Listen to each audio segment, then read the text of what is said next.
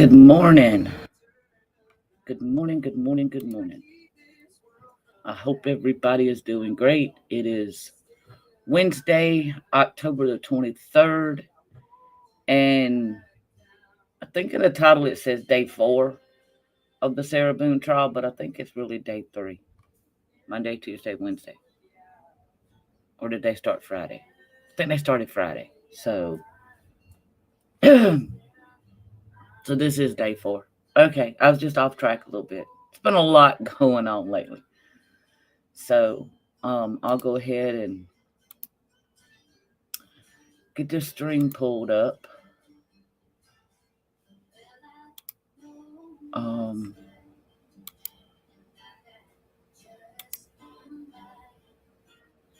and they're bringing the jury in, it looks like. Excuse me. Share. I'm just running a little late this morning. Sorry about that, guys. Had to get my husband off hunting and catching up with some other creators this morning. And good morning, Casey. It is so great to see you. Sorry I'm late, dear. But I was talking with some other creators and getting things ready for the big show tonight. Have we got a baby yet, Casey? All right, jury's entering.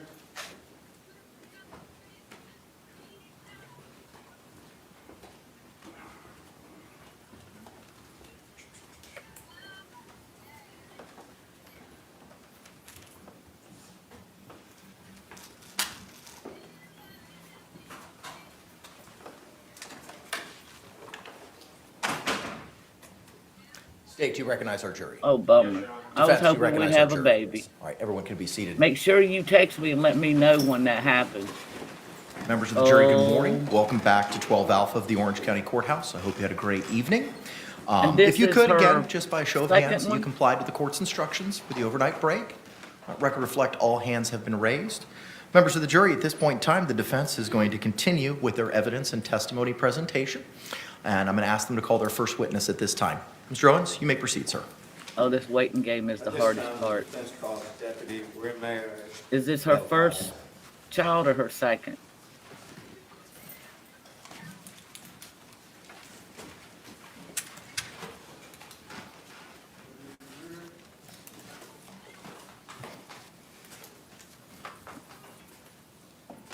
She's still working? Oh, wow.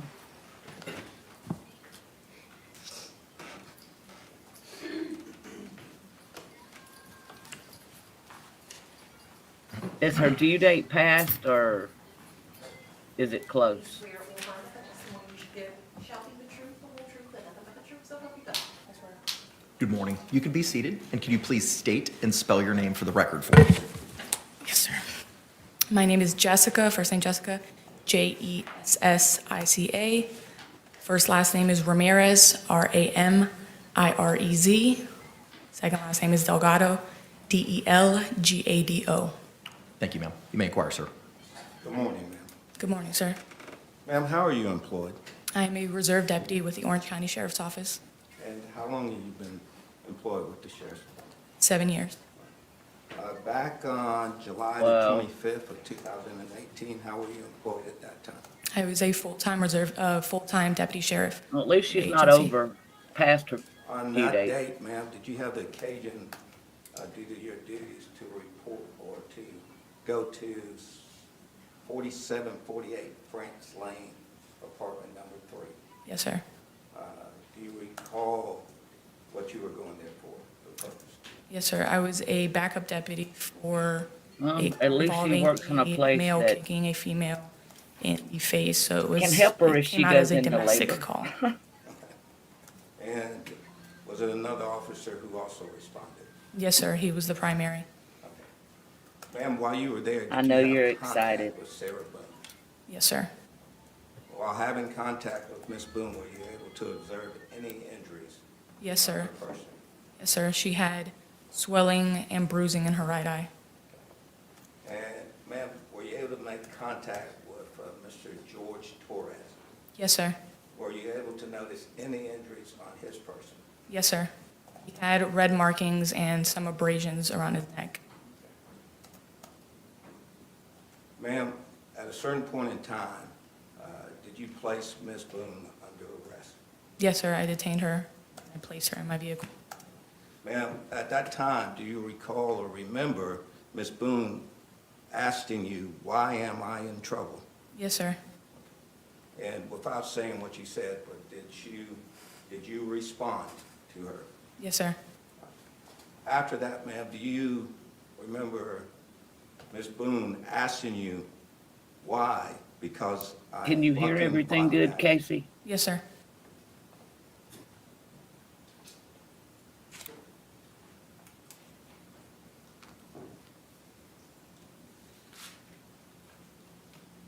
I can have one more. Yes, sir.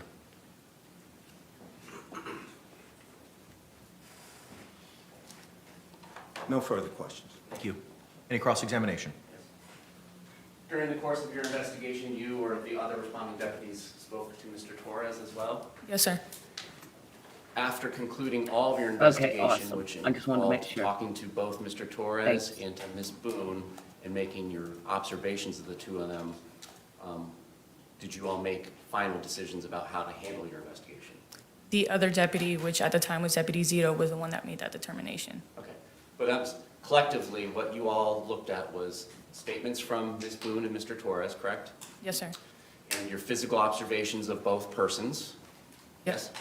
And then whatever else you may have observed on scene? Yes, sir.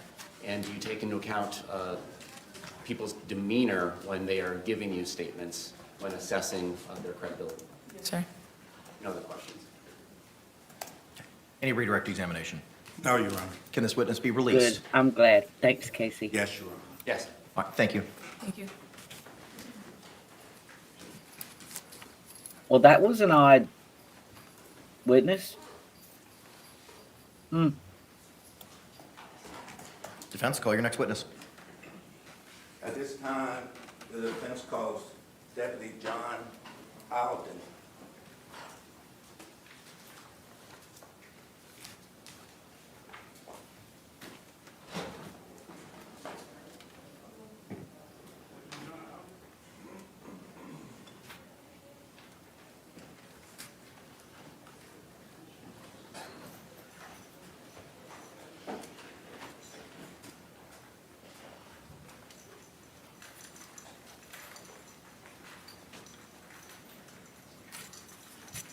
Do you swear or affirm that the testimony you should give shall be the truth, the whole truth, and nothing but the truth, so help you God?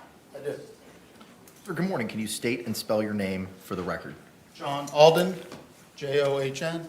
All right, thank you, sir. You may be seated. Mr. Henderson, you may inquire. Good morning, sir. Morning. Sir, how are you employed? How are you employed? I'm employed with the Orange County Sheriff's Office as a corporal. Back on August the 28th of 2019, how were you employed? I was a deputy in Uniform Patrol Division in Sector 2. As a part of your job duties that day, did you have the occasion to respond to 4748 France Lane, number 3? Yes. What was the purpose? There ended up being a battery call. And, sir, were you the lead officer on this case? Yes. Were there any other backup officers there with you? I believe so. Sir, on that date, August the 28th of 2019, did you come in contact with Sarah Boone? Yes. Sir, on that date, did you observe any injuries on Sarah Boone? I observed redness on the left side of her neck and what to be an old injury to her right eye.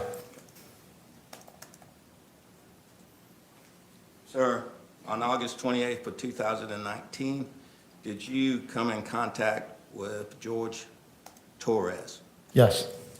And did you notice any injuries on Mr. Torres? Yes. He had some redness on it by his left eye.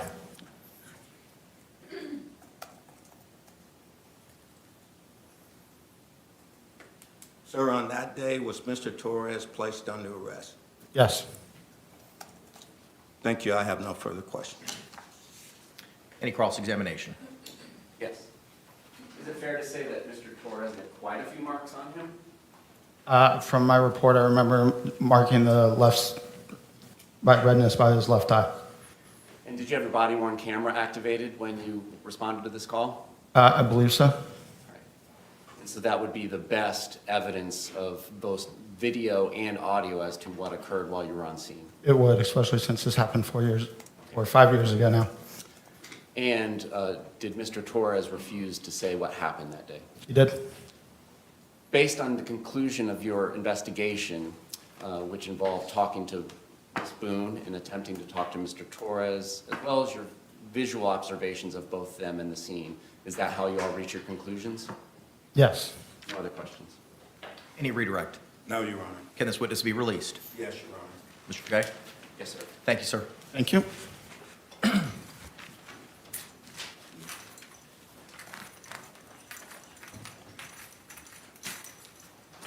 Defense, you can call your next witness.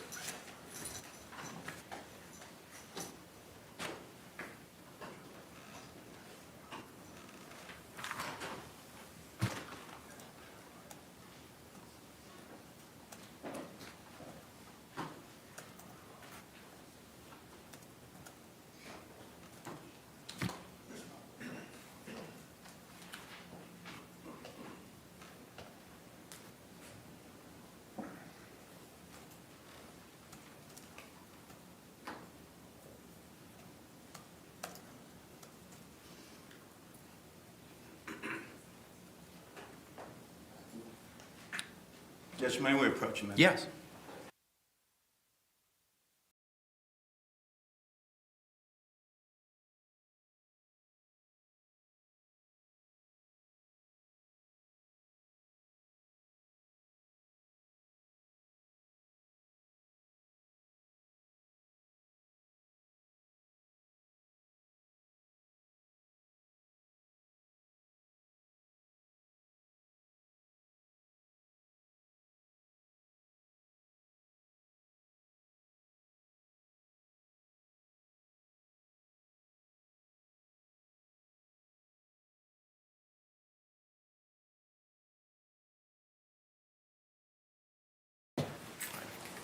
Defense, you can call your next witness.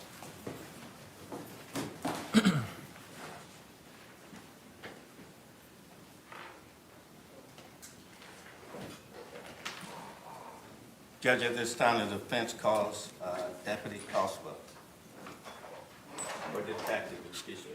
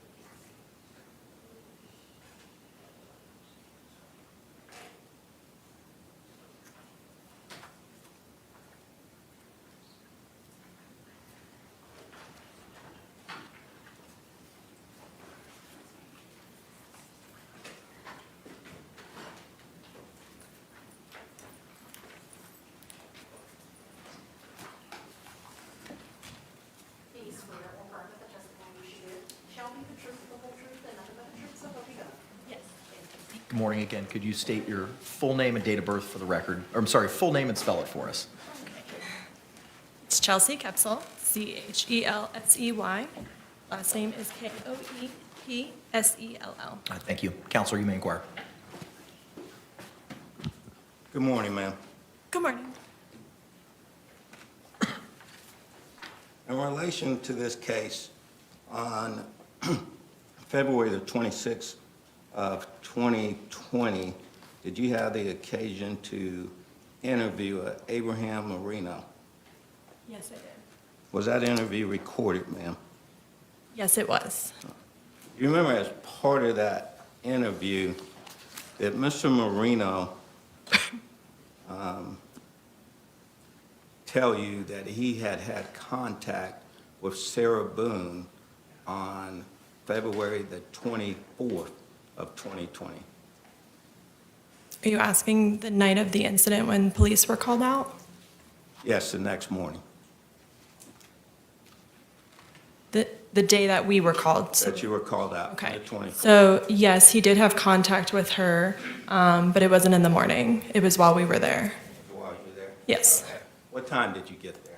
That's probably what's starting. I got there around 14:20 hours, which would be 2:20 in the afternoon. Okay. So the afternoon on the 24th. No, it was later. I recall, I believe I was doing paperwork in my vehicle, so it would have been at some point during the investigation, but it wasn't, I didn't notice him until, I'm not sure if I noticed him until before or after Sarah was interviewed. All right, but to his interview part, the interview, did he tell you in the interview that he had contact with Ms. Boone on that day? Yes, he did. Did he tell you at that time that Ms. Boone had made a statement to him? Yes, he did. Do you remember what that statement was? I don't wish to quote what he stated. So I don't know the exact verbiage, but he basically replayed what, I'm not sure if he replayed what exactly occurred that day, but I do know he mentioned something about, she mentioned being dragged down the stairs a couple days prior.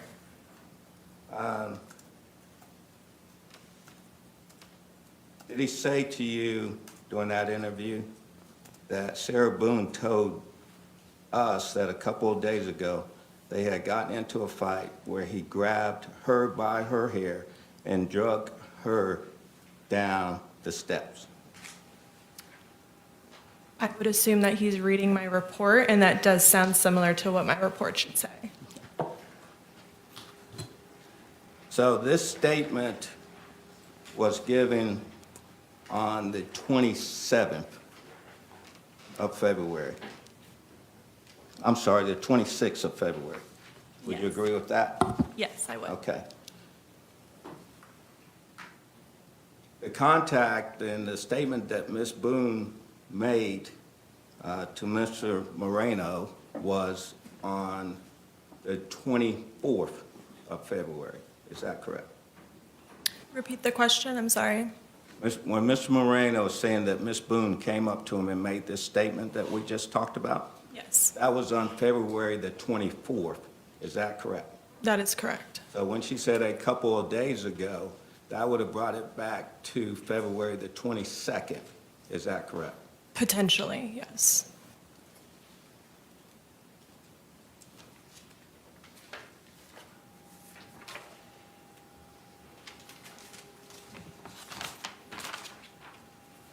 Ma'am, during that interview with you, did Mr. Moreno ever indicate to you that when he had contact with Ms. Boone on the 24th, that Sarah Boone told him what happened was an accident? Did he say that Sarah Boone stated that she was teaching him a lesson and things got out of hand and that she fell asleep? I don't recall the entirety of that being accurate. Yeah, I don't recall the entirety of what he just said being accurate. Do you remember him saying that at all? He did say that she had, I believe he said on the recording, passed out. So that's why, like, part of the statements might be accurate, but Ma'am, would it refresh your memory if you were to see the recorded statement? his recorded statement, the Yes. transcription? Yes. Sure, yeah, great. May I approach the witness? You may.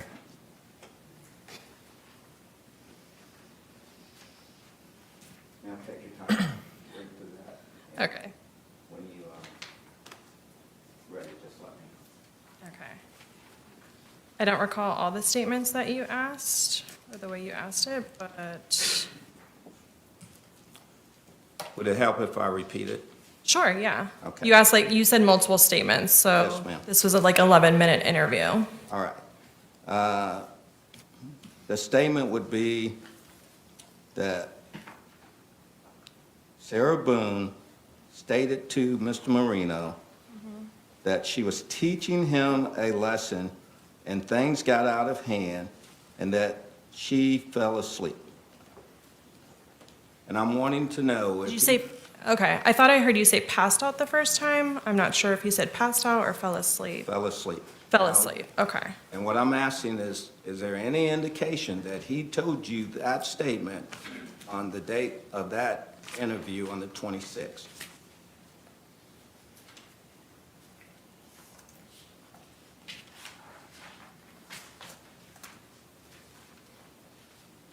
Sorry, I'm trying to go to the part where we talked about that.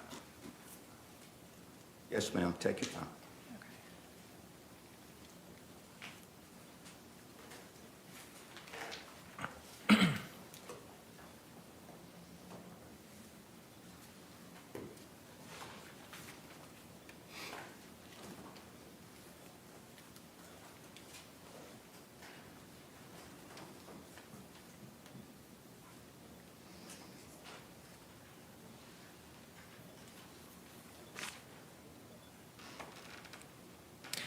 Okay, so, like I had stated, there were certain things that I thought was accurate from your statement.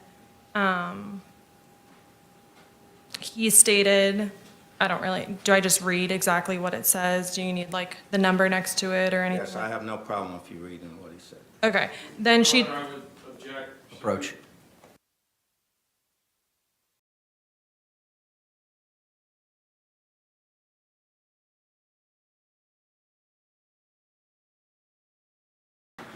Ma'am, you cannot read the statement at this time.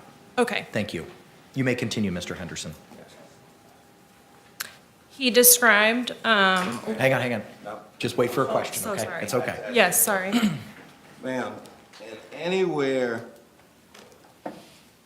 in that interview, do you see reference to this statement that Sarah stated that she was teaching him a lesson and things got out of hand and that she fell asleep? No to the two parts, the first two parts of your question. I heard passed out the first time you asked me this question, and that's why I said that part of it was accurate, because he did say that she passed out in his statement. That was what Sarah told him. Okay, did she say she was teaching him a lesson? Is that in there? No, And things got out of hand. Is that in there? no, I don't recall that. May I approach the witness? Yes.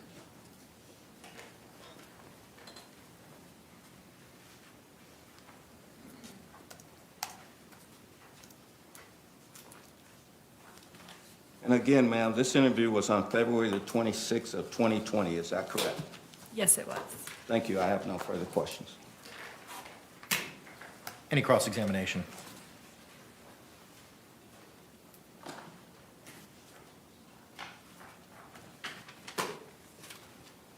No other questions, Your Honor? All right, thank you. Can this witness be released?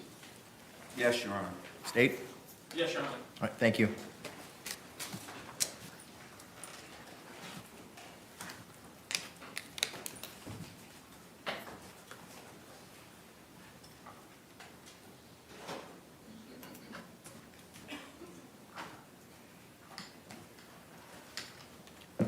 Defense? Call the next witness. I believe Dr. Brandon is here. Madam Judge. All right. Making sure.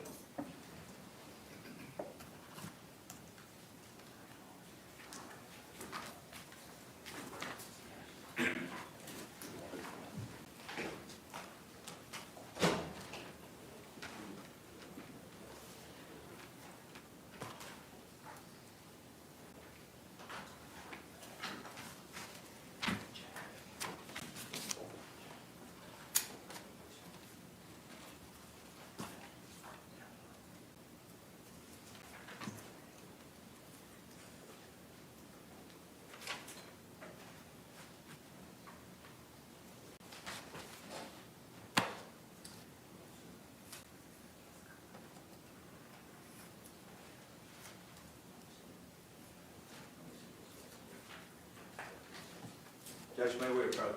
Yes, sir.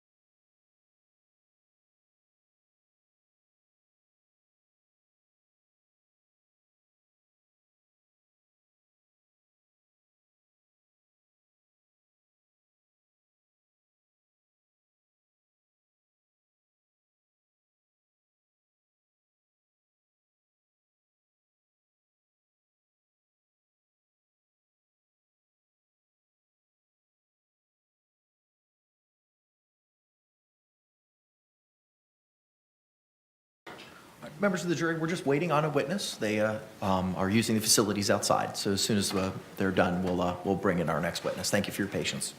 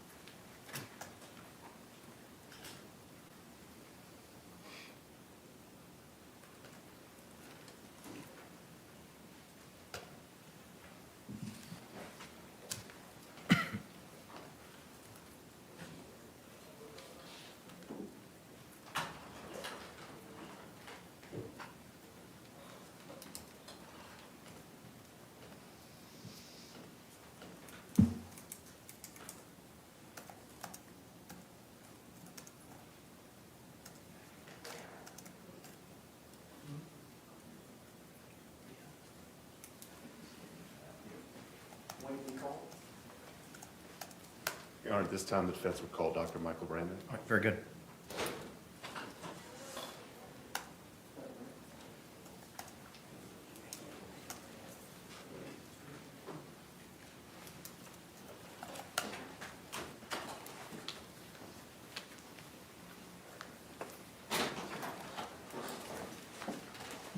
Please swear or affirm that the testimony you should give shall be the truth, the whole truth, and nothing but the truth, so help you God. I do. Doctor, good morning. morning, Could you Your Honor. state and spell your name for the record for us? Michael Brandon, B-R-A-N-N-O-N. All right, thank you. Counselor, you may inquire. Thank you. Dr. Brandon, good morning. Good morning. Ms. Fry, having just traveled from Miami to Orlando. Yes, Is that not correct? Okay. it was a good drive. Would you please describe for the jury your background, training, and experience, both in forensic psychology as well as battered women syndrome? Sure. So I'm a psychologist licensed in the state of Florida. I have a bachelor's degree in psychology. That's from a university called Nova University. I also have a master's degree in psychology. I received that in 1980, also in psychology. And I received my doctoral degree in psychology after a year internship where I worked with severely mentally ill individuals in Hialeah, Florida. In 1988, I finished my degree requirements for my doctorate in psychology. And in 1990, I was licensed as a psychologist. I've been operating as a psychologist since then, since 1990. Originally, I started off doing the work that most people kind of think about when they think about psychologists, doing therapy, counseling with people, helping them through with their problems, things like that. In 1994, I began on a career almost quite accidentally as a forensic psychologist when I testified in my first case in front of a jury.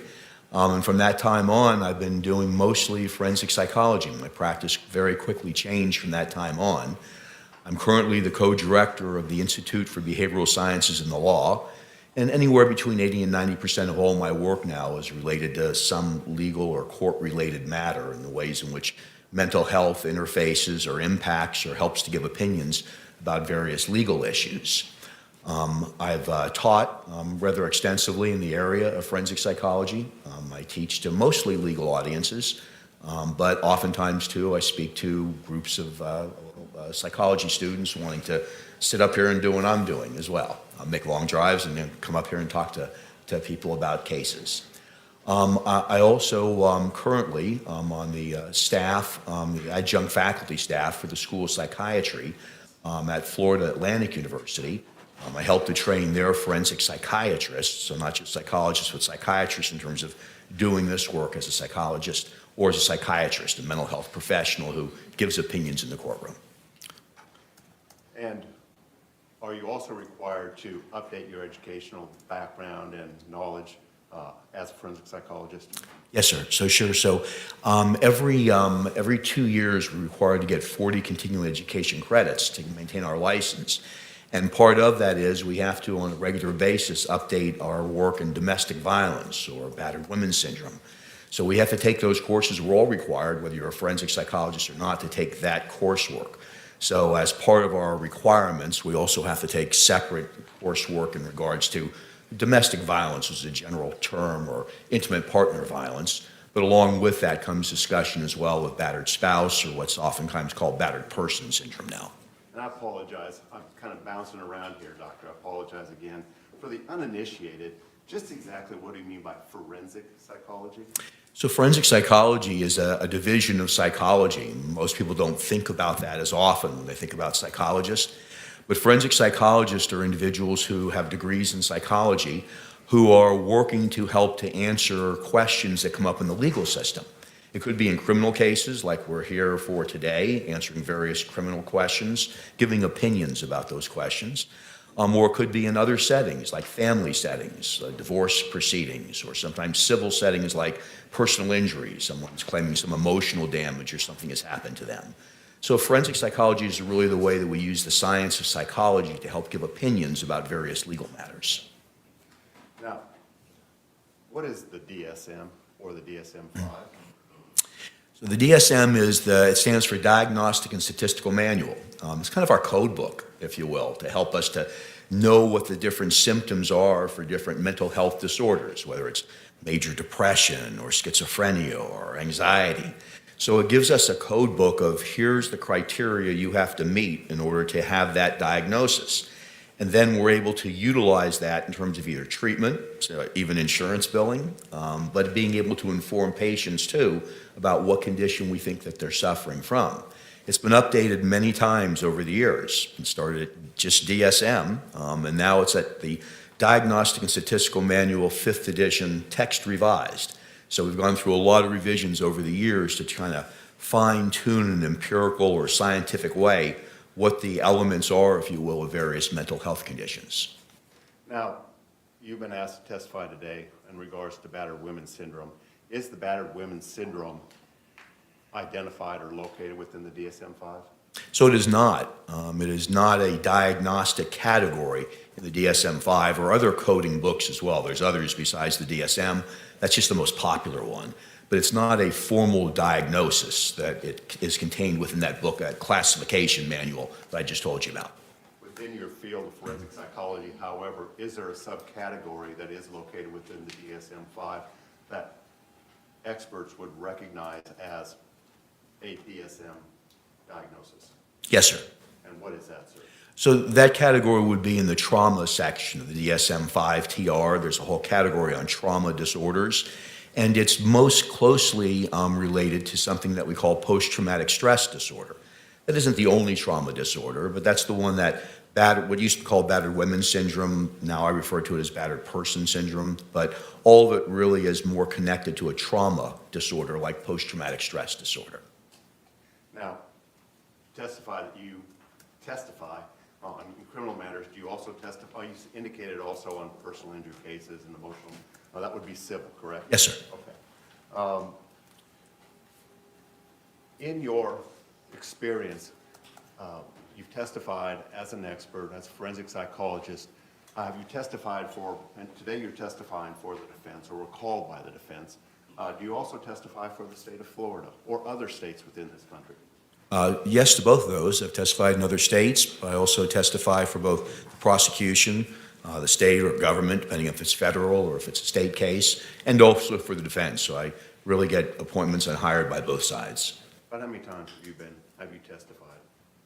Wow. At last count, it was about 1,500 times. It's over that, way over that now. That was from a few years ago. But I testify in a lot of different kinds of hearings and trials over the course of, mostly in Florida, but in other states as well. Now, you're familiar with the fact that there is a special jury instruction that's been recognized by the Florida Supreme Court. Approach.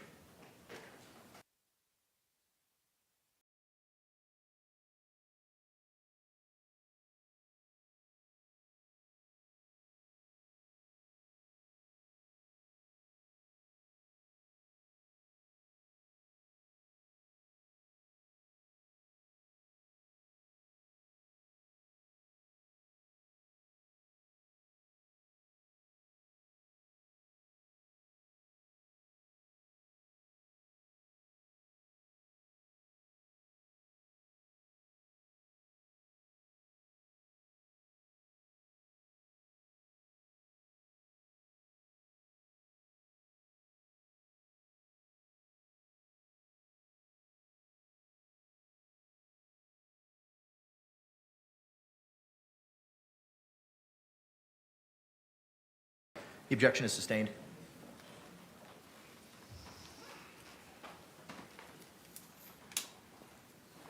I apologize.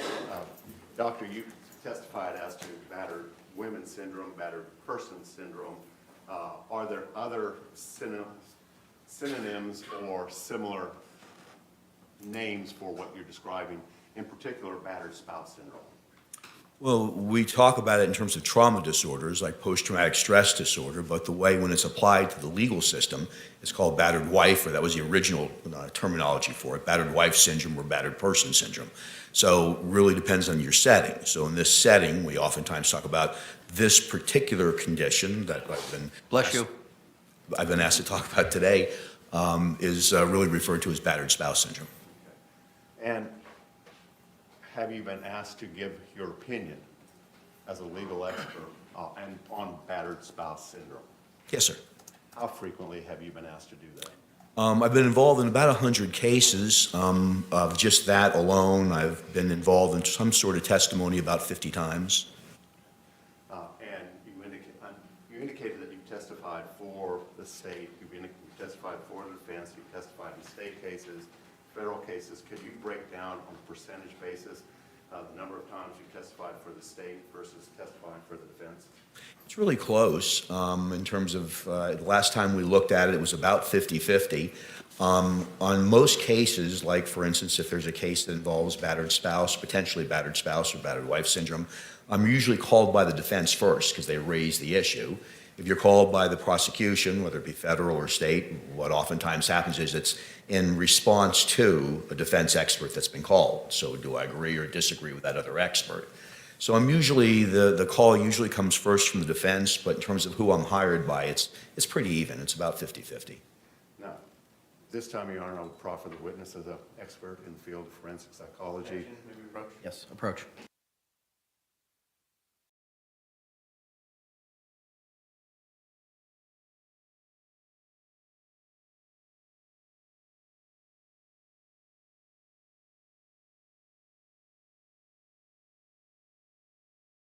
Objection is sustained. Wait.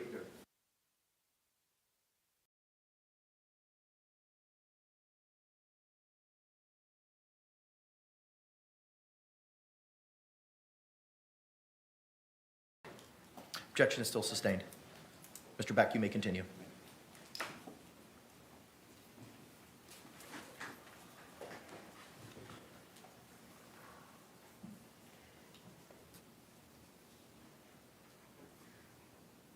battered spouse syndrome been accepted, to your knowledge, in the Florida court system? Yes, sir. Objection, legal conclusion? Sustained. Can you describe the classic system or systemology wherein an individual might necessarily suffer and then exhibit symptoms of battered women syndrome? Yes. So battered spouse syndrome is a woman, usually a woman's response, doesn't have to be, but that's a classic historical research went into how women respond in situations in which there's intimate partner violence, when they've been the victim of violence. Now we know, of course, in other kinds of relationships, men can be a victim of it as well, or whether it's a heterosexual or homosexual relationship, that both men and women can be victims. But we still know the majority of those individuals that are diagnosed with that condition or given that condition, classified with that condition, are women. Bless you. We do know that it's a reaction, a strategy that's developed by the person who's being abused to someone who's abusing them in an intimate partner situation. And essentially what they're doing is they've made a determination that they can't effectively escape from the abuse. They can't just leave for some reason. They feel in danger or they've been threatened if they leave that something bad will happen to them. So it's a cognitive or thinking strategy on the part of the person being abused that I have to develop some coping skills or ways of protecting myself or maybe even loved ones as well from some form of imminent violence or danger or lethality. Something bad will happen to me if I don't develop a way of handling this abuse, this constant abuse that's coming towards me. So the battered wife syndrome is really a way of thinking. It's a psychological change that happens with a victim in terms of the way they cope and strategize to stay safe for themselves and other loved ones as well, oftentimes. I'm going to ask a really silly question, if I may, Doctor. I don't know if you've noticed a bruise across the bridge of my nose this morning. I did see that when I come in. Yes, sir. Okay. This weekend, hypothetically, if an individual was digging around in the garbage, the lid fell down and cut his nose, the bridge of his nose wide open, would you, as a forensic psychologist, anticipate, or a psychologist in general, anticipate that there might be a physical or a psychological reaction or response to that degree of trauma? So I don't know if it would be trauma or not. It could be, depending on the degree of the injury and the pain and things like that. But certainly you'd view that garbage can differently as you approached it. So it changes your psychology or the way that you look at that particular situation or that particular object. So by viewing it differently, you may engage in different behaviors. You may approach it differently. You may have somebody else approach it. You may approach it with both hands up. So it changes your behavior and your thinking about that garbage can. Does that also apply to interpersonal relationships? So it certainly can. No two people always react the same way to every situation. One person's trauma is not a trauma to another person. But for people who do develop battered spouse syndrome, they do begin to change the way they view the persons who's abusing them and what they have to do in order to maintain either their life or their safety, their physical safety in terms of their behavior and interactions with that person. Now, is there a specific set of criteria that a psychologist, forensic psychologist, would necessarily rely upon in attempting to make a diagnosis or assessment of battered women syndrome? Yes, sir. And what are those criteria? Well, you'd want to see, one, if some type of abuse has occurred. That abuse can be physical, it can be sexual, it can be emotional, or it can just be the threat of abuse or bad things that's going to happen to you. So there has to be something bad that's happened or that's threatened to be happening over a period of time. So abuse has to be present in order for this to be underway. Without abuse, there's no battered wife syndrome. But that's not enough. There also has to be what's called coercive control.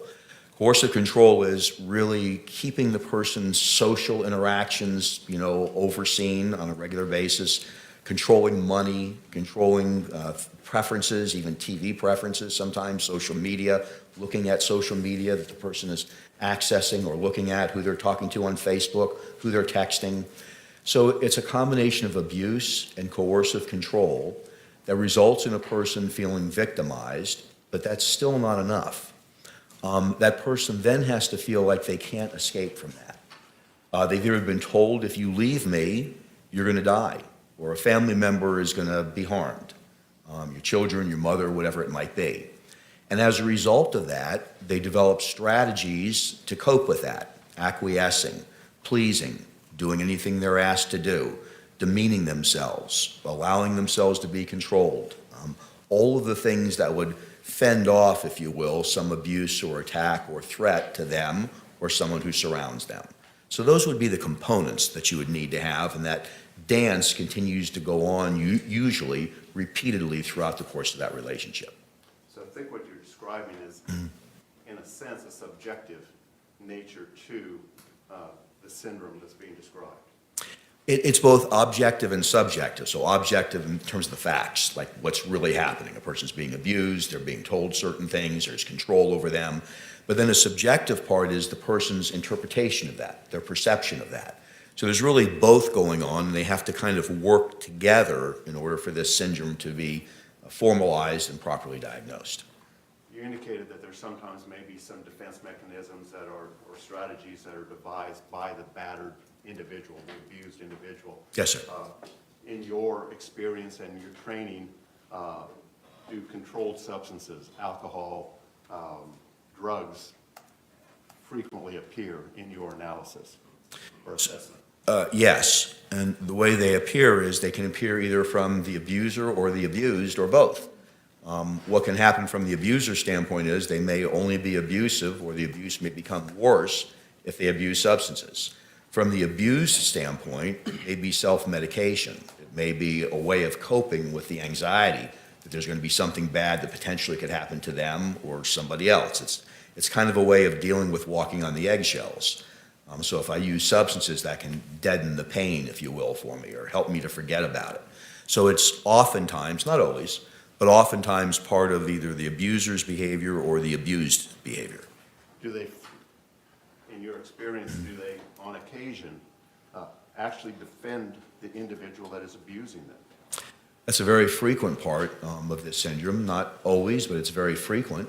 It's why interviewing them becomes difficult sometimes, because they're used to explaining away their behavior, the abuser's behavior, my black eye, my missing tooth, his screaming and yelling in the background while I'm talking to mom on the phone. So they're used to making excuses for it. It's part of the coping strategy, trying to explain away this behavior. He's had a bad day. She's, really upset about something else that's going on. She's really never like this at any other time. So defending that person is oftentimes a part of the battered spouse syndrome, and getting the person who's been abused to get them to stop defending them so they can talk about the actual abuse becomes a challenge. Now, the DSM makes reference on occasion to rule-outs, I assume for the diagnosis that's being applied. What is a rule-out? A rule-out in our parlance says that we should consider these things before we look at other diagnoses. So, for instance, if we're going to consider schizophrenia, we should rule out substance abuse first, because oftentimes some drugs can create hallucinations and delusions and psychotic symptoms. So there's always rule-outs, just like there are for medical conditions. So look for this before you consider this, is really what a rule-out is. Are there specific rule-outs for battered woman syndrome or PTSD? Sure, so there's rule-outs for everything, because you're considering a number of different conditions before you make a differential diagnosis, or you pick that's the one that I think best fits this person.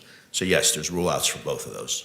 For my sake, what is a differential diagnosis? That's how you decide which one. It's whether it's your medical doctor, your psychologist, whoever, it's how they pick the right diagnosis. So you're going through kind of a card catalog in your head, and you're saying, all right, there's symptoms of this, but that's also consistent with symptoms of that. So is it schizophrenia? Is it bipolar disorder? Now I have to ask more questions. It's a decision tree. And that decision tree helps you to inform the person and either make a diagnosis in a legal setting or help to treat them clinically. Now, if the individual, the psychologist who's doing the evaluation, identifies the presence of certain rule-outs, what is their response professionally to those rule-outs in establishing or assessing the patient? You have to go down a decision tree, and we all kind of do decision trees in our mind every day about what we should do or shouldn't do in certain situations. It happens automatically. It's more structured when you're doing it professionally. So if you have a concern about substances, then you would kind of take that track and you'd have to ask a lot of questions in that area. So you'd want to know what kind of substances, how often are they using those substances, what kind of effect have those substances had on them before. I just picked one of many possible rule-outs there. But every one of them you'd have to explore or ask additional questions because, of course, you don't want to come up with a wrong diagnosis because in a legal setting, that leads you to a bad opinion. In a clinical setting, it leads to bad treatment. Now, I want to go back just a second. We talked about the subjective nature of the abused individual's understanding of what's happening. Does this subjective, or does the experience that they have suffered result in, on occasion, their experiencing or their anticipating or assuming or imagining a threat that others may not? Yes, sir. Yes.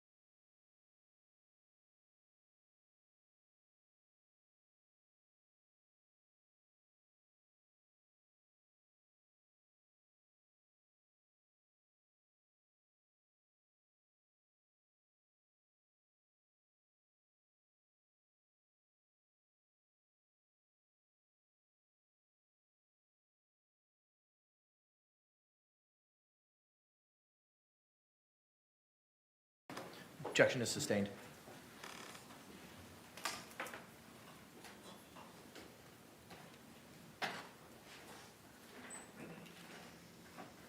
Doctor, from what you've described this morning, I think we're talking about a complex and sophisticated process for assessing and diagnosing PTSD, battered women, the matters that you've described. Is that a fair statement? Yes, sir. And in this instance, this particular matter regarding the state versus Sarah Boone, were you approached about the possibility of doing an assessment as to Sarah Boone? Approach.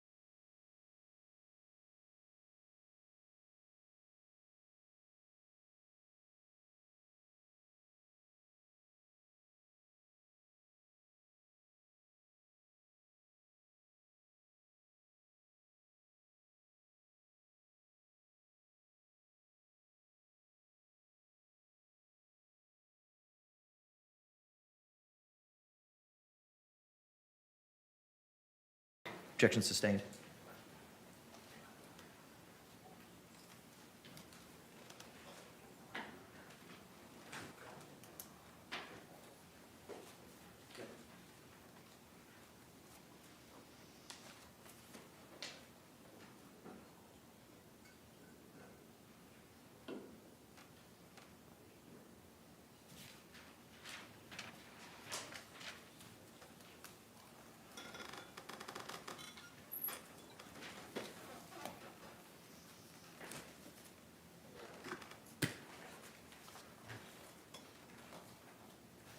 Doctor, when you are retained to do an evaluation in these matters, what is your practice in regards to the assessment proceedings, the assessment efforts? Well, I'd first want to know what type of an assessment that it is, because there's different methods of approach that you'd use to analyze and be able to give an opinion on whatever question's being asked of you. So the very first goal for me as a forensic psychologist is to isolate what the question is. So what are they asking me to do? Because I want to know, A, can I do that? Am I qualified to do that, or should I refer that to somebody else? Or B, is that something I'm going to have enough time to do and enough resources to do? Then the next thing I would do is start asking questions about specifically what you already have or what can you get to help me answer this question. So right away, I'd start to find out what's available. As forensic psychologists, we're supposed to do comprehensive evaluations of whatever the legal issue or question is, and it's supposed to rely on multiple sources of information. So depending again upon the question, I'm trying to then define early on what are those multiple pieces of information I'm going to need to help to try to give an opinion and an educated opinion about that matter. Have you done an assessment in this particular case? No, sir. Can you tell us very briefly whether that was your decision? Objection, relevance? Okay, that's fine, I can move on. Objection sustained. In your experience, doctor, Thank you very much. can battered women syndrome rear its ugly head? For instance, when there are threats to other members of the family, two-legged or four? So yes, sir, it's very common that it's not just the person. It increases the terror from someone who's doing the abuse to mention other family members that they might also suffer abuse. So whether it's emotional or physical, those type of things are very common. Not always, but it's very common in the course of domestic violence cases or intimate partner violence cases.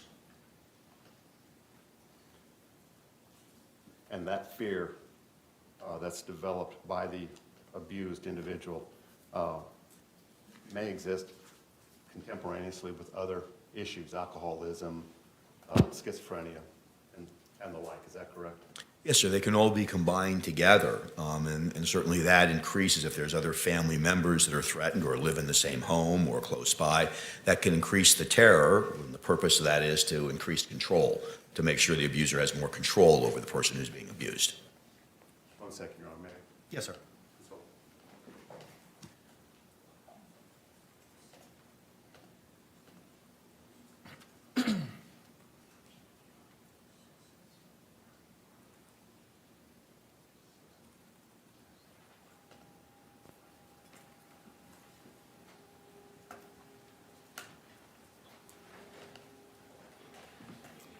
In doing an assessment, doctor, do you look at outside materials? Yes, sir, always. And what kind of outside materials do you necessarily review in order to make this assessment? Specifically to battered woman syndrome? Yes, sir. Yes, sir. So specific to this, you'd want to look at a lot of different sources of information because you're trying to, A, make a diagnosis if there's a trauma-related disorder, but you're also trying to figure out if there's the other elements necessary to make the diagnosis as well, like abuse that's been chronic over a period of time, and that the person feels they can't leave that situation, and if other people have been threatened. So you'd want to know things like not only what the facts are of the particular incident, usually some crime that's been committed, but you'd want to know the history of those behaviors. Has anyone else seen those? Are there people you can talk to? You know, friends, neighbors, bosses, anybody who's seen or heard of this abuse before. Have there been medical visits where the person has actually been damaged and shown up, made some other excuse, they slipped or fell or whatever it might be? You'd want to do psychological testing as a forensic psychologist, because we have very good tests that help us to determine whether someone's suffering from a trauma-based disorder or not. You'd want to know if the person who'd been accused of the crime for this type of evaluation made any statements to the police. If they did, you'd want to hear that statement. Or has there been a 911 call or calls? If that's happened, you'd want to hear that too. So any evidence you could collect, and these are some of those questions I was talking to you about before, you'd want to ask the person who's trying to hire you in the beginning, well, tell me what you have, because you'd want to see whether or not you're going to be able to make this analysis or not. So it's not good enough just to talk to the person, because that's just one form of information. It's almost like being a behavioral detective, if you will, as a forensic psychologist, because we're trying to get as much evidence wrapping around our interview with the person as possible to be able to guide our questions, but inform us and see whether there's what we call convergent validity. It's a fancy way of saying, does everything agree with each other? Does everything connect in a way that it all sort of makes sense? Or are these strange conflicting pieces of evidence that we need to explain away, or it just doesn't fit the criteria? So it's a rather comprehensive and complex evaluation that has to be conducted to come up with this. And the final piece I'd say about it is that because oftentimes the abused person is defending still the person that they've oftentimes committed a crime against, it takes a bit of time to get to where you need to go. With all victims of trauma, whether you're talking about situations where you're doing therapy or you're doing an analysis in this type of setting, a criminal setting, it usually takes some time to break through that and get them to trust you to talk about the trauma, but to stop defending the person and talk about the abuse and how they felt about the abuse. Your goal, if you will, is to be able to see what's happening in that situation through the abused person's eyes. If you look at it through your eyes, often it doesn't seem to make sense. But if you look at it through their eyes, if it meets the criteria for a battered spouse, then you can better understand their world and what they're dealing with. And real briefly, some of the things that you are evaluating when you examine, particularly the individual themselves, you're looking for anxiety and or fear, Yes. low self-esteem. Yes. Are you looking for depression? Yes. Are you looking for any form of social or interpersonal withdrawal? Withdrawal, especially if it's forced withdrawal, controlled withdrawal, if there's consequences to socializing with my family, my friends, calling them on the phone, texting them. So especially in that context. Stockholm Syndrome. Sure, that can be part of it. And what is Stockholm Syndrome, real briefly? So it's really adapting to someone who's captive or taking over a person, controlling their life, sort of adapting to that situation. The famous model of that would be many, many decades ago, a woman called Patty Hearst, who was kidnapped. But it's taking on the beliefs and taking on an acceptance, if you will, of a kind of a captive situation. And in these situations with women who have been abused, who meet the criteria for battered spouse syndrome, they oftentimes adapt, defend, and take on in an acquiescent way that this is okay and I'm part of this situation as opposed to the situation. Will this syndrome exhibit itself in physical attributes? It can, at times, even physical illness at times. Inability to sleep, inability to keep food down, and those type of things. Sure. Yes, sir. Would that individual potentially experience hypervigilance? Well, that's a large part of it, of any trauma-based disorder is hypervigilance. What changes when you've been traumatized, any kind of trauma, not just abuse, but what changes is your perception of danger. So whether it's the lid of the garbage can hitting you on your nose, or whether it's someone being abusive towards you, those situations change your perception of danger. So you no longer see that object or that person in the same way. You have a foreboding sense of danger could occur. So other people may not perceive it with that person. He's so nice at work, or he's nice in these other settings, or he's so great on the softball field, but at home he's different. So that person who's being abused, their perception changes. Does that include denial? It could include denial, and oftentimes that's part of the explanation. The defensiveness of that person is the denial of how bad things are that are going on. Thank you, Doctor. Nothing further this time.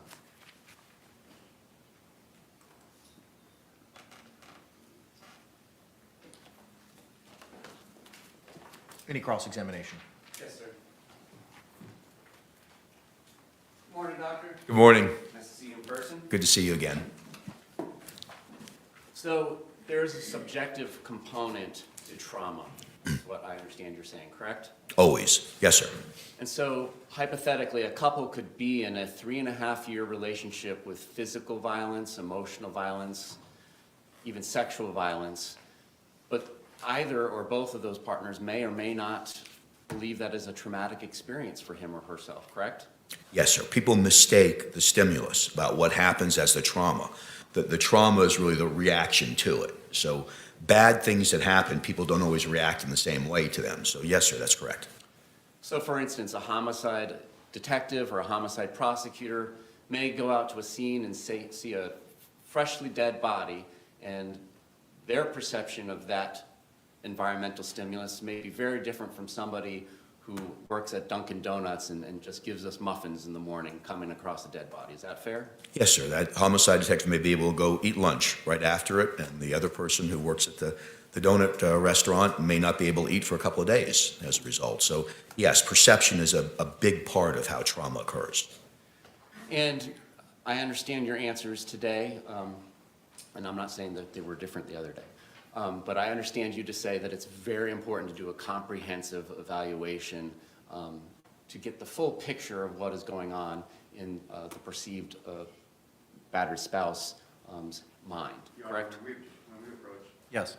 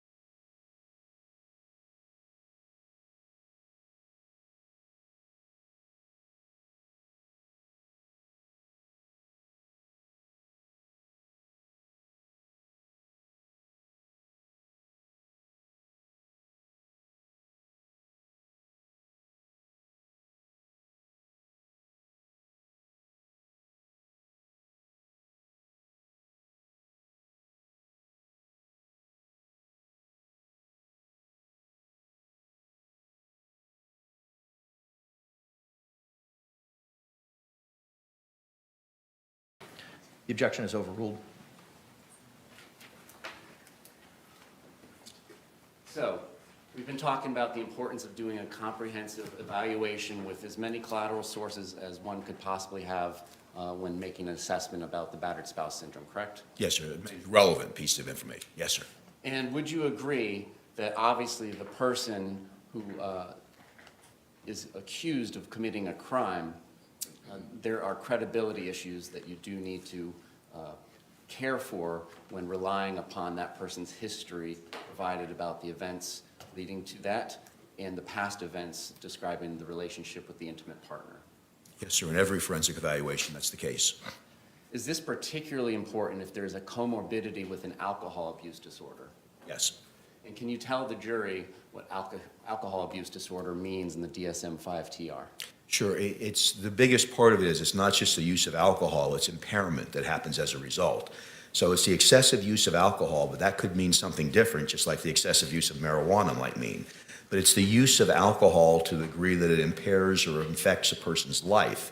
And with that may come a lot of other things like deceitfulness or aggression or unreliability, sleep or somatic problems, difficulties. So, but the important thing to remember there is that it's the use of a substance that impairs or affects a person's life. And if there is alcohol involved in the histories being given about either the event in question or any preceding events, must the evaluator take that into account when evaluating the memories and perceptions of the person giving them that history? Yes, so in introducing that new topic about memory, we know that substances can interfere and impair memory.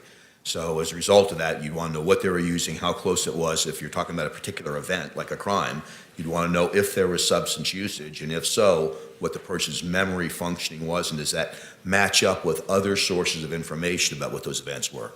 Are you familiar with the narcissistic personality disorder? Yes, sir, of course. Is that something recognized in the DSM-5 TR? Yes, sir. And can you tell us whether or not if a person who is giving a history, whether it's the patient/client or whatnot, has traits, perhaps not a diagnosis, but even just traits of the narcissistic personality disorder, is that something the evaluator should account for in evaluating the credibility of the history given? Yes. And why is that? Well, because all forms of disorders or conditions or just traits may lead to inaccurate information, either not purposely or purposely. They may be deceptive. So certain personality disorders or traits can lead to deception or inappropriate or inaccurate information. That's why you need more than one source of information. Does what this person is saying to me check out with other sources of information? And I don't mean to quiz you on it, but can you tell us some of the criteria for the narcissistic personality disorder? I can, yes, sir. So it is a grandiose sense of self-worth. It's the consideration of yourself over anybody else. It's kind of operating in your own world, so it's an inflated sense of who you are. It's a misperception of how important you are to other people and your meaning to other people. It's a sense of specialness, that you stand out from other people in terms of special skill or skills, and that other people, if they don't recognize that, they should recognize that. So the biggest heading there is an inflated sense of self-esteem and grandiosity. Are you familiar with an adjustment disorder diagnosis? Yes, sir. And is that in the DSM-5 TR? Yes, sir, correct. Can you tell us about that? Adjustment disorder is a person's reaction, and it could be emotional, it can be behavioral, or it can be both, to a situation that occurs. You broke up with your boyfriend or girlfriend, so you're upset about that. And so as a result, you're tearful, you're anxious or nervous or worried about what may happen to you as a result of breaking up with them, or you behaviorally may start not going to work, or get into more arguments or fights with your children as a result. So it's a temporary reaction to a stressful situation that occurs in some individuals. And hypothetically, if a person who is giving a history for criteria of diagnosis, let me strike that. If somebody is giving a history and that is being used to come to an evaluation conclusion of battered spouse syndrome, if that person has been diagnosed with adjustment disorder predating the traumatic relationship, is that something the evaluator should take into account? You'd want to know any prior diagnosis because it may not necessarily be exclusionary, but it could. So adjustment disorder is a temporary reaction. You're upset in a temporary period, and most of them just go away on their own. Whereas something else like a traumatic stress disorder is long-term. It's something that a person's stuck with for a period of time that usually doesn't just go away on its own. So yes, you'd want to know that for that term I used before, that differential diagnosis. You'd want to know those things to compare and contrast them and hold them up against each other. Now, hypothetically, if somebody says things like, I'm the best thing that has ever happened to you, and I'm the best you'll ever do, are those indications of the narcissistic personality disorder? Well, they could be. You wouldn't want just that alone. You'd want to see if that was happening in other settings. Is it happening on the job, with friends, with family members? Is it showing up on psychological testing? But certainly that would be a red flag. You'd go, I want to pay more attention to that. I want to investigate that further. And is it important when evaluating trauma-based disorders, because they're based on emotional reactions, to do that rule out on alcohol or drug use? Certainly you'd want to do that. It's not usually disguised as a trauma-based disorder. Alcohol and trauma aren't usually rule-outs for each other, but it could exacerbate a condition. It could make you diagnose a trauma condition when it's just an adjustment disorder. I say just, I don't mean to minimize it, but it's not as serious as a trauma-based disorder. Is it important to consider whether the abuser and/or the abused behave differently in the absence of alcohol or drugs? Yes. And why is that? Well, because you're trying to analyze a psychological condition. If, as a result of drug or alcohol abuse, their behavior changes or their perceptions change, that's not a psychological condition, that's a substance abuse disorder.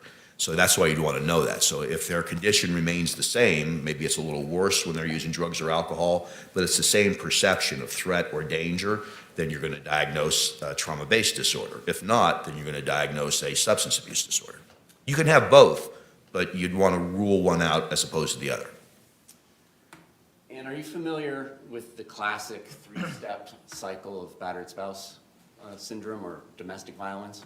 Yes, sir, I Can am. you explain that to the jury? Sure. So there's a cycle of violence that was first developed by a woman in the 70s called Lenore Walker, Dr. Lenore Walker. She's a psychologist who's usually credited with developing the whole theory of battered spouse syndrome. And in the classic model, which we know oftentimes happens, not every time, but in the classic model, there's a period of tension buildup where things are happening, little arguments are happening, there's bickering back and forth, there may be some threats or some loud voices back and forth, but it's all things that are leading up to a possible violent episode. Then there's the episode that happens itself, the violent episode. It could be verbal, sexual, physical, but there's the violent incident that occurs. And then after that violent episode occurs, there's a honeymoon phase where the person who's done the abuse, they're apologizing, taking that person who was abused out to dinner, buying them things, saying nice things to them, complimenting them to sort of make up for the abuse. And it's called the cycle of violence. And the reason why is it tends to repeat itself in a lot of these situations of battered spouse syndrome where you see this repeating itself over and over and over again. So people are kind of stuck in these revolving doors in their relationship. And can one cycle be enough to traumatize a person? Yes. Does this trauma necessarily have to be coming from a man to a woman? No. And in fact, as times have changed, language has changed, and so when we keep referring to it as battered woman syndrome in the courtroom today, what we're actually talking about now is battered spouse syndrome or even intimate partner violence. Yes, so I mean, interpartner violence can happen outside of legal settings, but it's really a kind of the large overgrouping, if you will, to be able to talk about all of these other things that can happen as a result, like trauma-based disorders and battered spouse syndrome. And you're right, the later research has kind of pulled us away from thinking this only happens to women in heterosexual relationships. We know now there's all sorts of derivations and that men can suffer also from battered spouse syndrome, battered person syndrome, homosexual couples, so we know it goes around to everybody, but still, women are more often diagnosed with battered spouse syndrome than anybody else. Does the trauma have to come in the form of physical violence? No, sir. Does it have to come in the form of sexual violence? No, sir. Can it come in the form of emotional or mental violence? Yes, sir. And would examples of that include such as running the partner down and telling them that they're no good and, just general insulting and lowering their value? It could. Remember, that's the stimulus, so it would depend on how the person who's receiving that responds to it as to whether or not it becomes traumatic. But yes, sir, that would be the first red flag you'd want to investigate. And you mentioned isolation before. So if somebody in a hypothetical intimate partner setting is trying to isolate the partner from his or her family members or friends or coworkers, can that be, and I'm not saying necessarily, can that be indications of intimate partner violence that could lead to battered spouse syndrome? So sure, that'd be an example of coercive control. So if a person was doing that, that's consistent with that classification of battered person syndrome, yes. And hypothetically, controlling another person, the intimate partner's personal property or effects, such as a birth certificate or identification papers, can that be indication of emotional trauma towards the partner who is lacking the control over those identification papers? So that's a stimulus that could result, depending on how the person subjectively perceives it, in some trauma. So yes, all of the things that you mentioned could be stimulus, if you will, that a person could perceive as traumatic. And hypothetically, if one partner A gives partner B a gift, such as a bicycle, but partner A continues to maintain that the bicycle is his or hers because he or she bought it, even though it was a gift of B, can that be a form of emotional abuse towards B? Sure, it sounds like control, but I guess you could interpret it as emotional abuse too, but it sounds more like a control mechanism that'd be consistent.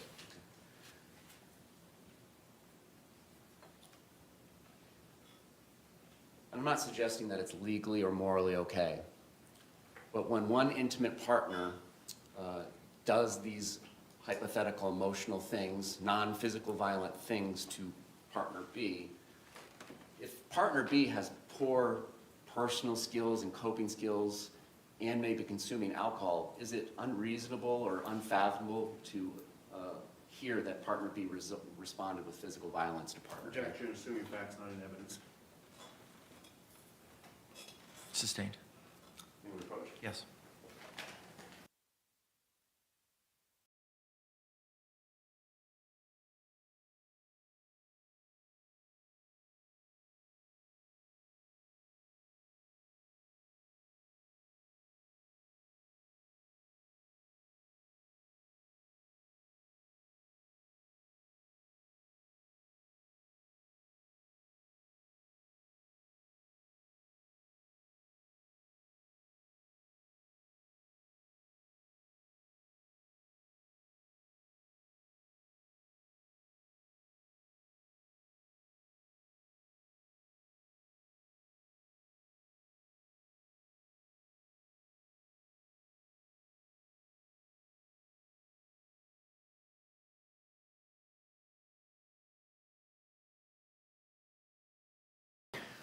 After hearing argument of counsel, the objection is overruled. So let me respond to that? If you remember the question, Do. please go ahead. So it would increase the probability of physical violence. So if those things, in fact, were perceived as threatening or abusive in any way or insulting to the person who they were directed towards, it would increase the probability of physical violence.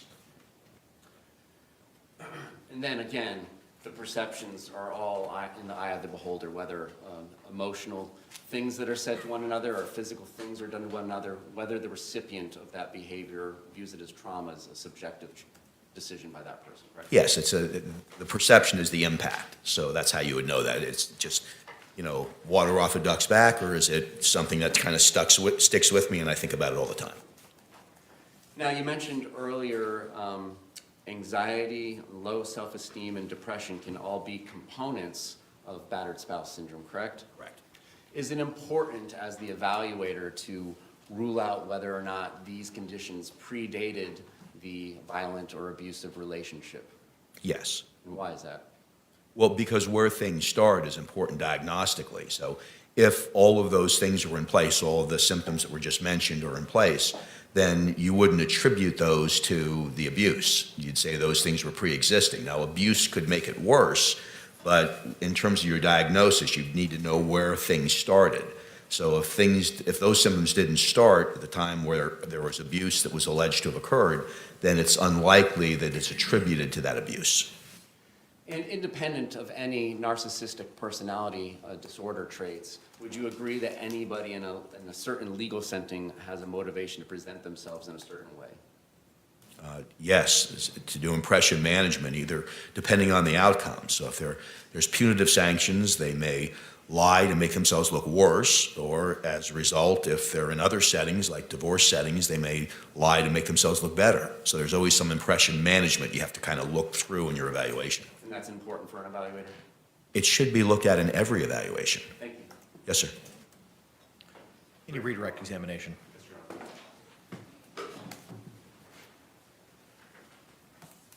Just want to, one more time, in response to the state's questioning, you indicated that where an individual's credibility may be in question, there is a necessity that the individual who's making the assessment corroborate whatever they're being told. Is that correct? Yes, sir, in a number of different ways. We have psychological tests that assess for things called malingering or faking mental health problems or difficulties.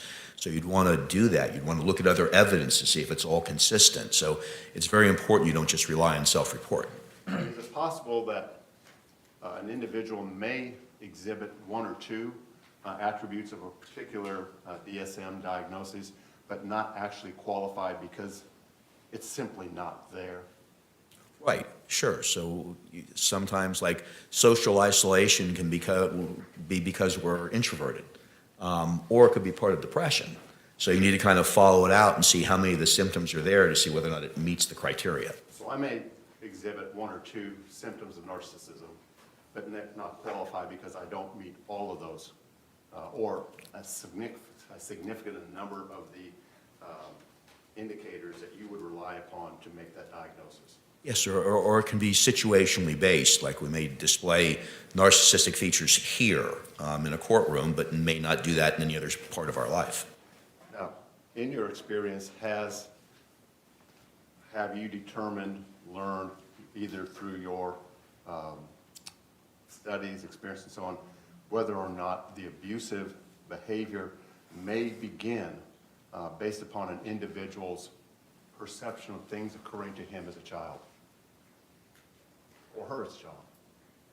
In other words, if they grow up in an abusive household. Okay, I understand. Sustained. You've indicated that there are things that, I think in response to the state's cross-examination, that there are things that may add to or may contribute to a particular psychosis or symptom. Would an individual's background as a child include those type of criteria? Yes, sir. You're more vulnerable to certain psychological conditions based on your history. So if you've been traumatized before, or bad situations have happened to you before, if you've suffered from depression before, it makes you more vulnerable to those conditions or other conditions later on. Finally, one question or one symptom that we haven't discussed, I don't think, or maybe it was discussed by the state, was learned helplessness. What is that? Learned helplessness, I've really spoken about it a little bit, but now we have the fancy term for it. Learned helplessness was really researched by someone named Seligson, a doctor named Seligson, a psychologist, research psychologist. And just real briefly, what it is, it's when someone kind of gives up and feels like there's nothing that they can do to change their situation. It was originally done with laboratory animals. But where a person really feels that no matter what strategy they've taken, like leave, stay, fight, whatever it might be, it won't work. It usually leads to depression or developments of other strategies, like I have to appease or please or make sure I do everything correctly or apologize. So it's really believing that no matter what you do, it won't be effective. Doctor, thank you for your testimony. Thank you for Sure. traveling up here from Miami so early in the morning. No problem at all. Thanks for the rest. Thank you, sir. You can be excused. Thank you, Your Honor. Can the parties approach for a moment?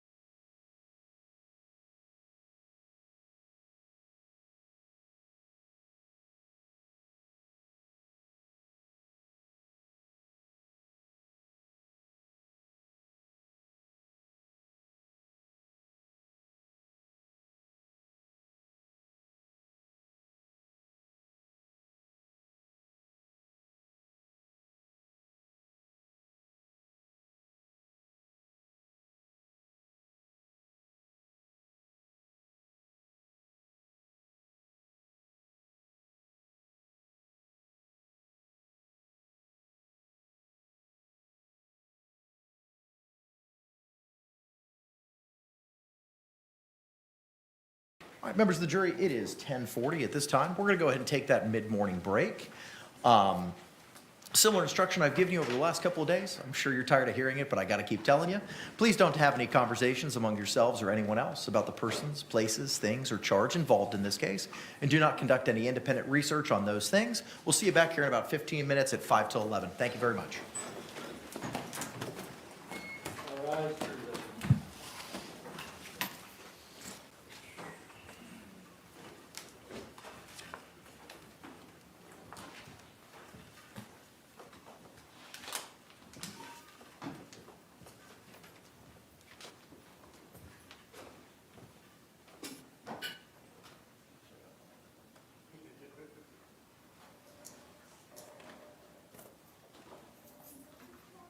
Y'all may be seated. Thank you.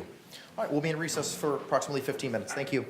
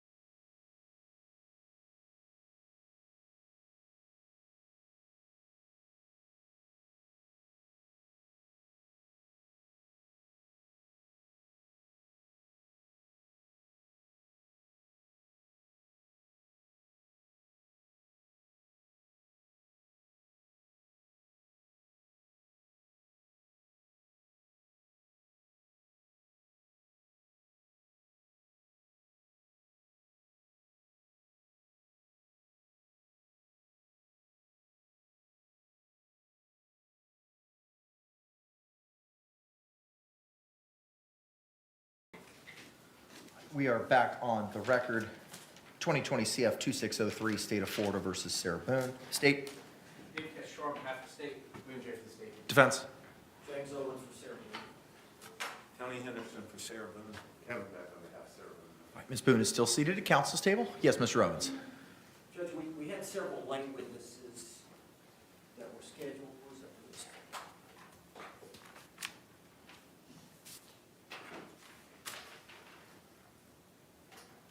We've excused Detective Scott Lowen based on the testimony of Detective Cossel.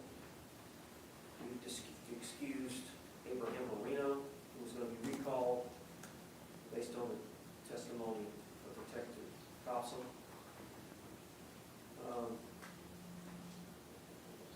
You've heard from the two deputies, you've heard from Dr. Brandon. Maria Gallipoli is a young lady that's outside. She was a witness as a neighbor in that complex, and she would testify about observing physical injuries to Sarah Boone. We've spoken with her over the break that, in our opinions collectively, Tony Henderson and myself, that it's not necessary to call Ms. Gallipoli because we have other evidence of injuries. There was disagreement about that, but I believe that Ms. Boone is now in agreement that we're not going to call Ms. Gallipoli. So that leaves now calling the Orange County Sheriff's Department phone extraction expert. Ms. Uwadden. Yes, back to the stand, and we've got two short videos. These are the short videos relating to Jorge Torres with a bat and then striking the TV. They're less than a minute apiece. The problem with that is because we've excused so many witnesses, that's our last witness. So we're going to be done here in probably 11:15, and then But Ms. Walker is supposed to be here at 1 o'clock? that's correct. Okay, all right. And then I haven't had a chance to meet with Dr. Harper, but I'm going to meet with her at lunch over next door. And we anticipate Dr. Harper this afternoon. And then we may be really close to ending the defense's case. Okay, great. Thank you for letting me know that. But we're going to have a gap here. Okay, so- Early lunch, well, or yeah. long lunch. That may, well, if you're saying that your presentation with Ms. Uwadden is 15 minutes, I don't know what the cross is going to be. It may be de minimis, or you may be saving her for rebuttal. I don't know. Mr. J or Mr. Cacciatore? I'm sorry. As it relates to Ms. Uwadden, CSI Tech, you're not calling her in rebuttal? Shared a predicate during her trial testimony during our case in chief for the exhibit I'm going to put in rebuttal. Okay, awesome. So what we can do is we can proceed with Ms. Uwadden, and we could just take an early lunch and ask them to be back here maybe 12:50. So that way, if we have any issues, we can address them before we start at 1 o'clock. Ms. Boone, you were sworn this morning. I just got a couple of things to go over with you. There was a list of witnesses that was provided to the court last night and again this morning as potential witnesses that may be called in your defense. One of those witnesses was Maria Gallipoli. Your lawyers have advised that they may not be calling that person as a witness in this case. Do you understand that? I do. And again, similar to other conversations we've had, I don't want to go into any specifics of any conversations that you've had with any of your lawyers, just whether or not you've had them. Have you had conversations with your lawyers about calling Miss Gallipoli as a witness? Yes. Have you had conversations with your attorneys about why they are deciding not to call her as a witness? Yes.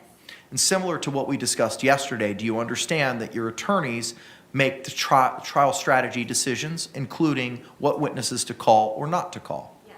Okay. Are you still satisfied with their representation of you in this matter? Yes. And are you still on board with the strategy that has been employed in your defense? Yes. Are you in agreement with the strategy not to call Ms. Gallipoli as a witness in this case? I am. Okay, all right, thank you very much, ma'am. Then let's go ahead and bring our jury back in, and we can call Ms. Uwadden and go from there. Mr. All right. Lane, can you excuse Ms. Gallipoli? All right, thank you very much. Let's go ahead and stand and bring back in our panel.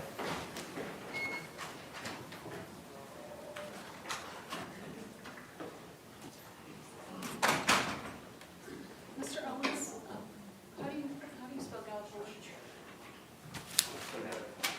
What I have, Galipoli. 2 L, G-A-L-L. Oh, it's 2 L's.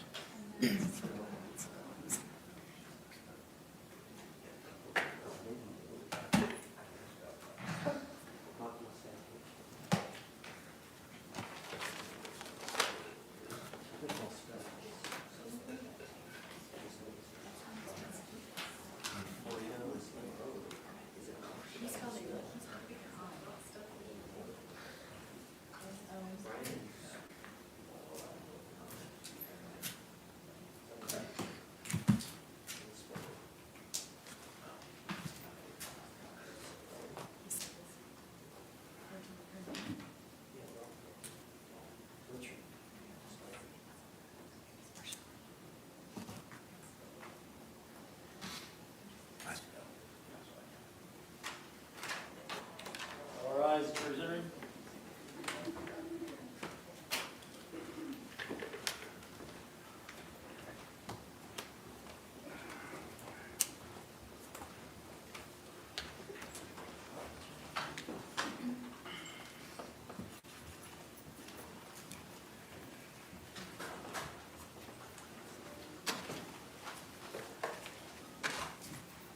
State, do you recognize our jury?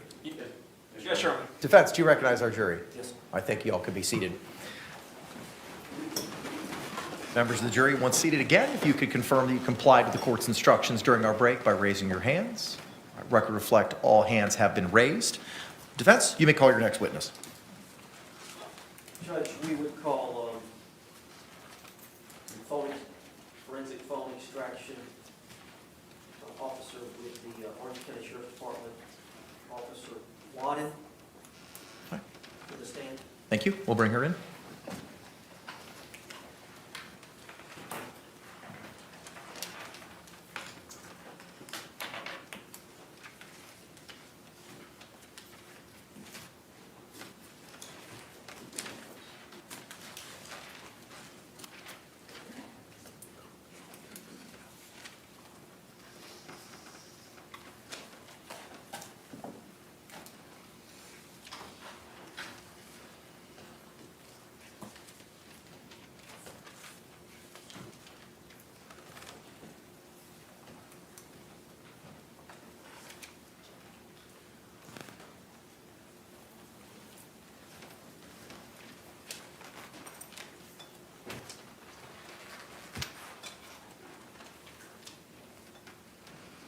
Do you swear or affirm that the testimony you should give shall be the truth, the whole truth, and nothing but the truth, so help you God?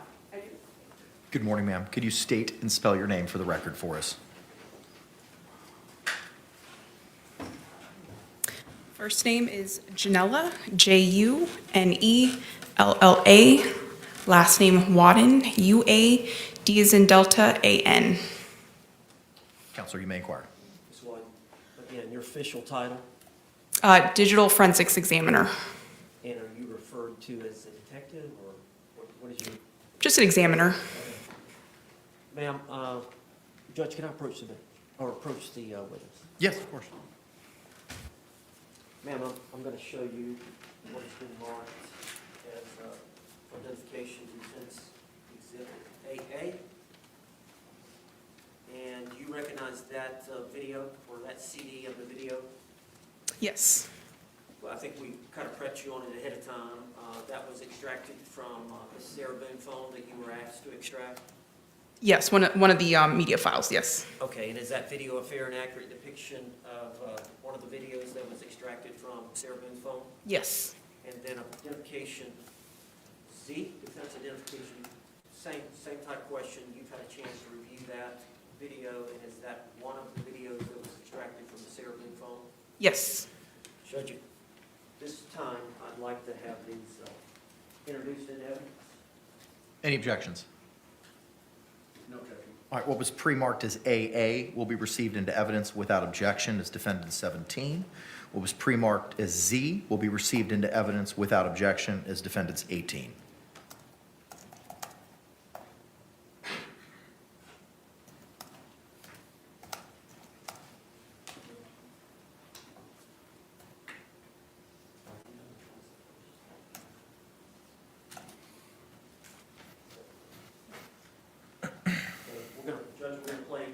17 first, You may proceed.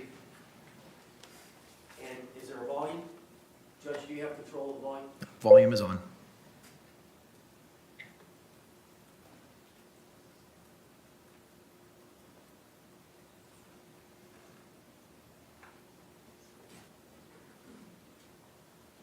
You're gonna help me take this shit out. Real shit. You're gonna help me take it out.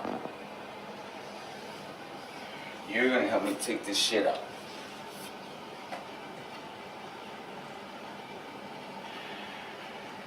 As bad as I want to.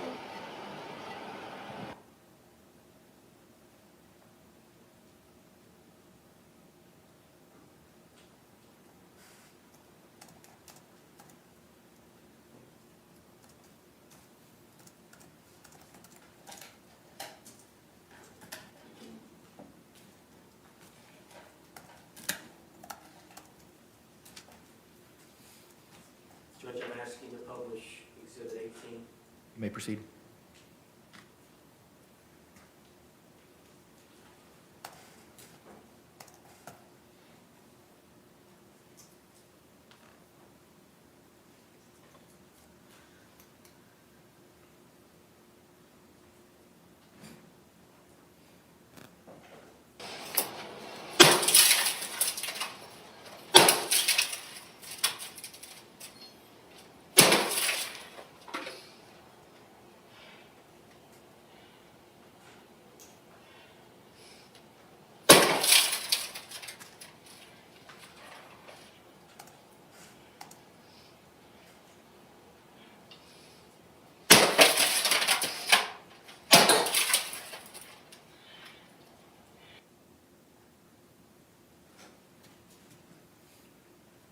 We spoke about it earlier.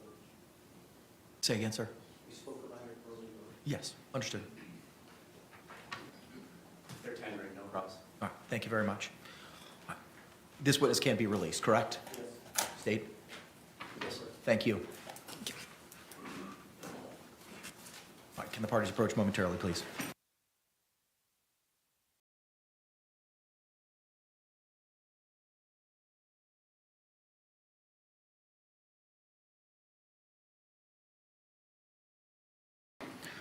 Members of our jury, at this point in time, it's 11:08. I know it's a little bit early, but due to the pacing and how quickly we've been moving through the evidence this morning, and how the defense has teed up their witnesses for this afternoon, we do not have anyone until 1 o'clock. So at this time, we're going to go ahead and take our lunch break at this time. I'm going to give you a similar instruction that I've given you over the last couple of days. Jurors, you must not conduct any investigation on your own. This includes reading newspapers, watching television, or using a computer, cell phone, the internet, any electronic device, or any other means at all to get information related to this case or the people and places involved in this case. This applies whether you are in the courthouse, at home, or anywhere else. You must not visit places mentioned in the trial or use the internet to look at maps or pictures to see any place discussed during the trial. Jurors do not watch local news or read local newspapers. Jurors must not have discussions of any sort with friends, family members, or even your fellow jurors about the case or the people and places involved. So do not let anyone make comments to you or ask questions about the trial. I want to stress again that just as you must not talk about this case face-to-face, you must not talk about this case by using an electronic device. You must not use phones, computers, or other electronic devices to communicate. Do not send or accept any messages related to this case or your jury service. Do not discuss this case or ask for advice by any means at all, including posting information on an internet website, chat room, or blog. With that, members of the jury, I'm going to ask you to return here to 12 Alpha at 12:50, and we'll pick up shortly thereafter. Thank you so much for your service.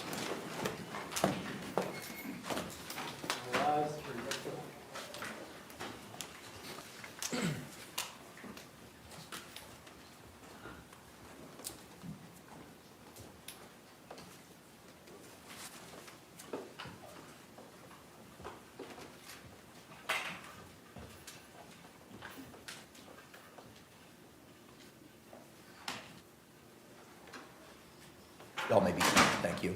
State, anything we need to address? Nothing, thank you. Defense? No, sir. All right, we'll see you all at 12:50. Thank you very much. Court's in recess.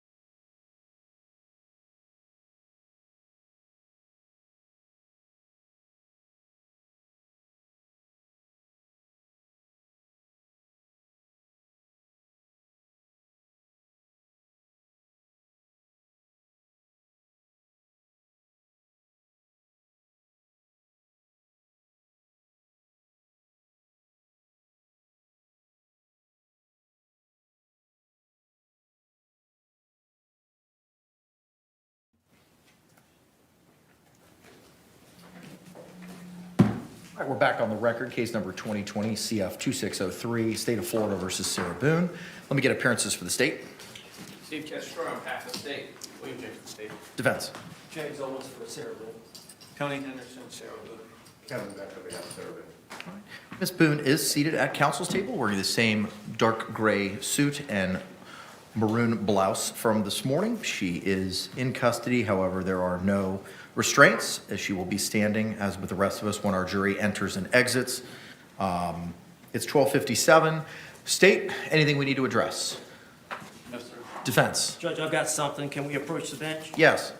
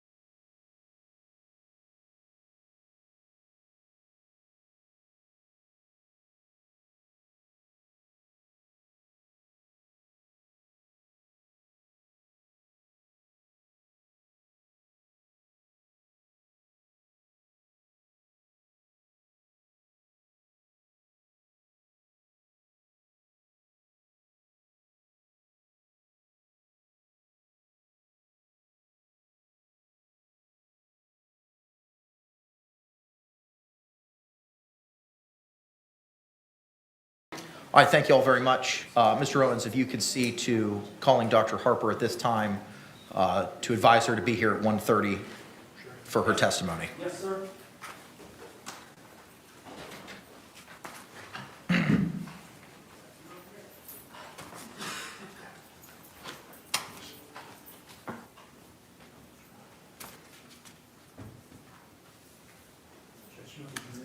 Just 1 second, sir. Thank you. I'm waiting for Mr. Owens to return.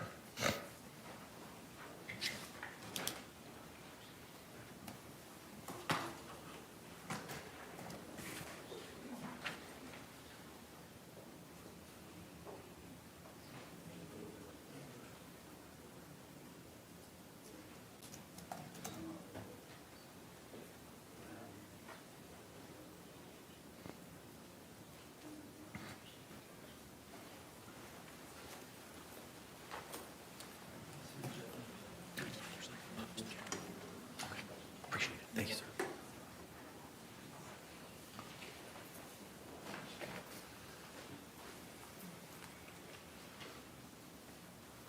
Judge, may we approach him? Without Mr. Owens? Yes, sir. Sure.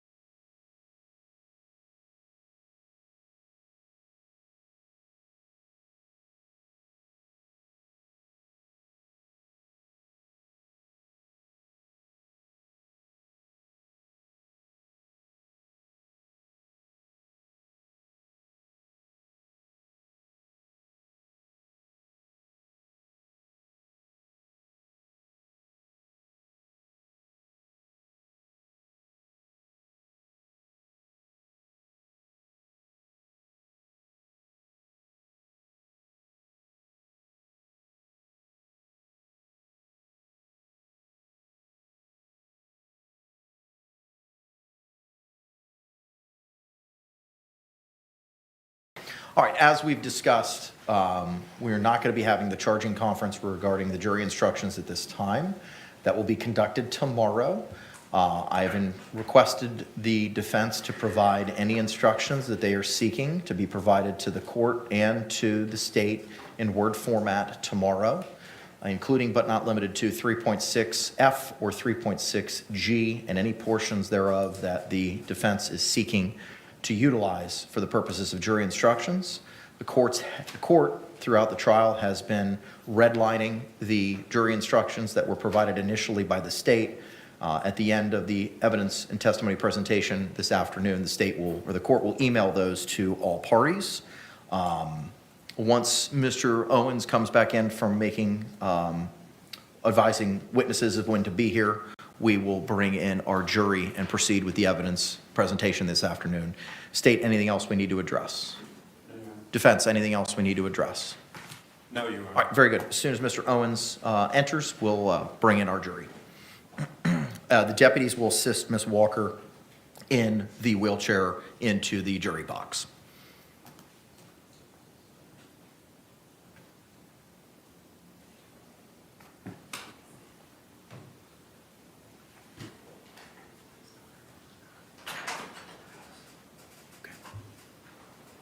So I've called her 3 times. I did text her. I don't know if she's in the process of switching rooms. No worries. We'll cross that bridge at 1:30 if she's not here, sir. Okay. All right, let's go ahead and stand and bring in our jury.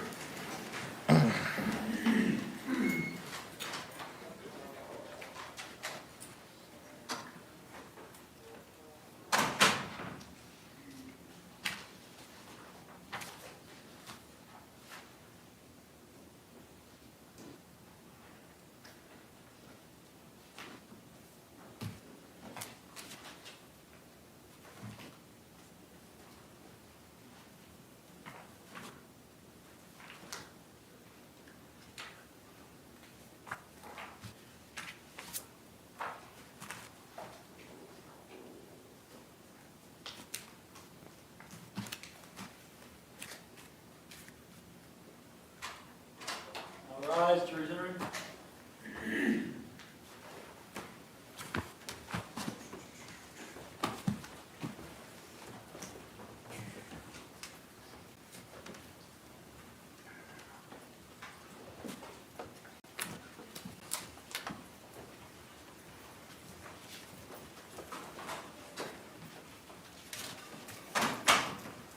State, do you recognize our jury?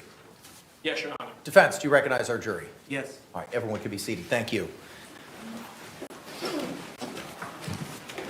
Members of the jury, again, welcome back. I hope you enjoyed your lunch. I see juror number fifth from the right to left, second row. His hand's already out. He knows what's coming. If you can, just raise those hands, confirm you complied to the court's instructions. Record reflect all hands have been raised. All right, members of the jury, the defense is going to continue with their evidence and testimony presentation this afternoon. Thank you. Mr. Owens, you may call your next witness, sir. Your Honor, the defense calls Mr. Pearl Walker.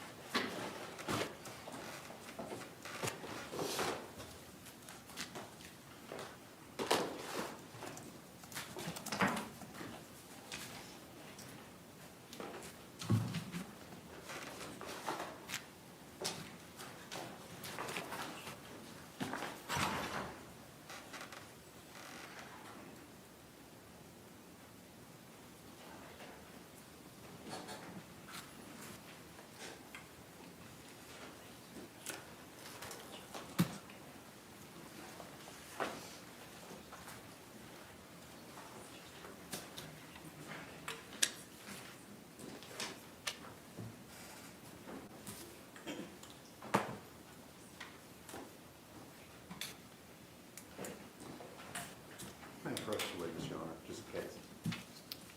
I think the deputy's got it, sir. Got it, okay.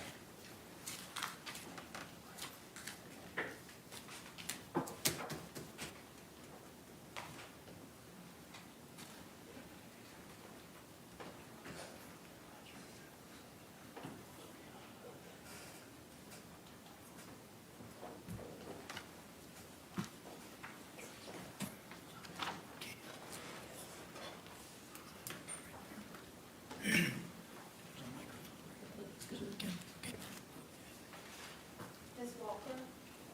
Ms. Walker? Can you raise your right hand to be sworn, please? Do you swear or affirm that the testimony you should give shall be the truth, the whole truth, and nothing but the truth, so help you God? Yes, ma'am. Thank you. Ma'am, good afternoon. Could you state and spell your name for the record for us? What did you say? Can you state and spell your name for the record Pearl for us? Walker, Pearl, Walker, Walker. Thank you very much, ma'am. Mr. Beck, you may proceed. Good afternoon, Ms. Walker. Ms. Walker, do you know the defendant, Sarah Boone? Yes. How do you know her, ma'am? How do you know Ms. Boone? If you can't hear me, just ask me to repeat myself, and I will Okay, do so. okay. How do you know Ms. Boone? She lived in the same apartment building that I lived in. And can you tell us how long the two of you shared the same apartment complex, apartment buildings? About 4 years. And how is it that you became familiar with Ms. Boone? My husband and I was sitting out on the porch, and we see her coming with her 2 dogs. And what happened then? Then I would call her over with, with her dogs. And what do you mean by call her over? When I see her walking with a dog, and I see her and I look at her, and I said, "Hey, Sarah, how you doing?" And that's it. And would she generally respond to you? Yes. And how, well, I won't go there. Would you spend time with Ms. Boone?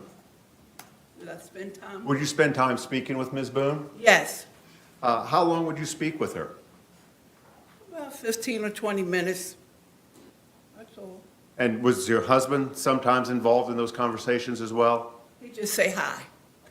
So you and Ms. Boone were the two primary communicators? Yes, sir. Okay. In the time that you knew Ms. Boone, did you witness anything about her person or her body that gave you cause for concern? Sometimes I would see it like she had been choked around her neck or her arm be hurt, have a mark on her arm. And I just asked her. And would she describe how that happened? Just say, I had a, Hang on. Understand. The objection is I can- sustained.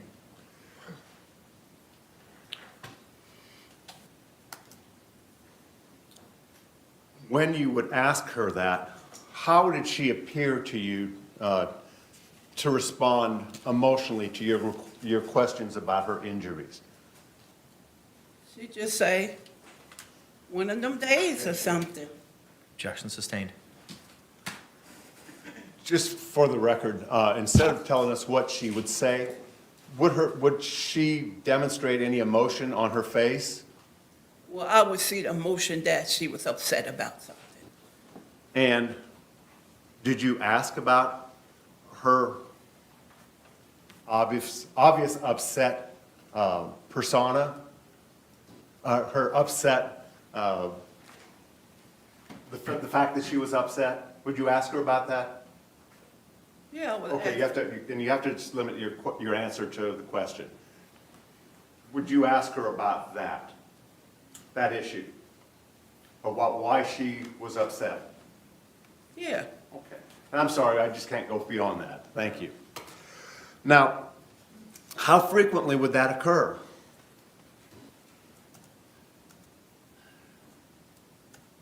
I would say, on the weekends when I see her. Was that primarily when you saw her on the weekends? Mostly I would see her walking through, going to her place, and and I'm sitting on the porch and I see her then. Now, strike that. While you were there in that apartment complex, and excuse me for getting ahead of myself, do you still live in that apartment complex? No, How long have you been gone from that apartment complex?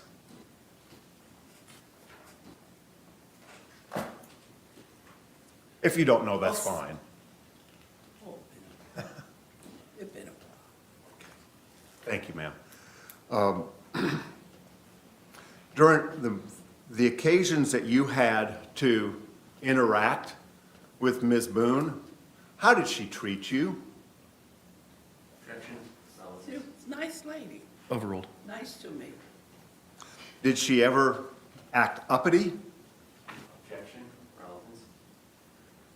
Overruled. Did she ever treat you in an uppity manner? What you mean, sir? Did she ever look down on you as a person? Oh, no, Did she ever treat you with disrespect? no. I'm going to object. This is character evidence. Sustained. May I approach on this, Your Honor? Yes.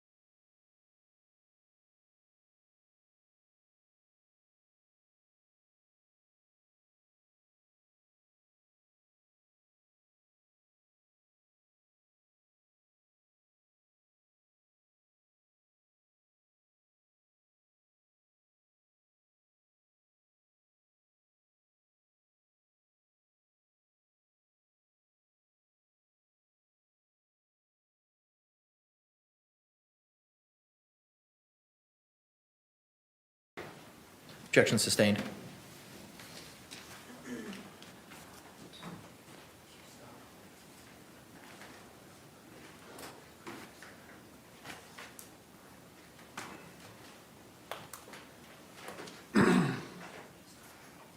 I'm sorry, I'm back, Mrs. Walker.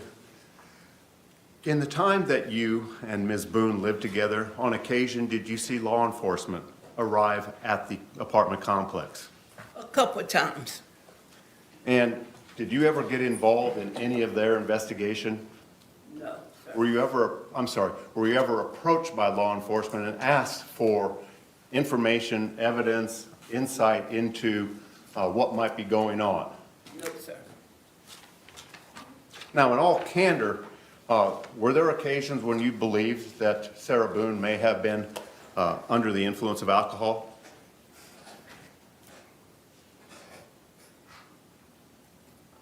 No, I can't say. Did you also observe Jorge Torres during the time that you lived together, lived there in the apartment complex?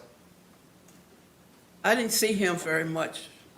If we're sitting on the porch, that's the only time I see him. Did you know Mr. Torres very well? No.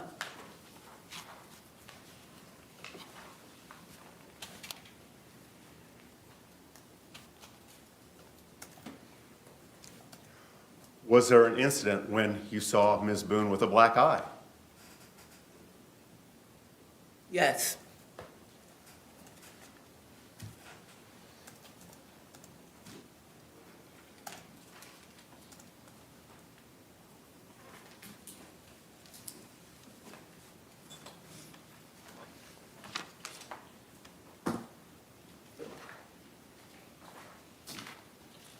Did you witness a pattern between Ms. Boone and Mr. Torres wherein you observed signs of abuse? Objection, foundation. Sustained.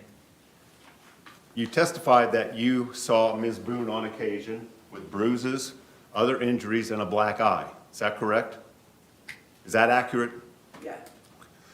And was there any pattern to what you observed in regards to those injuries and bruises that you observed on Ms. Boone? One time I seen with a black eye and like she had been choked one time. Okay.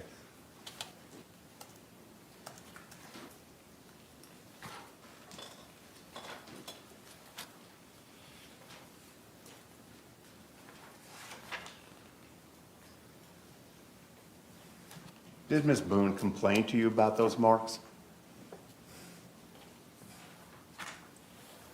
Yes. Thank you, Your Honor. Nothing further. Any cross-examination? Hi, Ms. Walker. Hello.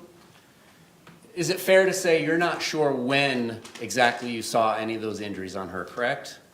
Say that again? You're not exactly sure when you saw any of those injuries on her, correct? Once she come past the apartment, I'll be sitting out there, because we always sit out there. Right, but we don't know if this is December or 2018 or anything I like that. can't remember, sir. Okay. And is it fair to say you have no idea how she got those marks? Is that fair? Repeat that again? Do you have any idea how she got those marks?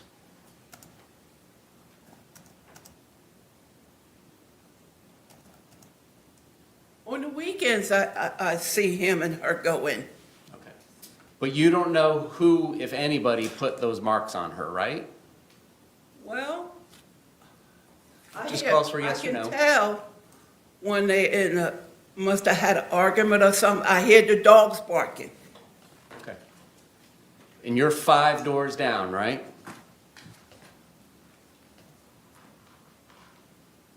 Unit 8, Unit 3? Yeah. No other questions?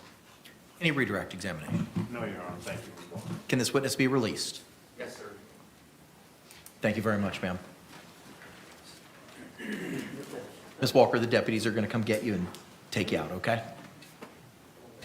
We all done? Yes, ma'am. Thank you so much.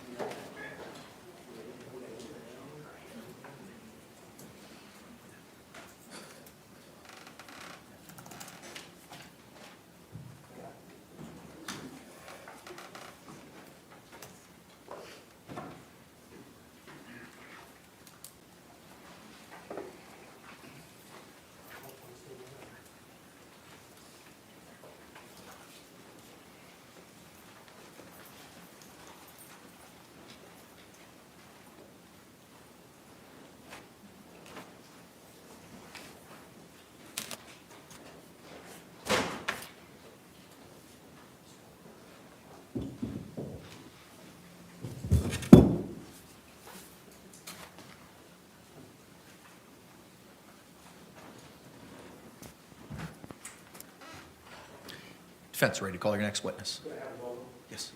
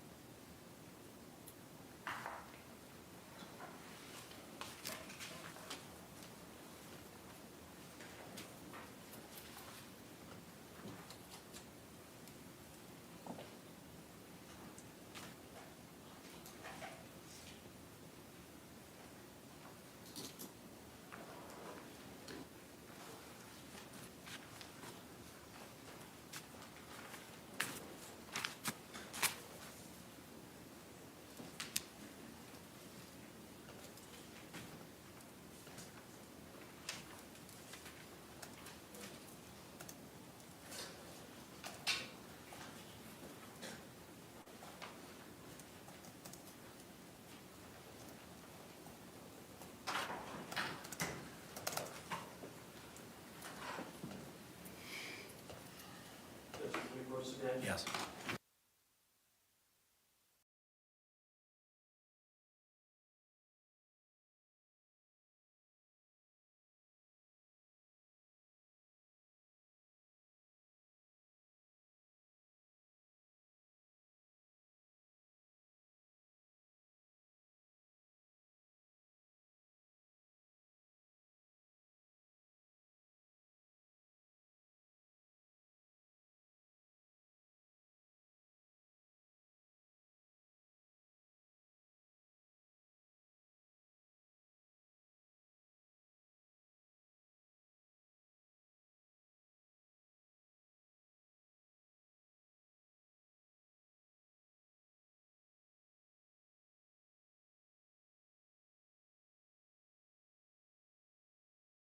All right, members of the jury, witness is running a couple minutes late. I think they may be stuck in the security line downstairs. So we're just going to be in a short recess for them to join us this afternoon. Similar instruction that I've given you, please do not conduct any independent investigation or research regarding the person, places, things, or charge involved, and do not have any discussions amongst yourselves or anyone else, and we'll bring you back in as soon as that witness arrives. Thank you again for your patience. All right, please.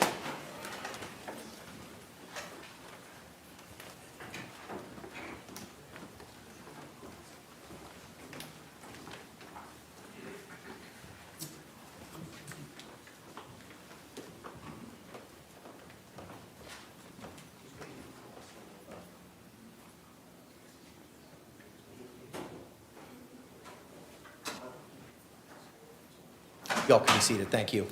We'll be off the record until Dr. Harper arrives.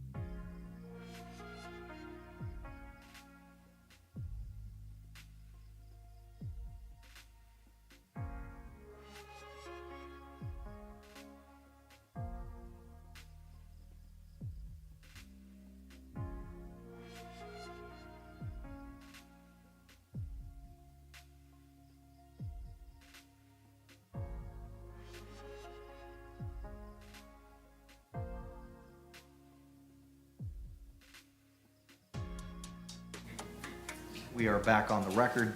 Case number 2020 CF 2603, State of Florida versus Sarah Boone. State. Judge, before we began trial, I had indicated that in the past, historically, in these types of cases, there were problems with cameras showing attorneys' laptops. It's been brought to my attention that that is going on again. I'm asking the court to order whoever it is who has a camera, whether it be a phone or the court TV pool camera, that they not do that. Okay, all right. Members of the gallery, good afternoon. And the TV crews as well. Information that's contained on both parties' laptops, be it the defense or the state, is protected by work product and attorney-client privilege. It's not something that's viewable, not something that should be disseminated, and not something that can be looked at unless there is a knowing, intelligent waiver, and that stuff's going to be put out to the public for consumption.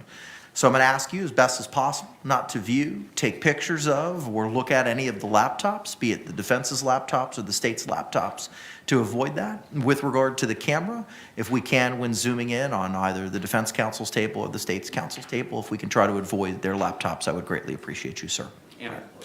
And the podium. Thank you.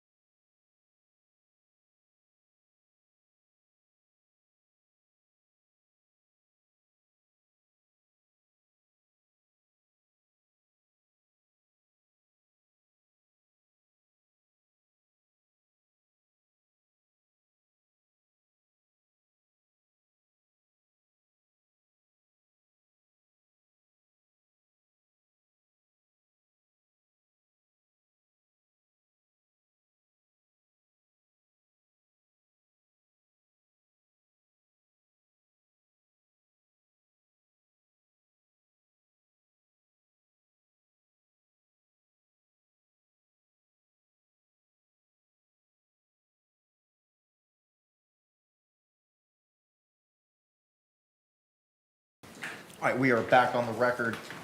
Case number 2020 CF 2603, State of Florida versus Sarah Boone. State, appearances for the record. David Castro on behalf of the state. Defense. James Owens on behalf of Ms. Boone. Tony Henderson for Ms. Boone. Kevin Beck on behalf of Sarah Boone. All right, Ms. Boone is standing at counsel's table wearing a dark gray suit and maroon blouse. Let's go ahead and bring in our jury as Dr. Harper is here.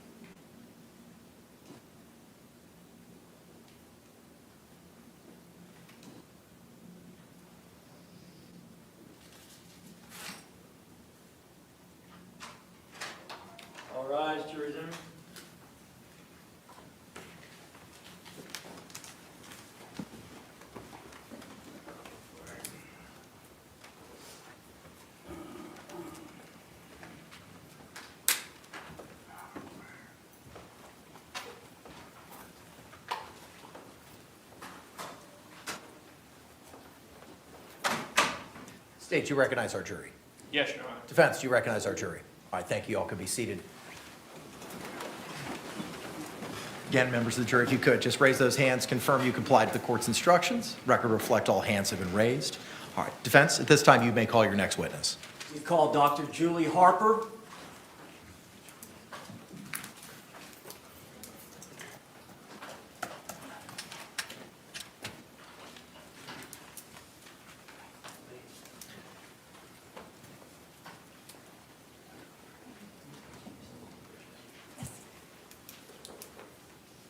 Do you swear or affirm that the testimony you should give shall be the truth, the whole truth, and nothing but the truth, so help you God?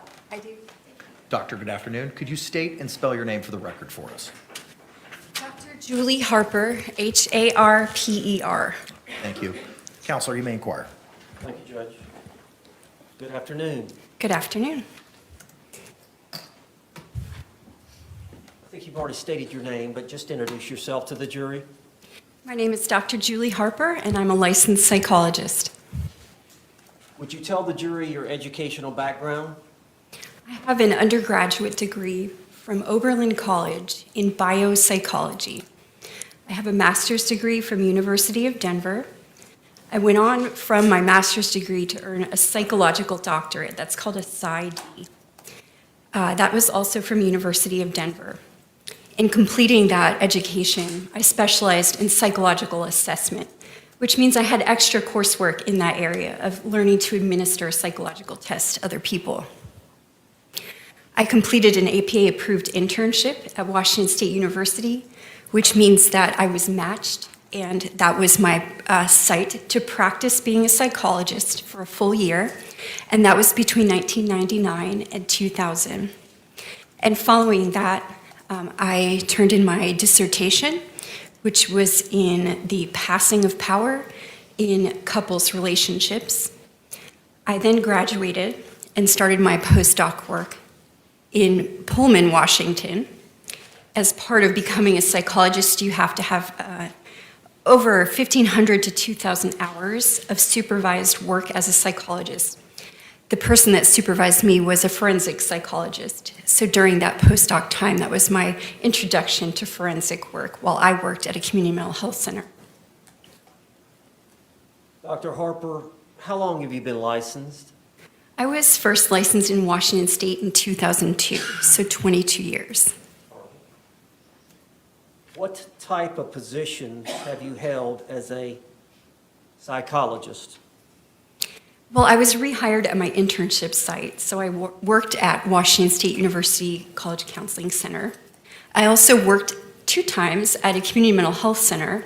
The first time was in Pullman, Washington, and that was during the period of time where I was getting my postdoc hours completed, and then I stayed on after licensure. I also worked in Florida. When I came to Florida in 2005, I took a position in the Fort Walton Beach area at Bridgeway Center, which is a community mental health center. And while working there, I completed a variety of psychological assessments. I was directing the testing program. I also began working during the Department of Juvenile Justice contract work for evaluating adolescents that had gotten into legal trouble and needed an assessment for consideration of program placement. I worked in that community mental health setting doing clinical assessments and the DJJ contract and Social Security evaluations, and continued that until about 2010. In 2010, I opened my own private practice, which is Northwest Florida Psychological Services. And in the beginning of the practice, it was a combined clinical and forensic practice, meaning that I spent a majority of time doing psychological assessments to answer questions from physicians about things like ADHD, depression, to make treatment recommendations. I had the therapy patients, and I also did, again, Social Security disability evaluations, so numerous kinds of assessments. And then over time, I began doing more and more forensic work, including receiving appointments from judges to do competency to stand trial evaluations, sanity at the time of the offense evaluations, for Circuit 1 in Florida. And I continued to do the Department of Juvenile Justice contract briefly But then it came up for bid, and I discontinued that contract. What I did is I slowly reduced my clinical practice, because when you do forensic psychology, it means you have to travel. Your individuals that you're seeing are not usually out in the community. A lot of times you have to see them in jail. So it's hard to maintain a therapy practice, and I scaled that back over time. Eventually, my practice became entirely forensic. And then in 2017, I took a job with the state of Georgia to be an evaluator full-time.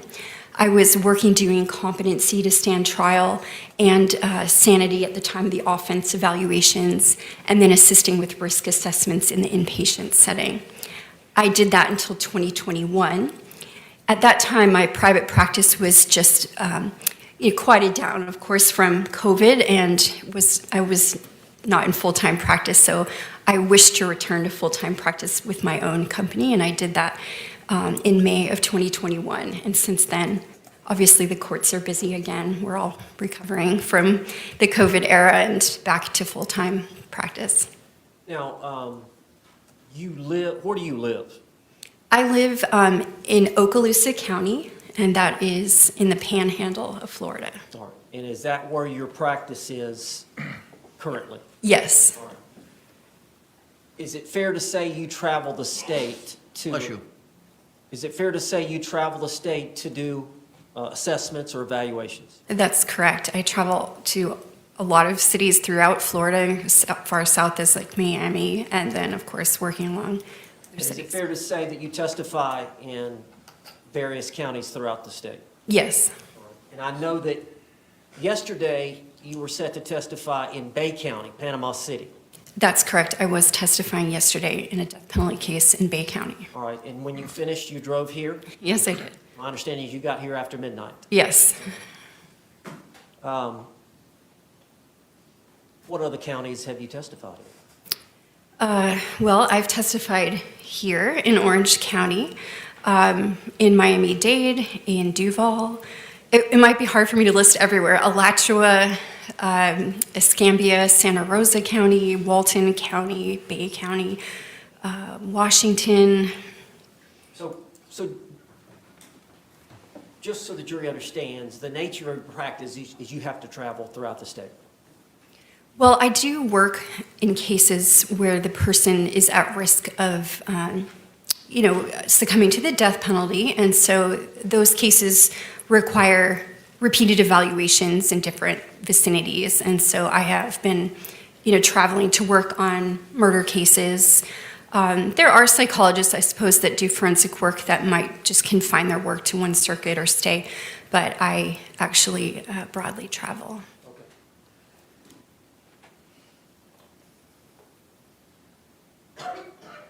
You said that your practice is now entirely forensic? That's Is that correct. what you said?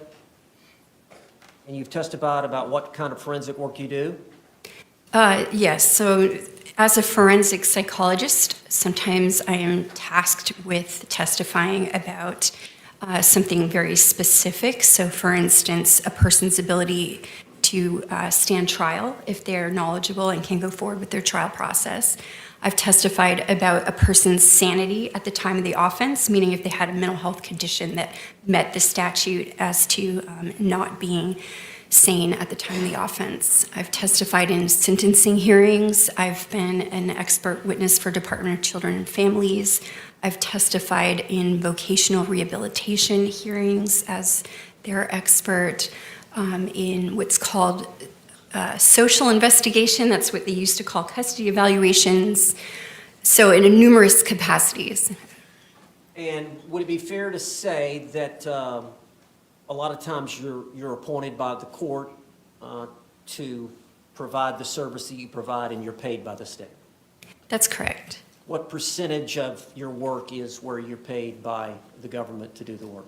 I would say that the majority of my work comes through with that court-appointed funding. Percentage-wise, probably about 90%. Okay. And I realize you testify on occasion by the state, but the majority of your time, 90%, 95% of the time, you testify on the behalf of the defense?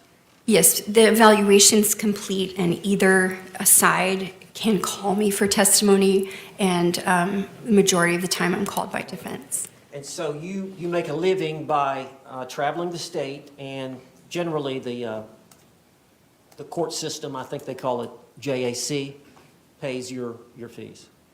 So I make a living by performing work as a forensic psychologist, evaluating individuals, most of the time that are incarcerated in a prison or a jail setting, providing consultation to attorneys who might just have questions that would, need a psychological expert to explain something to them. I also do fitness for duty evaluations for law enforcement, pre-employment evaluations for law enforcement and firefighters. So depending on the work that's needed, I do those. Doctor, how is a forensic psychological evaluation different than a regular psychological evaluation? Can you tell the jury? Sure. So if any of us went into a psychologist's office and had an evaluation done, it would be most likely for treatment. So things like if you qualify for surgery or you're going to have treatment, maybe you've got a condition that you want therapy for. A psychological assessment is very helpful in identifying a diagnosis and then setting a course for treatment. A forensic psychological evaluation has many of the same procedures, but the aim is really different. The aim would be to answer some kind of legal question that is posed. So as an expert, I might be in the position to provide some education or experiential descriptions of something that a person might be suffering from to people that are going to make a decision. So for instance, if it's a competency evaluation, I would educate the fact finder. In that case, it would be a judge about what is wrong with the person, or if they had any deficits at all, or if they were competent to proceed. In a situation like this, a forensic psychological evaluation might be geared more to identifying, again, if there is a mental health condition present in the defendant I'm evaluating, and then to provide a jury with education about what I found in my evaluation.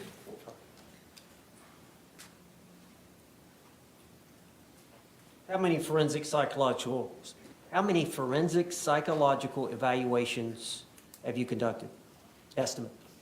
So just as an estimate, it's clearly more than 4,000. I've been doing forensic psychological evaluations as far back as 2007.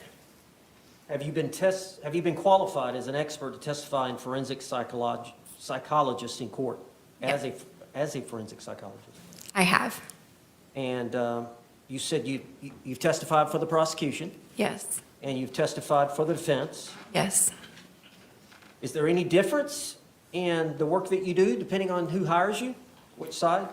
Absolutely not. A forensic psychological evaluation is an objective assessment of what's going on with the person. So you should be performing the same kinds of procedures in doing the evaluation. It should not matter who's retained you. What you're trying to do is answer a question. Are there times when you actually do an evaluation and assess an individual, but then you're not actually called to testify? Yes, many times that's the case. You will provide your feedback to the attorney, and then it's up to the attorney to decide if there's anything in there that would be useful to them, or if they're pursuing a certain kind of information for the court, they would choose to call you for testimony. Dr. Harper, do you recognize Sarah Boone at the defense table with Tony Henderson? I do. When did you first get involved with Ms. Boone? It would have been in around June of 2020. It was the first I heard of her case. And what were you asked to do? A comprehensive psychological evaluation of Ms. Boone. And did you do that in Ms. Boone's case? I did. Okay. Were you given materials to review? I was. Is that standard operating procedure? Yes. You assess the client individually, one-on-one, and then there are collateral evidence or material that you also consider? Yes. Can you tell the jury about that? Yes. So in forensic work, there are a variety of documents that are usually available in assessing a defendant. In this case, for criminal court, you would see things like witness statements. There might be body cam footage or just more information about the offense itself. Sometimes there's an interrogation video. So you would get kind of the legal description of the offense and the things that have occurred. I also will often get educational records of a person, mental health records, hospital records, things of that nature that would describe their biopsychosocial history to me. And you were given materials as it relates to Sarah Boone to review? Yes, I have it. How many times did you meet with Sarah Boone? So 9 times. All right. Can you tell the jury what you did as part of your evaluation of Sarah Boone? Well, we had a clinical forensic interview in which I reviewed her background history, so her early childhood. I also assessed her with assessments, meaning I administered 3 psychological tests to her. I reviewed her prior mental health records, her interrogation video, some prior information about her legal history. So she had been previously arrested. I reviewed that as well. We had an opportunity to review the transcript of her interrogation video. So there were a variety of things that would be considered what I did with her. Okay. So you considered some medical records? Yes. And did you also consider some records from Jorge Torres's records? I did see his hospital records. Now, do you consider, in doing an assessment and forming any opinions, an individual like Ms. Boone's upbringing in terms of where they grew up and what their family environment was like? Yes, that's part of gathering their background history, so biopsychosocial information. And did you consider Ms. Boone's upbringing in forming any opinions? I did. Can you tell us a little bit about that? Yes, so of her history, I found it pertinent that she was raised with... Conduit 704. Roach.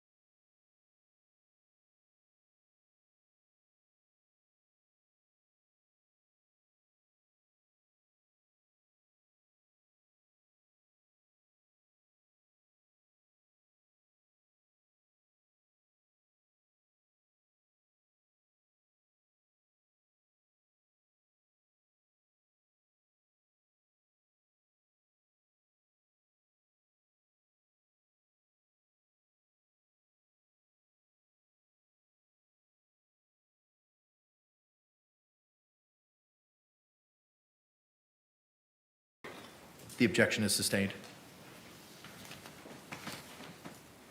Would you have considered, as part of her family background, whether or not some of her family members had passed away early in her life? Objection, pleading Conduit 704. Sustained. You considered the entire family background and history without going into the details of what she said or what you learned from looking at records? I'm sorry? Yes. Okay. And did you consider her relationship with her mother as part of her psychological development? Yes.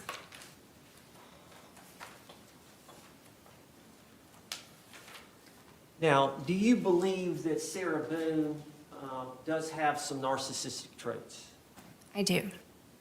She doesn't qualify or meet the criteria for that diagnosis, does she? I did not diagnose her with that. All right. Can you elaborate on or explain how you feel that Sarah Boone does have some narcissistic traits?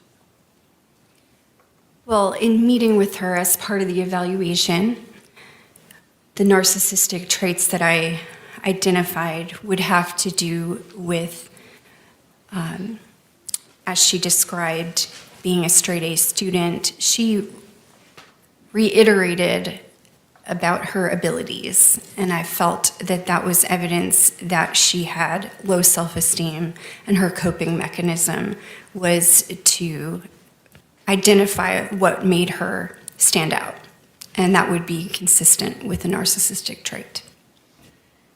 Now, I know there's been reference in this case to a manual that all psychologists, all psychiatrists refer to. Do you have that manual with you? I do. And what is the name of that manual?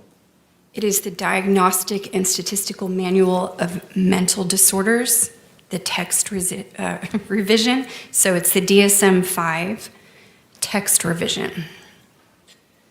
Now, Dr. Brannon testified earlier today, and there was some evidence relating to when you suffer from narcissism, there's a sense of grandiosity. But is that from this manual in your studies and your experience, where they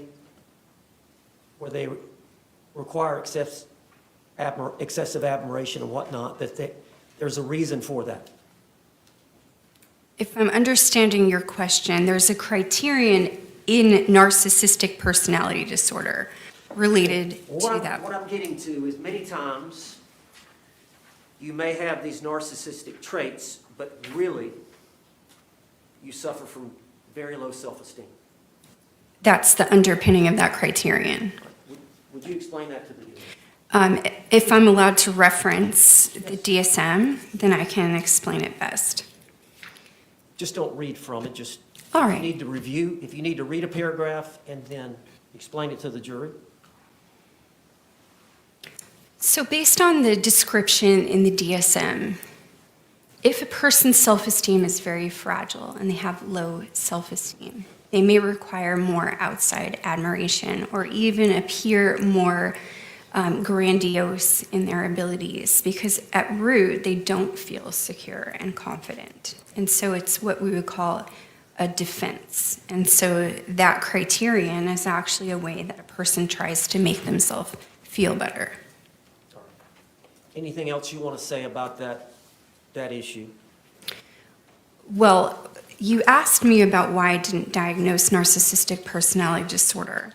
And again, from the DSM, Are there criteria? there are criterion for each disorder. And so when you're assessing someone, they have to meet all those criteria for you to form that opinion that they actually suffer from that disorder?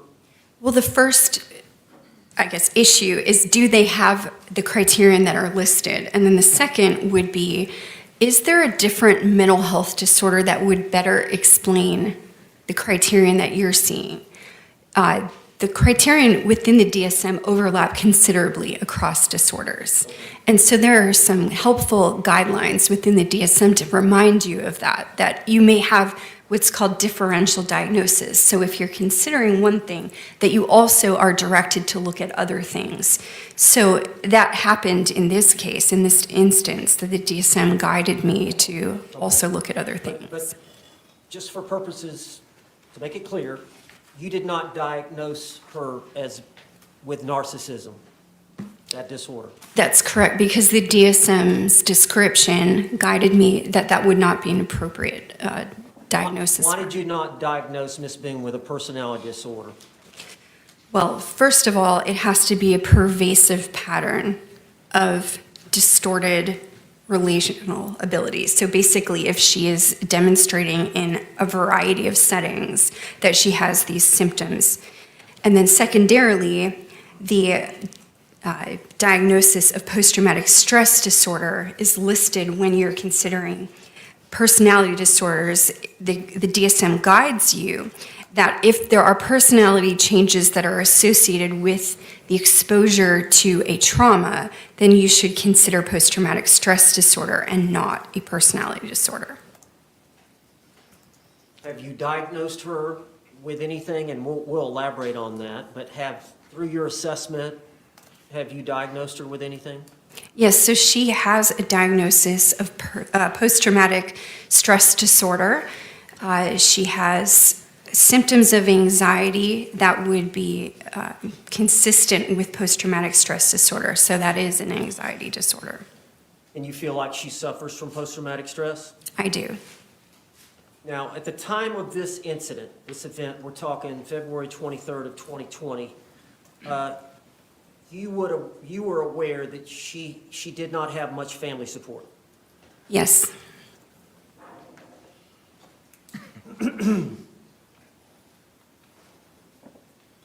Doctor, why do you administer psychological testing? Psychological testing allows an objective measurement of what the person's symptoms may be as compared to sort of an average. So if we can see what the average range on a standardized measure would be for any person, if there is an interpretable difference, that gives me clinical information. So it's not just relying on what the person has told me. I've got an objective measurement that I can compare to other people. And then I also administer psychological testing in a forensic evaluation to help assist me in making sure that the person is intending to put in good effort with me. In some forensic settings, a person may have a reason to present symptoms, like if they're in a custody evaluation, for instance, they might have a reason to minimize symptoms, or they may exaggerate something else. And so assessments as to the person's response to you and if they're validly participating are important. So there are tests to see if you're faking or malingering or that type thing? Right, and so you would call it feigning mental health symptoms when the person is either far exaggerating a symptom they do have, or if they're pretending to have a symptom that they do not actually have. Now, as it relates to Sarah Boone, what type of psychological testing did you administer? I administered the inventory of legal knowledge, and that is a test that has to do with whether or not she was validly participating regarding her understanding of the legal process. I also administered the Miller Forensic Assessment of Symptoms test. Now, explain to the jury what that Miller Forensic Assessment of Symptoms test is. So that is also a test of feigning to identify if she's validly participating in the evaluation. So if she had endorsed psychological symptoms or psychiatric symptoms that would be unusual or not typical of a valid psychiatric patient. What were the results of Ms. Boone's test on the Miller Forensic? She validly participated. There was no indication of any feigning or malingering. And as far as the inventory of legal knowledge case, what were the results? Again, she was validly participating, and she did not even come close to the cutoff that would put her in the range of feigning. Can you tell the jury what the purpose of the clinician-administered post-traumatic stress disorder scale is? Yes, so that would be considered a very useful assessment of post-traumatic stress disorder. It allows me to interview a person about exposure to a traumatic incident and then identify if there's a change in behavior that has occurred as a result of that exposure to trauma.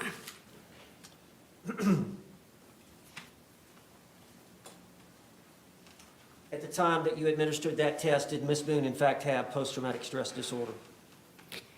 Well, or tell me the results. Just yes, so the results would be consistent with a person having post-traumatic stress disorder. I do not diagnose from one test, that wouldn't be appropriate, but it is consistent with the background and the symptoms that I had previously, taken down during my evaluation of her. So the clinical portion, when we go through symptoms, that was consistent with the outcome of that test. And would this testing, all the testing, help you determine if Ms. Boone had a change in functioning from before the alleged trauma to after the alleged trauma? And I'm referring to the trauma. We're going to talk about what the trauma was, but The trauma was the intimate partner violence? That's correct. Okay. But would that testing help to determine if she had a change in functioning from that trauma of the intimate partner violence? Absolutely. And did you determine that she did suffer from trauma as a result of intimate partner violence? That was my conclusion. Yes, that's my opinion. Now, in considering all the available information, you don't just rely on what Ms. Boone tells you to No. make your decisions. No, I don't. I do interview a person as part of the clinical forensic interview, of course, but I also consider things that are reported, like in the arrest narrative, witness statements, all of the medical records. So there are a variety of sources of information. I'm collecting data points and reviewing those to arrive at a conclusion. So you did review Ms. Boone's previous diagnoses in her history? Yes, Did you consider the previous diagnoses in arriving at your own? I did. Yes. What did Ms. Boone, what had she been diagnosed with prior to you getting involved? Objection 704, conduit. Approach.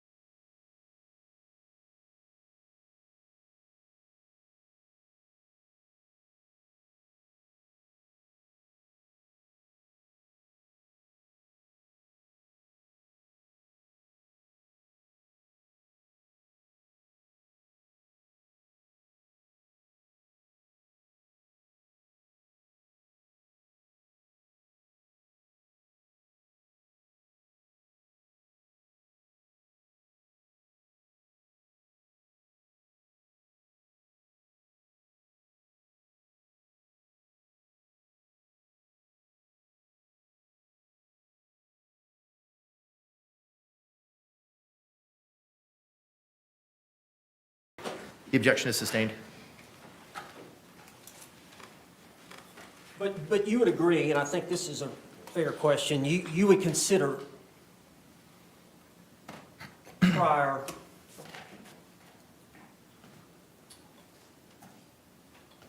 other experts who may have diagnosed her with something? So I would definitely consider her mental health records, diagnoses previous clinicians may have arrived at the time Okay. when I diagnosed her myself. Okay, and given the assessment that you did with Sarah Boone, and considering the totality and the time you spent with her, and the other records, did you diagnose Sarah Boone with anything? Yes, so post-traumatic stress disorder, it's my opinion at the time of the offense, she had depression and she had an alcohol use disorder. All right. I know we've talked about post-traumatic stress disorder. I don't know if I need to ask you anything further. I think the jury probably understands that. Is there anything else you wanted to add about that disorder? I'm not sure what the jury's already been told about post-traumatic stress disorder, but in Sarah Boone's case specifically, because of enduring, she specifically noted the time that she was stabbed with the knife as being an extremely...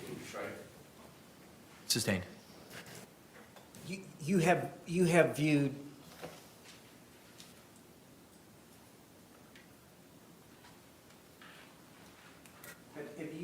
some exhibits involving her being stabbed?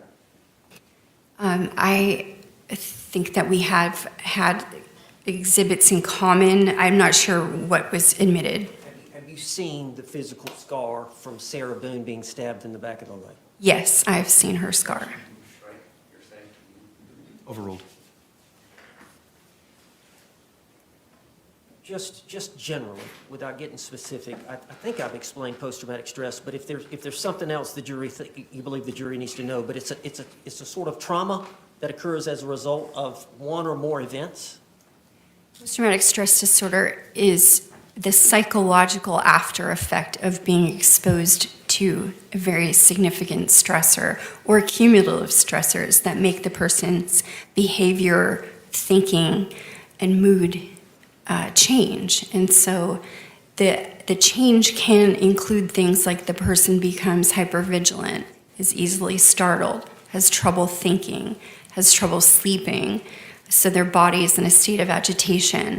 It can also include changes in mood that would include irritability, difficulty relating to others, and that they might be resistant to trust easily. So those are all features. They have trouble sleeping sometimes. Yes. Sleep deprivation is a real issue. It's associated with things like nightmares and having trouble settling. Now, you mentioned that you had diagnosed her with depression. Can you just give us a general understanding for the jury of depression? So the persistent sad mood, including feelings of hopelessness, helplessness, having difficulty concentrating, sleep problems, changes in appetite, those would be typical of depression. And Sarah Boone suffered from that? Near the time of the offense, yes. All right, can you explain to the jury alcohol use disorder? That's a fairly new name. That's 5 or 6 years ago. The manual came up with a different name. It did, right. And so that would be, in layman's terms, you might call that alcoholism. It's a tendency to drink too much and then have some kind of consequence in your life as a result of your substance use. And alcoholism can be depending on how much you drink and then how often you drink. That's right. All that is something that you would consider in diagnosing? Yes. The many people who suffer from alcohol use disorder, I don't know how to put this, are they in denial? I would say that that is one of the stages of alcohol use disorder and amenability to treatment. So in denial, it's because you do not want to acknowledge that there are consequences from your use, because in doing that, you might have to reduce how much you're using. So to deny means that you feel that you can continue your use without having to change that. So you want to maintain the access to the substance. You don't have a problem. That's right.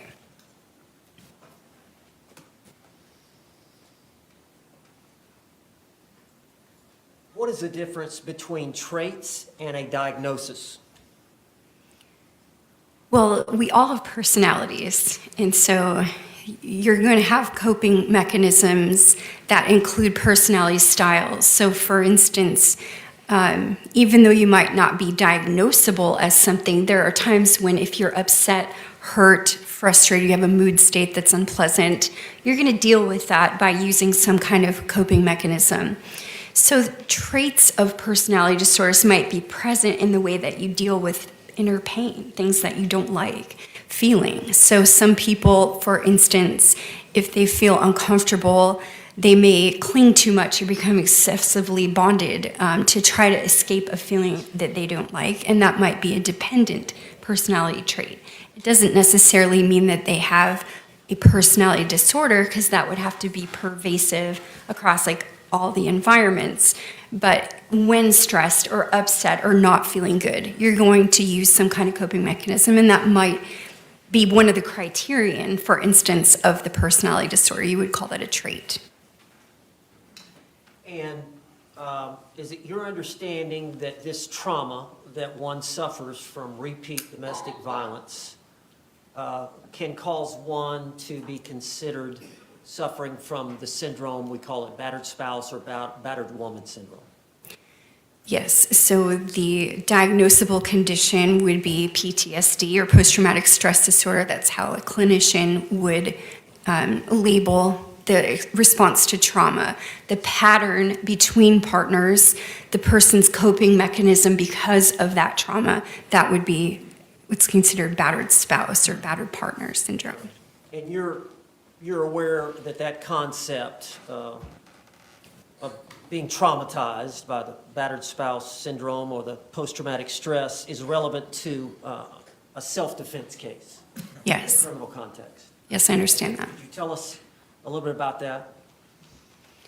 Well, under the battered spouse syndrome, the person would experience a trauma or a situation in which they feared harm. And based on that fear of harm, they would react in a certain way that might not be understandable to other people. So their fear is based on the pattern of behavior between them and their partner. That might not be the case for another set of people. Now, I know that Dr. Lenore Walker is the one who first uncovered this syndrome back in the 70s. Her research study generated the term. She was interested in why battered women specifically at first, that was what was studied, didn't leave their partner because, of course, they're experiencing traumatic events, risks to their life, but then they didn't leave. So she undertook the original research study on that. And just briefly touch on, because I know Dr. Brandon has this, there was a 3 stages that Dr. Walker developed for that syndrome. I think you're referring to phases that a person may go through, or the cycle of the relationship. That includes the tension building phase, in which there is the first instance that tension is building within the partner. There might be a change in tone, a signaling that there's a difference in agitation. The second is the true battering event, so something has happened between the partners that's violent in nature. And then third, there's the honeymoon phase, which is to keep the relationship intact. The batterer would engage in what's like called honeymoon behaviors, like trying to repair the relationship, apologize, essentially keep the victim from departing from the relationship. So those are 3 phases. And is it fair to say that psychologically, the abuser, does alcohol often involved in the abuse? Yes. And as far as the victim that's getting abused, and you say it's a cycle, is the victim, when they go through that last stage, the honeymoon stage, are they thinking, okay, it's going to be better? Yes, the hopefulness in that, trying to believe that the behavior has changed, that they're not going to be abused again, the hopefulness to maintain the relationship, to forgive. That's part of that last stage, phase 3, is maintaining the relationship. I don't think I've asked this. Why would someone who has been exposed to intimate partner violence perceive the likelihood of a new violent event about to appear? Why would they perceive the likelihood of that violence differently than, say, a normal person? Well, it speaks to the pattern. So any relationship will have its own special pattern, that you have things that only your partner knows about you, or certain looks that you give that mean something, and you learn that over time. So over a period of incidents, basically, the victim begins to perceive cues that would signal impending danger. Those cues could be really subtle, just a change in tone or some small behavior that might not mean much to another person, but it has preceded other violent acts. So, for instance, if your husband decides that he is not going out that night, he might put on different clothes to stay home, and that could be a signal, like abuse and violence has occurred in his stay-at-home clothes, for instance. That might not mean much to another person because, again, it's specific to that dyad. Those two people know those patterns. So the victim may perceive a small or subtle change in their partner as a cue because they've become hypervigilant. The body knows when it's experienced a threat to itself, and it will take note. We record memories differently when we're at risk. So these subtle cues become very well memorized by somebody who's being victimized. Now, on this, and battered spouse syndrome is a subset of post-traumatic stress disorder, which you've diagnosed Sarah Boone with. When those personality changes occur and they persist after an individual has been exposed to this extreme stress, is that when the diagnosis occurs? The changes would be as a result of the pattern. The person experiences a change like in their sleeping, in their hypervigilance. That's when you can diagnose it. So you can have a trauma or an experience of a scary incident, but it doesn't mean that you will absolutely have post-traumatic stress disorder. You have to have those reactive symptoms that would suggest that it's present. In your opinion, and I know you've gone over this event with Sarah Boone, this February 23rd, 2020 event, is your opinion that she was suffering from battered spouse syndrome at the time of that event? Yes, she had the patterns ingrained in her behavior that would be typical of a victim who's responding to traumatic events in a predictable way. So that would fit that. And it's fair to say that because of the intimate partner and the prior violence, that you would have a heightened sense of when danger was about to occur? Yes. When a threat was about to occur? Yes. A threat of danger? That's right.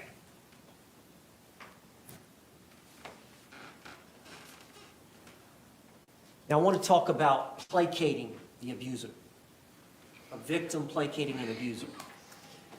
Are there predictive cues which an abuser may exhibit to a victim that result in a high level of anxiety arousal, in which the battered woman may attempt to reduce through several different means to delay the beating? Can you explain that?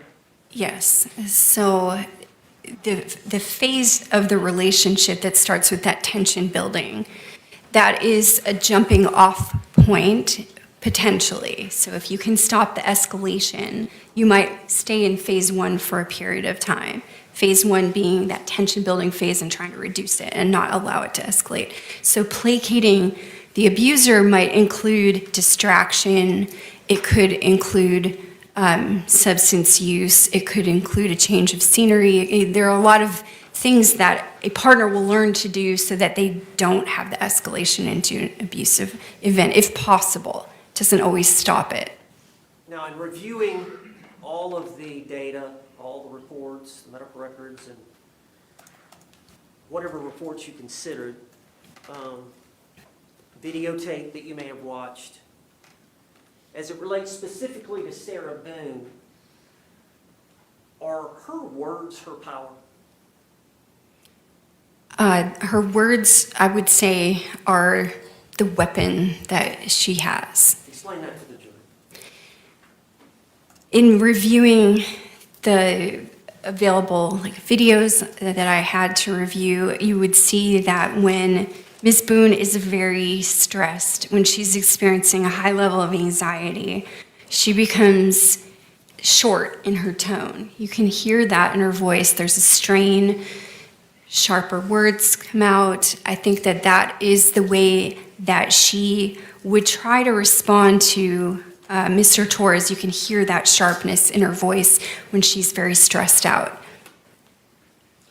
Now, would you agree that victims may exhibit a range of behaviors when they're suffering from intimate partner violence? Yes. Self-isolation? Yes. Suicidal thoughts? Yes. Substance abuse? Yes. And there are often physical signs of injury such as bruising? That's correct. Chronic fatigue? Yes. Learned helplessness? Yes. Can you tell I know Dr. Brandon spoke on it, but could you tell us a little bit about that? So learned helplessness is when you start to form the opinion that nothing's going to make any difference. It comes originally from an animal study in which dogs were shocked, and the research study indicated that even when dogs were given an opportunity to escape the environment in which they were being shocked, if they were shocked enough, they just stopped trying to escape. So even though they had an opportunity to do so, they did not do that. That's called learned helplessness. It's the idea or belief that what your actions are going to do are not going to make a difference, so don't try. What are intrusive memories? Intrusive memories are an element of post-traumatic stress disorder in which you don't want to be thinking of a traumatic event, but it intrudes on something else you're trying to do.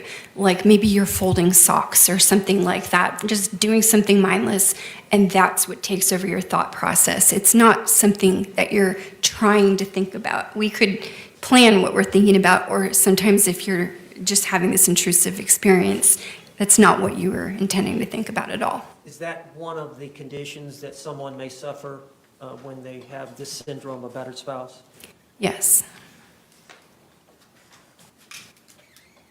I know there can be triggers that bring on these memories. Am I correct? That's correct. Are there also symptoms of this syndrome where, like in the alcoholism, where you have denial that you're in the middle of this cycle? Well, as part of the relationship, there's an element of pleasure. Like you have early on in the relationship something that binds you together. So you're remembering that, you're hoping for that, even though the repeated cycle is going through the phases 1, 2, and 3, you keep hoping for elements of that honeymoon phase, wishing that it was better. So it is like denial. You're imagining the way it used to be. You have a recollection of that person showing you positive behaviors, and you're hoping for that. I also think it is typical for victims to not reveal to other people that the abuse is going on, and it seems like denial. In other words, your coworkers ask you, like, are you okay? Did something happen to you? You're not likely to disclose that. That looks a lot like denial. It is a denial in public of some of the private issues that you're having in your relationship, and that's because it's embarrassing. It's revealing a loss of control to other people. It's revealing that things aren't perfect.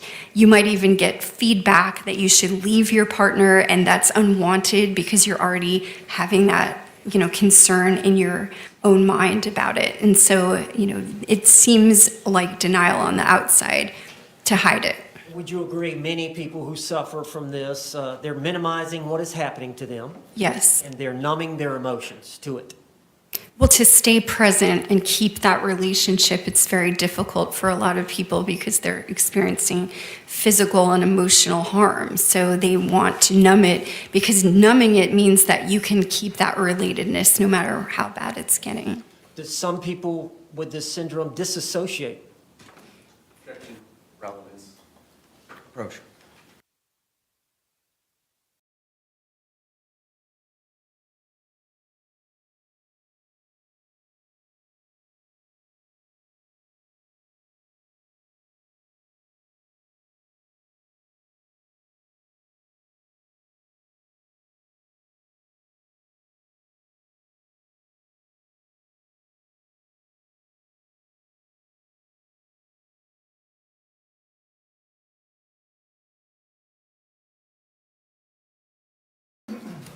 Objection to relevance is overruled.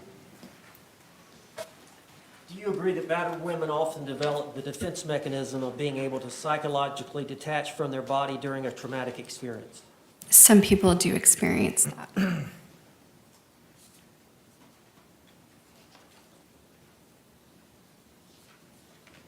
I'm just going to list some of the symptoms that you find in battered spouse women, and just to see if you agree with these. We talked about intrusive memories and flashbacks of the past traumatic events. You agree with that? Yes. The severe anxiety and hypervigilance. Yes. The panic attacks. That is sometimes present. It depends on how the person experiences anxiety, but some do have panic attacks. Very low self-esteem. Yes. Poor body image. Sometimes. Feeling that they have no control. Yes. Sexual dysfunction. It can be, particularly if the trauma includes sexualized attacks. Short-term memory problems and confusion. Yes, that's part of PTSD sometimes. And they can actually have physical health problems from the chronic stress and physical violence. That's correct.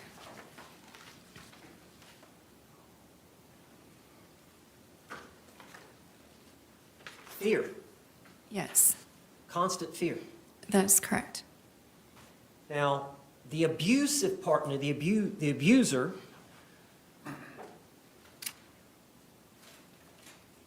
part of the abuse would be hitting, kicking, punching, choking, burning, and biting. Approach.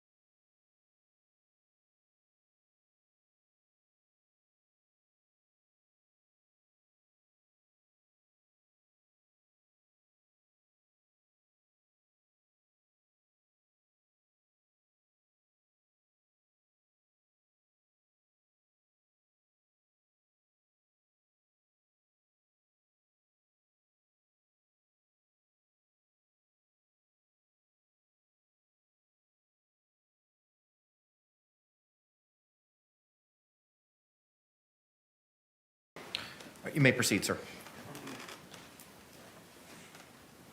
All right, I'm asking about common things that occur by the abusive partner towards the victim that create this intimate partner violence or create this syndrome in the woman. Hitting. Yes, that could be an overt act. Kicking. Yes, Punching. yes, Choking. yes, Burning. yes, Using weapons to hurt you. yes, A knife.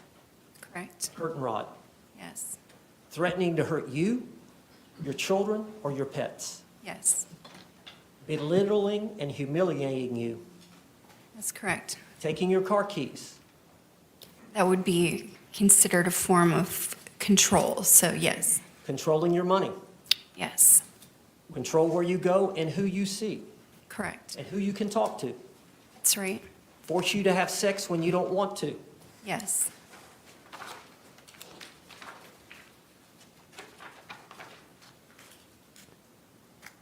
Stalking you, Yes. slapping you, Correct.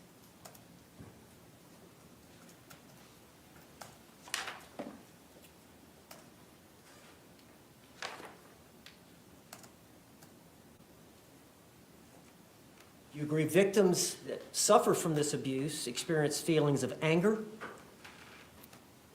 Yes, that can be in some of the phases. sadness, Yes. hopelessness, Yes. worthlessness, Correct. intense feelings of fear. Yes.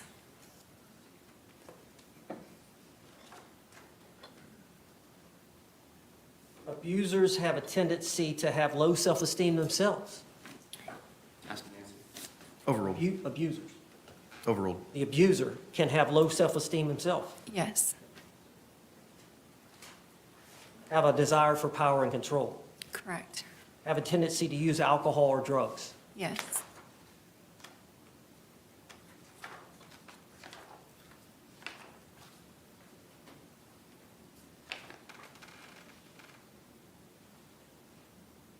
Abusers oftentimes have temper, That's correct. become jealous easily, Yes. very possessive. Can be.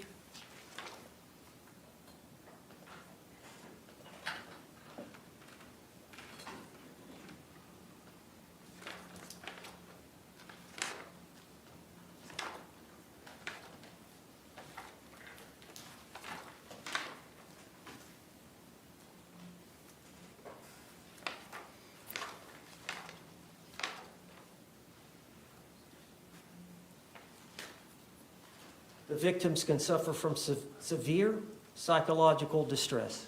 That's correct. Is that what Sarah Boone suffered from? Yes.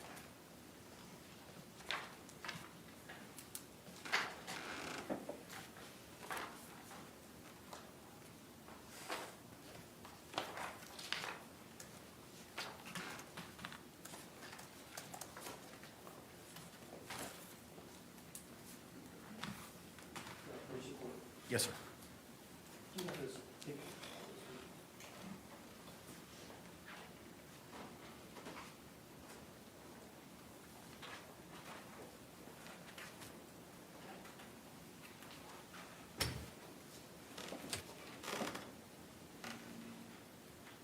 Dr. Harper, I'm showing you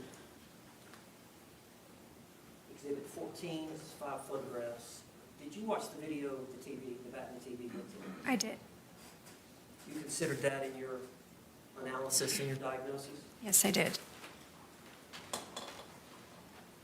I'm going to show you some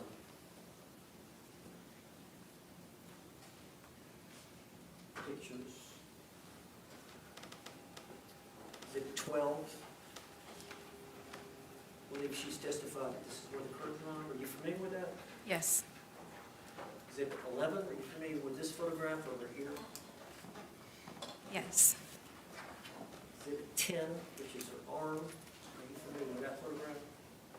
Yes. Exhibit 9, which is a picture of the bloody knee.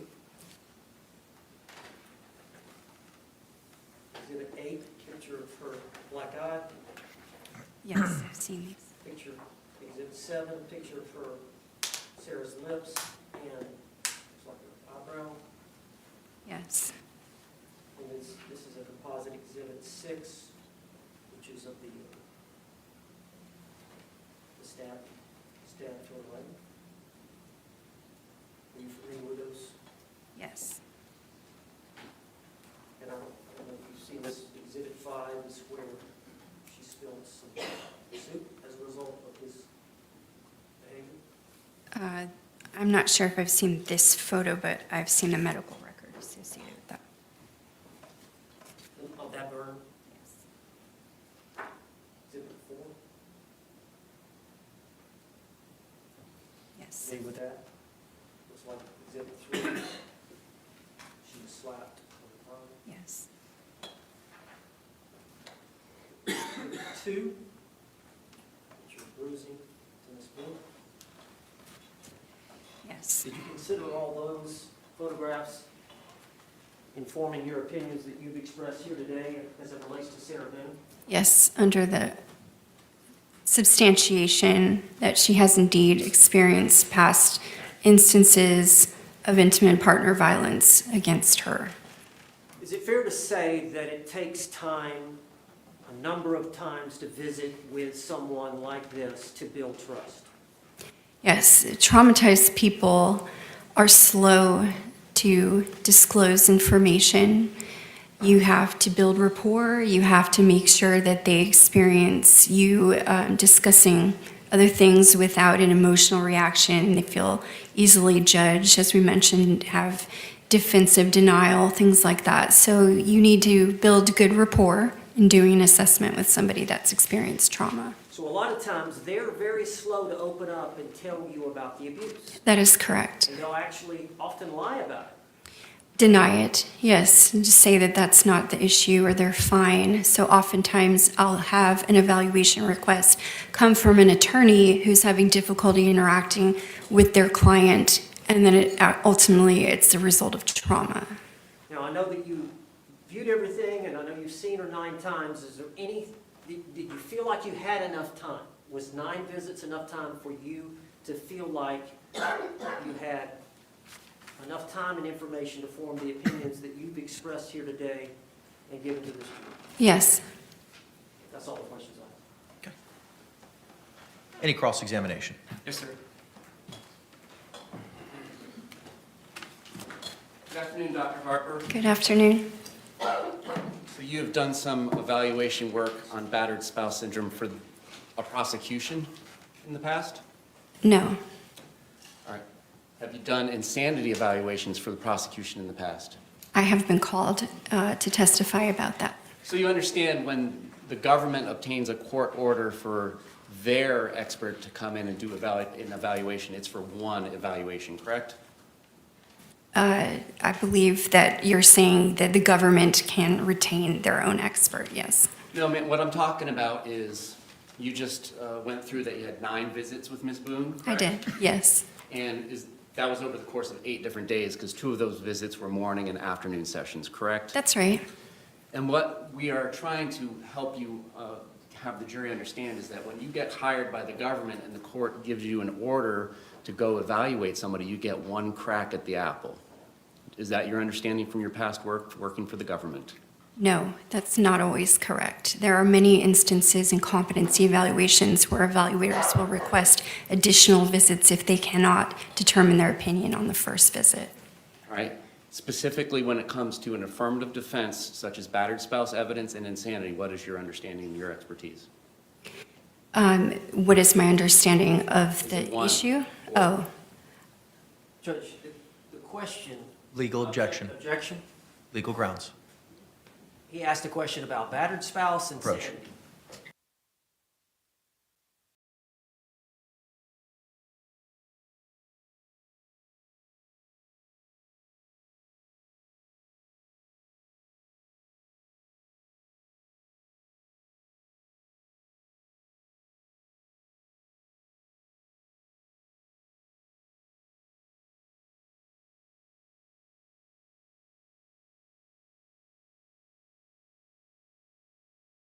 Objection sustained. When it comes to an affirmative defense such as battered spouse syndrome being used for self-defense or, not and, insanity, it requires a court order for the state to go have an evaluator go, right? Yes. All right. Now, what are the agreed upon criteria for battered spouse syndrome? Well, you would evaluate if the person is indeed suffering from a behavioral response, like a mental disorder. So first of all, has the person demonstrated that they've got a behavioral change? And is it in response to a violent act? Do they perceive threat where they've been exposed in the past? So a pattern of violence that has repeated. Does control over another person in an intimate relationship have anything to do with it? Yes, it can. Does isolation have anything to do with it? Yes. And by control, I mean controlling who you go see, who you hang out with, so on and so forth? Yes. And could it involve controlling personal items of the other person as well? Yes, it can. So that's what I'm asking. Like in the DSM-5 TR, I believe you pulled up narcissistic personality disorder. Yes. And so when you do that, it pulls up and it says there's 9 criteria, and 5 of those criteria must be met to make a diagnosis for narcissistic personality disorder, correct? That's right. Now, battered spouse syndrome is not recognized by the DSM-5 TR, correct? No, it's not a diagnosis. You wouldn't use it as a diagnosis. And what I'm asking is, even though we haven't written it down in the Diagnostic Statistical Manual, and I mean the, like the Ohio State University or something, is it written down anywhere? Can one psychologist or psychiatrist rely upon a recipe or a list of criteria that everyone else would be using in your field as well? There is no standardized approach you must follow. In other words, sometimes if we have a statute, for instance, it would identify what we must investigate. It doesn't exist like that. There's no statute directing it. And there's nothing written down anywhere that says, of these 9 criteria, these things must exist. Controlling your partner, isolating your partner, beating your partner, so on and so forth, correct? That's right. All right. Now, this kind of abuse can come in the form of emotional or mental abuse outside completely of physical or sexual abuse, correct? So that is a component. You can have extreme mental abuse occur of a person, yes. And if that person responds to that environmental stimuli of whatever it is the partner is saying or doing to them, they may internally view that as traumatic. They could. Or they may not. That's right. It's entirely possible for 2 people to be in a 3.5-year relationship that has physical violence and neither one of them feel traumatized by that. Is that correct? That's right. If they have enough supportive or positive experiences that would negate that ratio, so of positive to negative, they may feel okay. And a man can be subjected to this sort of trauma, whether it be physical, emotional, or sexual, by an intimate partner as well, correct? That's right. And it's basically it's unique to each relationship, right? That is right. But trauma is in the eye of the beholder. Is that fair? Whether a negative experience traumatizes somebody is going to be in the eye of the person who experienced that stimuli, correct? I only partially agree with you. It's a complicated answer because some of the manifestations of trauma are behavioral. So for instance, when I evaluate veterans who have returned and they may not know that they've been traumatized, their bodily responses that include like difficulty concentrating, they can't sleep, they're hypervigilant. The PTSD diagnosis encompasses outward manifestations. So even though they don't acknowledge trauma, you can still identify it as a clinician. But still, somebody like a homicide detective or a homicide prosecutor can go to scenes where there are dead bodies, go to autopsies where there are dead bodies, and not walk away with any trauma, correct? Whereas somebody else might. Right, the environmental, cues for that person, and also working with law enforcement, they become seasoned to micro traumas. So almost every police officer can remember the first dead body they've seen. So it's in their memory. And then they become accustomed to seeing gruesome scenes. They have an increased tolerance over time because it's part of their job. It may not be part of their intimate relationship that they have with someone else. Now, you brought up veterans. Is something common with PTSD with veterans, something like firecrackers may set them off because it reminds them of acts of war? That's right. You're not suggesting to the jury today that if somebody who returns with PTSD from service and hears firecrackers is justified in going outside and just shooting bullets everywhere, correct? No, that's not what I said. I'm not saying you did. Okay. What this battered spouse syndrome evidence is helpful for is not that subjective mindset, but rather helping to explain the objective circumstances that are presented to somebody and how it might be different from somebody with those experiences. They may view something objectively different. I partially disagree with your question because I would say that there are incidents or actual events between partners that would be a factual thing, something has happened. And then the person subjectively experiences that as, intrusive or controlling or traumatic. So that is the person's felt or subjective experience. The objective part is what happened. But again, as a forensic psychologist, you're familiar with the justified use of force instruction, correct? I'm not a lawyer, though, so I'm aware of it, but I cannot debate fine points of that with you. I'm sorry. I'm just helping, I'm trying to understand what you said before, because there's a subjective component, whether or not a person believes subjectively that they need to use some sort of force, deadly or non-deadly. You agree with that, correct? I do. And then there's also a second component that it's objectively reasonable to the ordinary person to use force, correct? I understand what you're saying, yes. And what I believe I heard you mention earlier about battered spouse syndrome was originally it was meant to help understand why people stay in these relationships. Originally, yes. Because it may not just be intuitive to somebody who doesn't understand these things why somebody who is abused time and time and time again would remain in that relationship, correct? That's right. And again, and I know you're not a lawyer, but if the law has evolved about retreat and not having to retreat and so on and so forth, that kind of changes some of the lens of this, correct? Judge, I'm going to object. Approach. Check. Question withdrawn. You may proceed. All right. So you would agree that, hypothetically, if somebody is running down their partner, saying negative things about them, telling them they're unattractive, telling them things that would potentially hurt their feelings, that could be an element of control of a verbally abusive relationship. It could.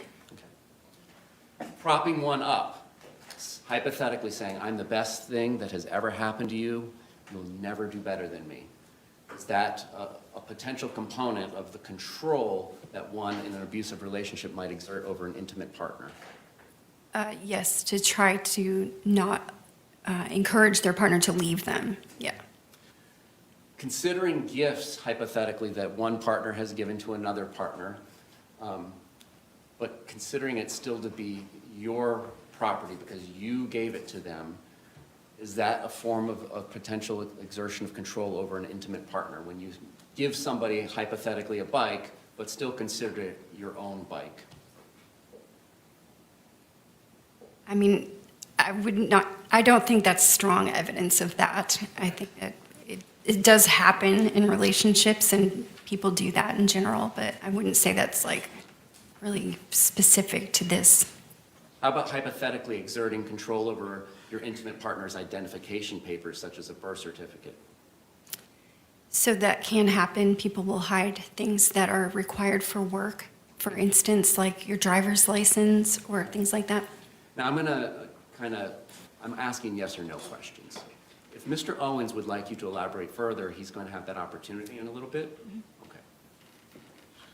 Hypothetically, if one partner destroys another partner's belongings, is that a potential example of exerting control in a relationship? Yes. Thank you. Hypothetically, is threatening to or actually using legal process as a threat against your intimate partner in a potential indicia of controlling your partner? For instance, X, Y, or Z, or I'm going to get you arrested. Yes, I would agree that happens. Now, I assume you would agree that this cycle of violence that we've described, the tension building, the blow up, and then the honeymoon phase, you would agree that just one of those cycles could be enough to give somebody a traumatic experience if they took it as a traumatic experience. Yes. The defendant described her first date with Mr. Torres to you, did she not? She did. And at the time of this first date, they had obviously just met that night at a bar, correct? Right. They were not financially intertwined, correct? That's right. They shared no children in common. That's right. They did not live together. Correct. And after this description that she provided you, which included him smashing her phone, correct? Yes. Hitting her, first time she'd ever been hit in her life, correct? Yes. And making her crouch in like a fetal position on the porch for several hours to the point where it hurt her back, correct? Yes. Threatened to sodomize her, Correct. and she described that she was all bruised up, correct? Yes. After that, this is the first time she had ever met him, correct? I believe so. Yes. There was a second date, correct? Yes. Despite not having any of that intertwinement that we went through prior to this description, correct? That's right. Now, it is possible, under what we've discussed, right? Just that quick one date can be that buildup of tension and blow-up, correct? Yes. But it's different, hypothetically, than saying a spouse who is financially dependent on his or her other spouse in a 20-year marriage with a house full of kids, than a first date, correct? You would agree in severity, in the intertwinement, there's a difference. There's a difference in intertwinement. The pattern can be exactly the same. Now, of course, there are many different reasons why somebody will stay in a relationship that, when perceived from the outside, others would say is abusive, correct? That's right. The defendant described that she felt like she was making Mr. Torres a better person, correct? That's right. A better father, Yes. correct? Right. A better ex-husband? With phone calls, yes. And she would tell him to call his children, That's right. make sure that he sent them Christmas gifts, Yes. and make sure he sent his ex-wife money when she asked, correct? Yes. So you would agree those are indicia, or indicators, sorry, Understand? I know you know, that perhaps she wasn't necessarily financially dependent on Mr. Torres, correct? I'm not saying conclusion, but those are indicators, if you're saying, please spend your money elsewhere, that I don't need your money, correct? No, because even if there was money that was needed by Ms. Boone, her tendency to put the needs of her partner before her would direct her to do exactly that, like make him better, make him have the availability to visit his children, send them presents, even if she's the one that needed the money. And in her perspective, Mr. Torres needed her to do this to make him a better person, correct? I believe that, yes.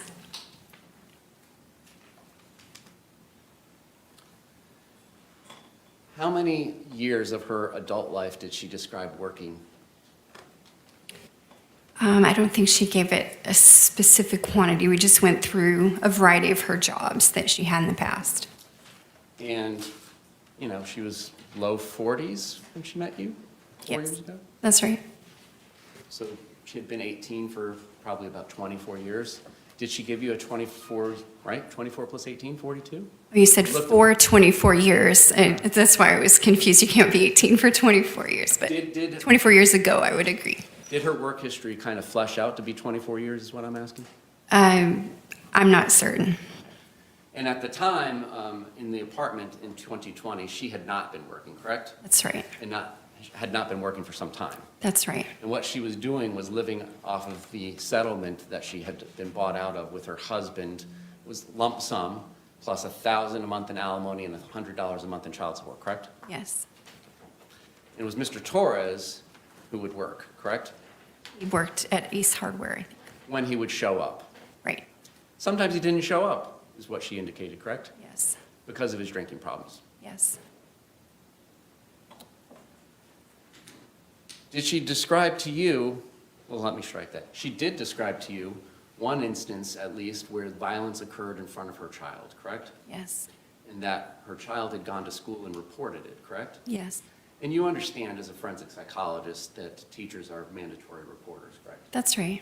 Did you review any DCF records in this case? No, I didn't receive any DCF records. Did Ms. Boone ever indicate to you at any point in time she became too afraid to let Lucas come over to the house?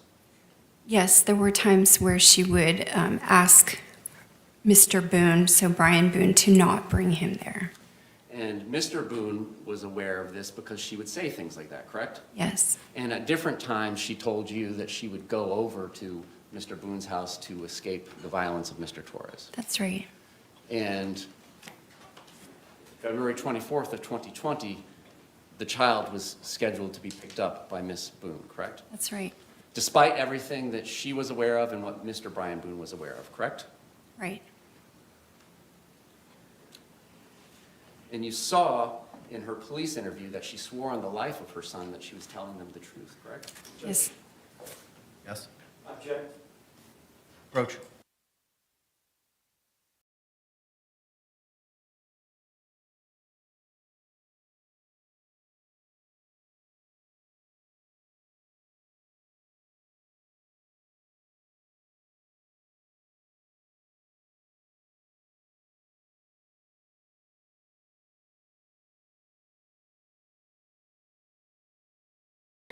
Objection sustained. I'll rephrase it. She swore on her son's life that it was not intentional that she ended up killing Mr. Torres, correct? That, I object. Approach.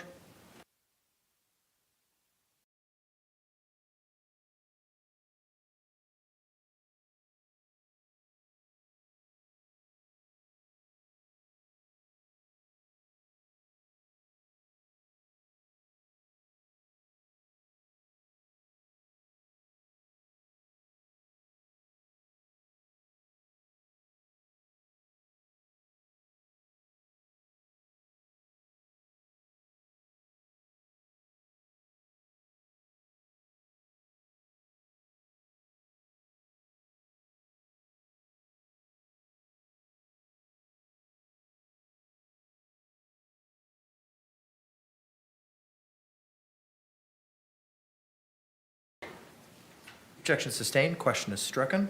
Members of the jury, questions are not evidence, and you're not to give them any weight whatsoever. Mr. J, you may proceed.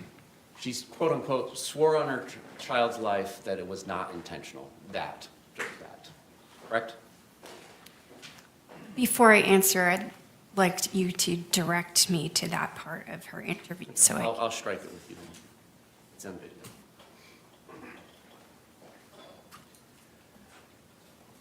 Some of Ms. Boone's diagnoses predated her relationship with Mr. Torres, correct? yes, And so when diagnoses predate a violent intimate partner relationship, there is an independent cause, even though they may then later contribute to the phenomenon we see, correct? well, I wouldn't say that all mental disorders have an independent cause. Okay. Sometimes they're spontaneous or biological in nature. Well, let's talk about hers. I mean, you're familiar with her prior diagnoses, and you went through her childhood, so on and so forth, correct? I did. So she was bringing some things with her prior to Mr. Torres' relationship, correct? She had False for yes or no, ma'am? Yes, she did. Thank you.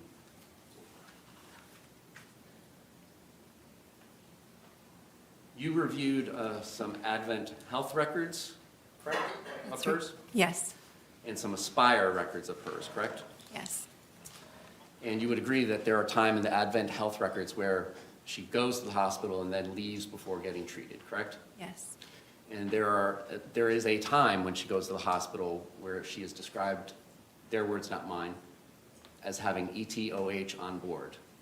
yes. Do you understand what ETOH means? In a medical record, you would use that shorthand for alcohol. Or ethanol, right? Yes, Drinking alcohol, not the other stuff. correct.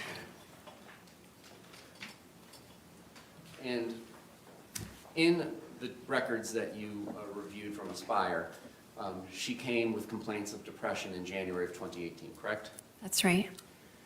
And ethanol, or alcohol, is a central nervous system depressant, correct? Yes, And I know you're a psychologist, not a psychiatrist, so let me know if I'm pushing you too far and you're not going to answer. But you are familiar generally with the effects ethanol has on the body. Generally, yes, And you can and do make diagnoses of alcohol abuse disorder. I do.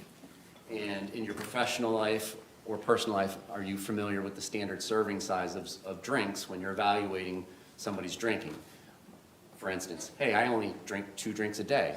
All right, well, are they 64-ounce mugs of beer or are they 12-ounce? So are you familiar in that context? It might be a question I would ask during evaluation. What are you referring to? Is it a mixed drink? Is it a shot? Like, I try to identify that. And do you ever ask if somebody says they drink 2 glasses of wine, well, how big are the glasses of wine? Sometimes. And is your understanding that 5 ounces is the standard serving of wine since it's about 12% alcohol? I'm not sure what the standard size is, but I would ask regarding like a wine glass. And in January of 2018, when she came in crying and complaining of symptoms consistent with depression, she had a blood alcohol level of 0.165, correct? I believe so. And in October of 2018, when she ended up going to Aspire, when she was found stumbling by police, she had a breath alcohol of 0.185. I'm reacting to your description of her stumbling by police. I know she approached police for help. So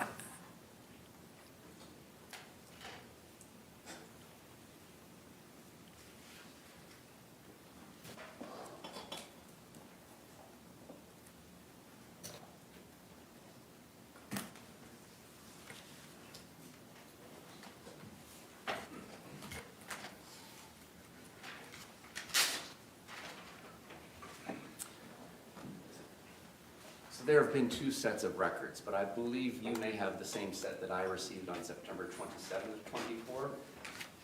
Can you turn to page 21 of 57 of the Aspire records?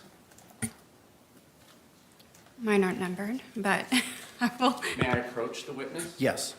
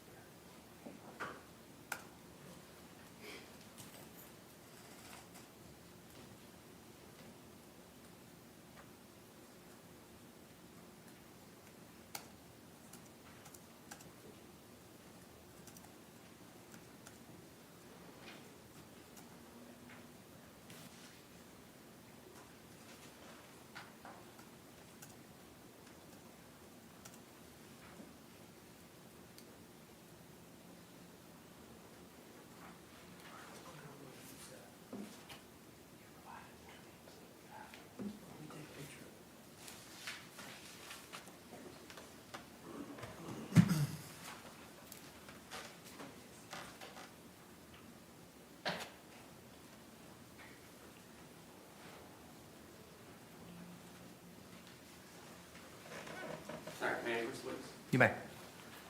What I'm showing you is what is page 2157 on records from Aspire that was provided to me by the defense on September 27th of 2024. And just at the top, you can read the first or the 4th lines. All right, Judge, I would ask that she be allowed to read that entire paragraph under the rule of completeness. Approach.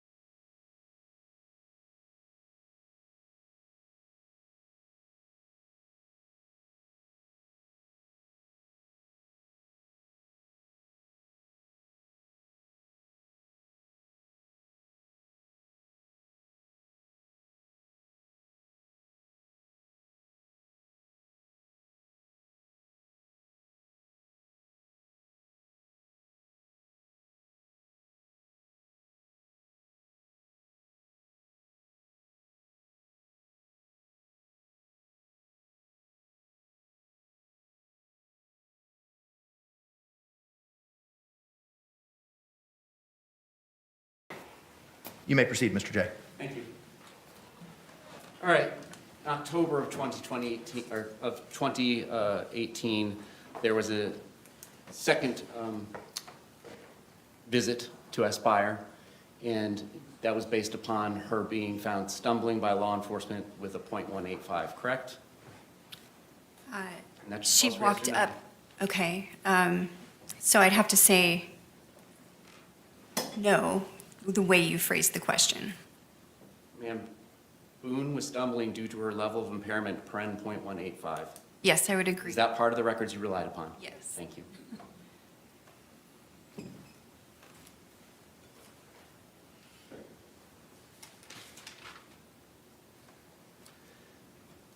When you talked to Ms. Boone about that, she kind of just described an event of June of 2018 and blurring those two events, did she not? No, she told me she had 2 different Baker Acts. Did she describe it as being June of 2018? I'll have to reference my interview note to find that if you would like me to. No.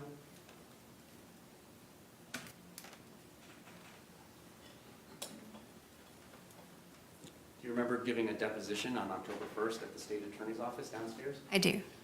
And at that point in time, and I'll ask opposing party, you want me to show her prior statement before I ask her I about it? think she's got a deposition. Do you have your transcript? I do. Okay. Just, So for the record, it's page 34 that I'm referring to.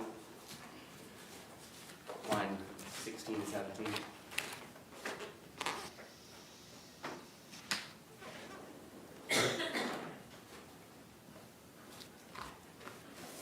Yes, I'm with you. Okay. She described that as June of 2018? That's what I said in my deposition, that she was describing her experience in June of 18. And she described this experience as going to the hospital to find a pastor, correct? Yes, And ends up going to what we call Lakeside Den and Aspire now, right? yes. And then what you described was she was talking about more of the violence that occurred specifically regarding a significant episode of Jorge driving her roughly in the car, so on and so forth, correct? Yes. All right. Those were 2 separate incidences. January, when she came looking for the pastor, correct? So I'm just clarifying that there's a record that we started with this conversation from October of 2018, and there is a description of her trying to go to the hospital to seek a counselor. So those are 2 different instances. In January of 2018, when she went to the hospital crying and signs of depression, Bless you. she indicated that was because her husband and son had gone out of town and she was feeling lonely and sad about having lost her job a few weeks earlier, right? There were numerous stressors there, yes. Nothing mentioned about any problems with somebody named Mr. Jorge or George Torres, correct? You're talking about January? Yes, ma'am.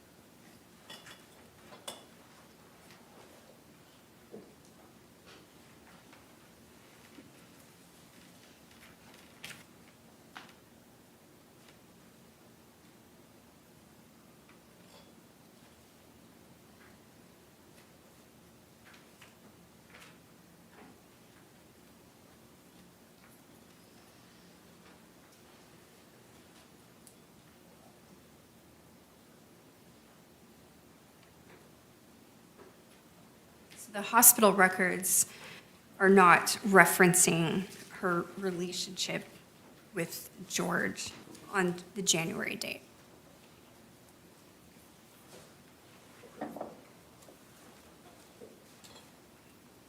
talking about February 23rd, 2020 with Ms. Boone, you talked to her about that on several occasions, correct? I did. And part of one of those conversations, at least, was about an incident that she indicated had happened the night before February 23rd, 2020, correct? Yes. And she indicated and told you that she had been dragged down the stairs the night before the suitcase incident, correct? That's right. And in part of your review of this case, you reviewed all the crime scene photos, correct? Yes. And those include photographs of Ms. Boone, correct? Yes. And were there any indications in the photographs of injuries on her consistent with being dragged down the stairs of carpet? I didn't see inside her scalp, so I didn't see photos of inside, her hair follicles and this area of her head. On her outward body, there were no indications of that.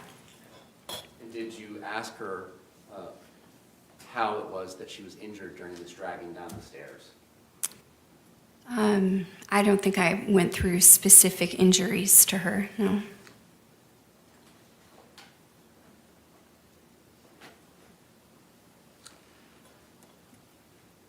Do you agree that alcohol intoxication affects the credibility of a historian that's providing history to you, a patient or a client? If they're actively intoxicated, yes.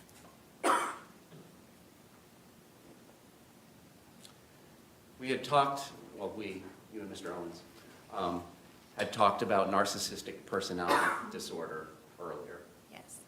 And that is a recognized diagnosis in the DSM-5-TR. That's right. And there's 9 of those, correct? 9 traits? Are you talking about the criterion of narcissistic personality disorder? Yes. Like page 761 on your hard copy? Thank you.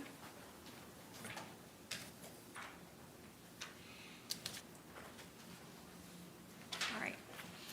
Was I close? I have a digital copy. 760, but that's fine.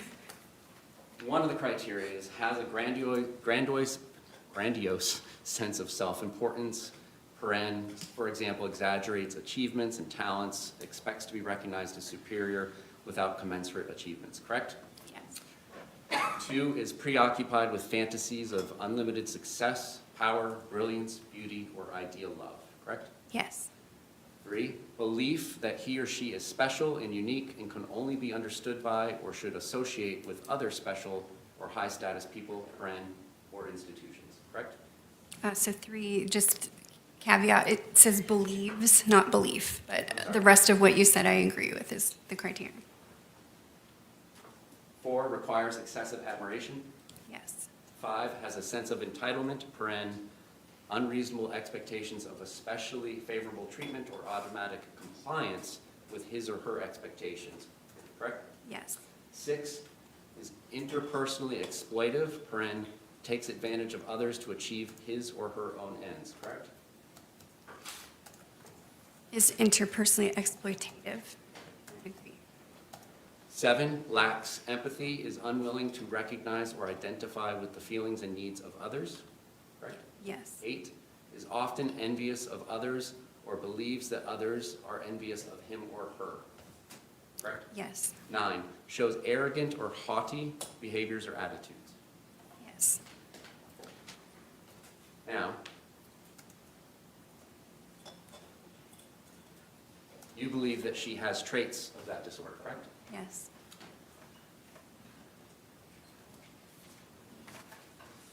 Grandiose sense of self-importance? There are indications that she feels like that or has expressed that before. So that's a yes. Yes. Preoccupied with fantasies of unlimited success, power, brilliance, beauty, or ideal love? No. You remember going to the state attorney's office on October 1st of 2024 and giving a deposition? I do. And it was in front of a court reporter like Madam Court Reporter here? Yes. And you swore to tell the truth, the whole truth, nothing but the truth, correct? Yes. And referring to page 89, line lines 18 through 20. Let me know when you're ready. Are you ready? Yes. Did you give the following answer to the following question? Preoccupied with fantasies of unlimited success, power, brilliance, beauty, or ideal love? And your answer was yes? I did answer yes there. She does not, in your estimation, does not believe that she is special and unique and can only associate with high-status people, correct? No. Does not require excessive admiration, correct? Correct. Does have a sense of entitlement? Yes. Is not interpersonally exploitive? Correct. She is not.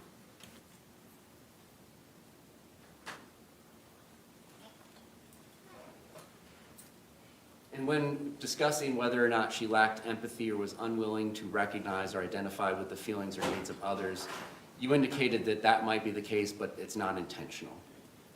In other words, she's not aware if she's inconveniencing others. So there was 3 of those traits, correct? Yes. Not 5, which would be required, correct? For a diagnosis of the personality disorder. If that were the correct diagnosis, you would need 5. All right. During your conversations with Ms. Boone, the defendant in this case, she explained to you that cheating to her means when Mr. Torres would look at pornography, correct? Correct. Not a real-life woman, correct? No, not that he was engaging in sexual intercourse with actual women. Part of the records that you did not review were the text messages that were part of the phone extraction of her phone device, correct? That's right.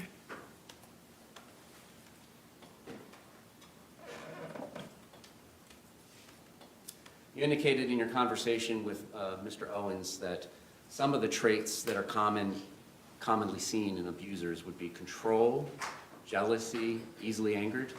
Those could be, yes. What other traits just common for abusers? Being a person who segregates their victim away from other sources of support, somebody that exhibits coercive control, meaning that they would prevent the person from engaging in activities that would be independent, so restricting their ability to have independent, like life, job, money, things like that, that would be supportive of them being left, for instance. Other things would be using emotional expressions like rage to cause a physiological reaction in another person.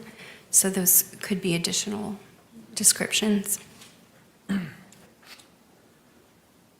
Specifically, the materials you reviewed. I just want to make sure we're on the same page. Paperwork from prior cases involving Mr. Torres and Ms. Boone. Yes, Medical records for Mr. Torres. that's right. The medical and Aspire records for Ms. Boone that we've discussed. Yes, The crime scene photos from the incident in February. that's right. Pages 1 through 413 in discovery in this case. Right.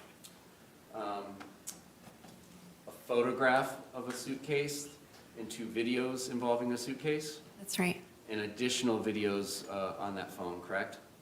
Yes, Such as baseball bat smashing the TV? that's part of it, yes. And then did you review any other videos where there's conversations between Ms. Boone and Mr. Torres? Yes, One prior 911 call? yes, Now, today, you had indicated that you had reviewed the photographs from some prior incidents of violence, correct? yes. When is it that you did that? Is that recently? No, there are photos included with the The prior case packages? case packages. Thank you, I'm not sure what to call it, so. That's fine. All right. All right, and did you review any body-worn camera from those prior case packages? No, I did not. I didn't have that. Anything else that you reviewed that I've not covered?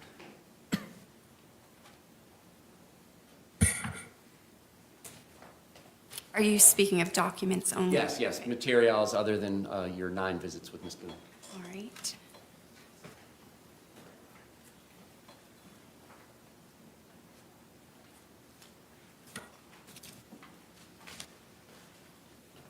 Just checking with the folders I prepared for today. I don't know if, I guess that would be part of the discovery. The investigative report is within those 413 pages. Did you interview anybody else personally besides Ms. Boone? Yes. Who else did you personally interview? Melissa Sexton?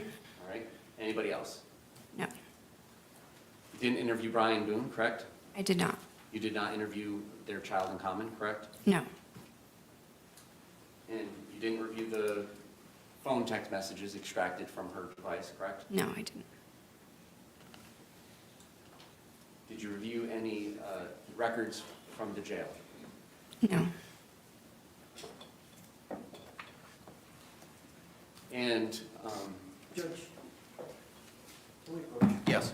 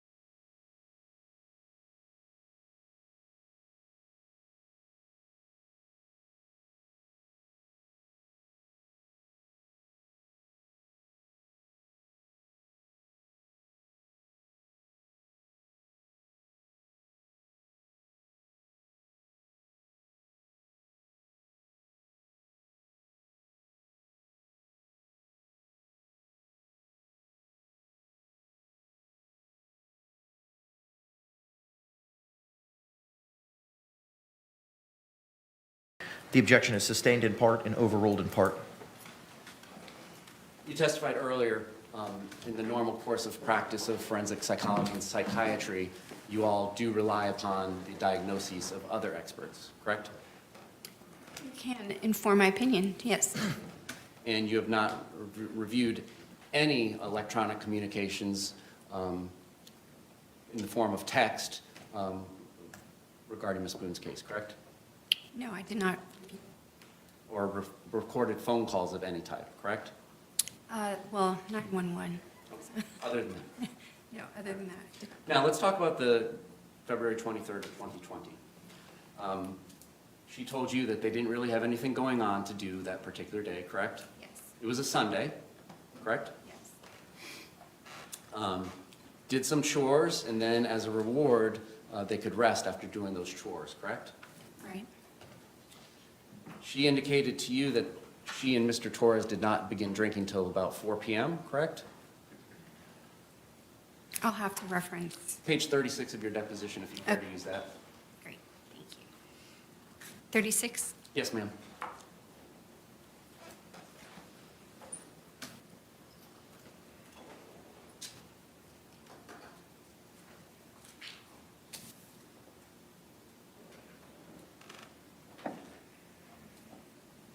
All right, I'm with you, around 4 p.m.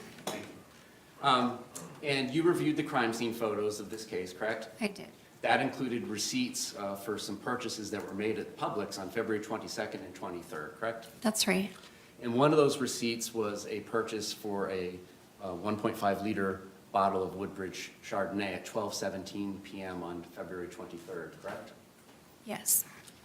Did you question her about the inconsistency of them having purchased a bottle of wine at 12:17 that afternoon and not start drinking until 4 p.m.? No.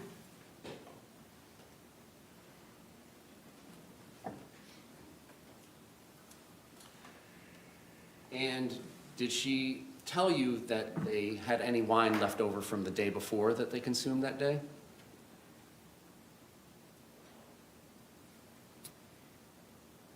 At some point, I'm not sure if it was the day that I was going through this line by line with you in my deposition, but I am aware, yes, that there was an unfinished bottle of wine from some other date. And then, as the receipt showed, there was 2 additional bottles of 1.5 liters of wine purchased at 12:17 p.m. and about 5:30 p.m. on the 23rd, correct? Right.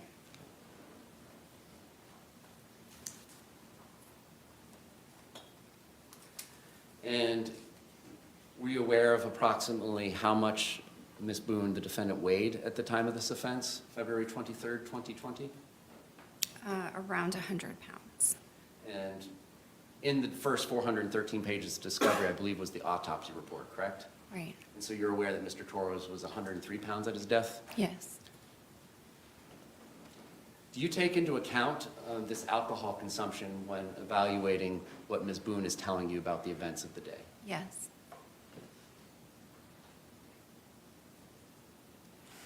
Did she tell you whether or not she was intoxicated by the amount of alcohol she consumed that day? Please silence your cell phone. You may proceed. So she did not describe herself as intoxicated originally when we discussed this. So So the answer is no. She did not describe herself as intoxicated. right. Hypothetically, if she had told the jury that she was intoxicated at the time of the offense, would that affect your evaluation of her credibility in the history she provided you? No, because that was also my opinion. Did she indicate to you, in describing the events of February 23rd, 2020, that there was any point in time she just simply did not remember? Yes. And what points in time were those?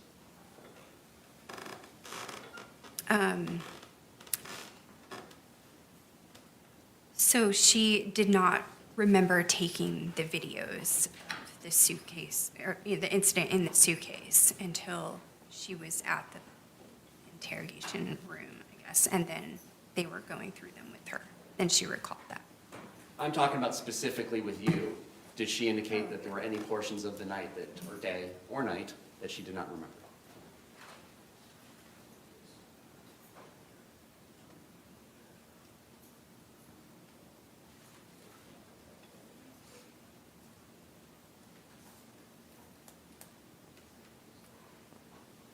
I can't recall anything specifically right now.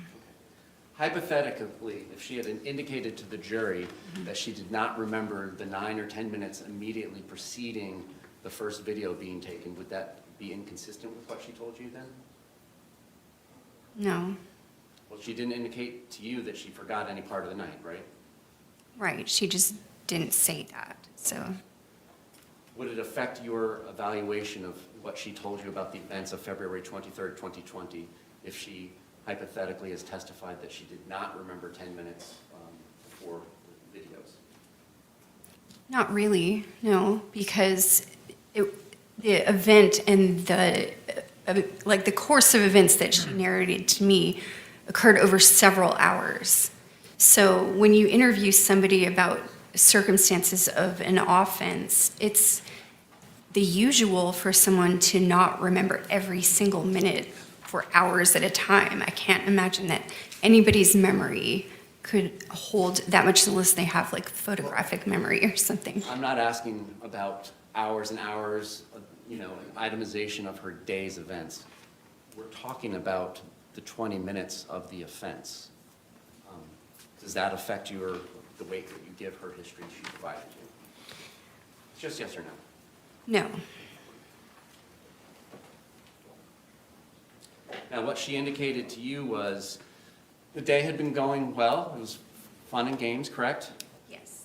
Conflict-free? To her, she said it was a good day. So Okay. that's what she told me. She said it was a good day. Yes.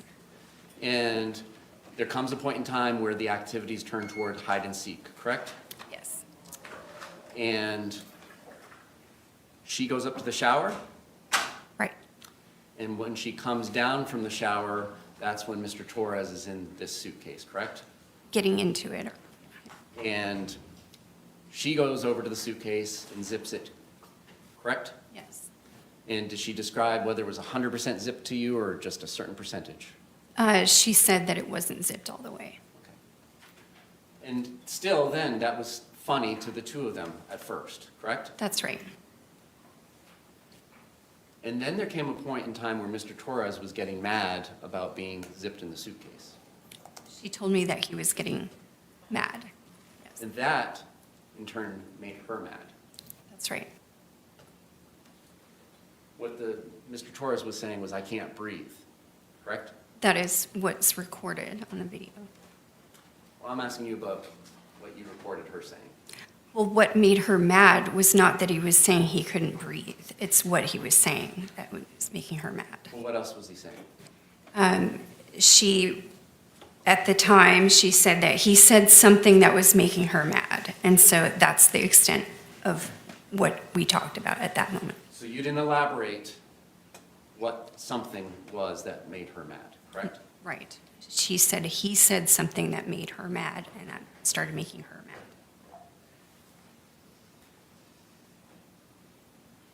You didn't find it important to learn what specifically he said that made her mad, correct? I don't agree that I didn't find it important Okay. Then explain. Why wouldn't you ask that question? because as a person who is traumatized is describing their experience as a trained clinician, you will allow open-ended discussion of that experience. And so it's not an interrogation. You don't go asking confrontational questions at the time of their first narration. Well, you had 9 visits with her. Did you follow up on your 9th visit? I asked her different questions about Did you ever ask be her? confrontational. Did you ever ask her specifically in any of your 9 visits with her what it was that he said that made her mad? No.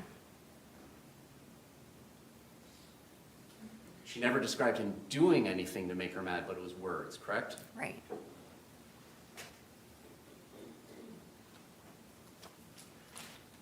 And once she got mad, she decided that she was going to leave him in there for 2 minutes. That's right. Not 3, not 1, but 2, correct? That's what she said.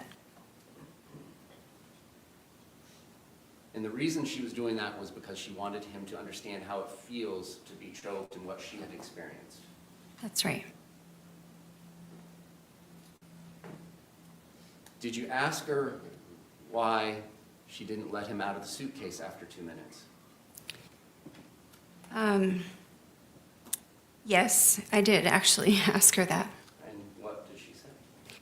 Well, she thought that he could get out himself. That's one thing. She said that when she was able to unzip it, it was not some significant thing. She was able to unzip it easily.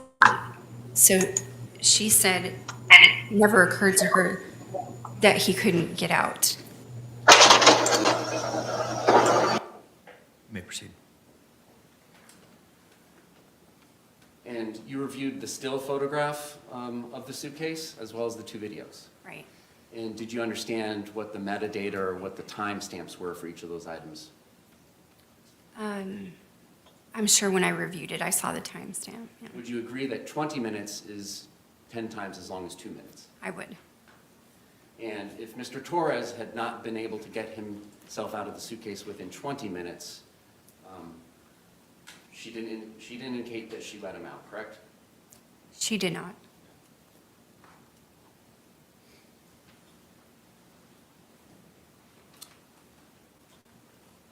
She described to you, Ms. Boone being the she, that she was helpful to the police? Yes. Do you agree with that assessment that she was helpful to the police?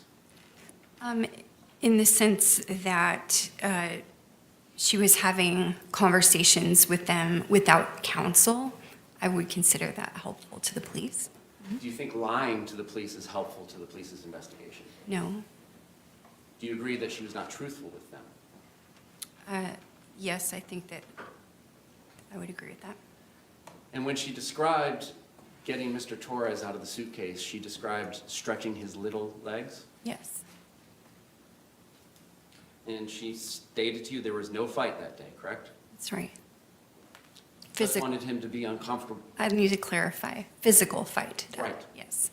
Just wanted him to be uncomfortable, Yes. correct? And then there was a description of a bat and her using it to nudge, right? Poke. Poke. And so, do we agree that that means like poking out like this as opposed to swinging it like you're a baseball hitter? I would agree with you.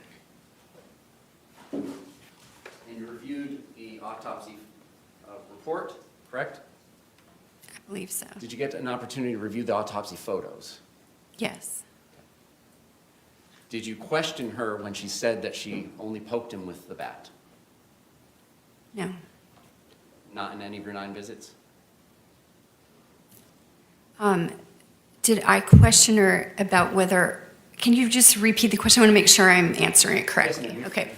Fine. Did you ever, in considering the autopsy report and the autopsy photographs that you reviewed, Yes. when she said that she nudged or poked with the baseball bat, did you ever question her about that,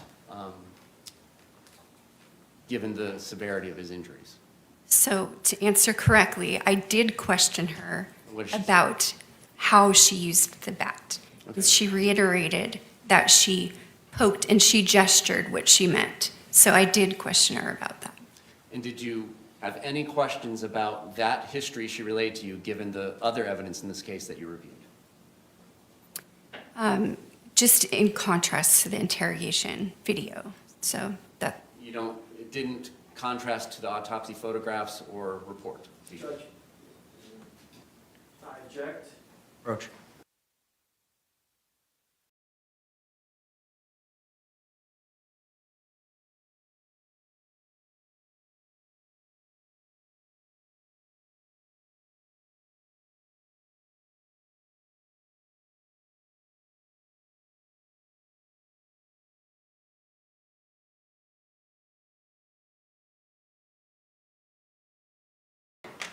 You may proceed. Did she indicate all this nudging or poking with the bat was done while he was inside the suitcase? Yes. She never told you that there was any nudging or poking with the bat when he was outside the suitcase? Correct. She indicated that she ended up flipping the suitcase over face down? That's right.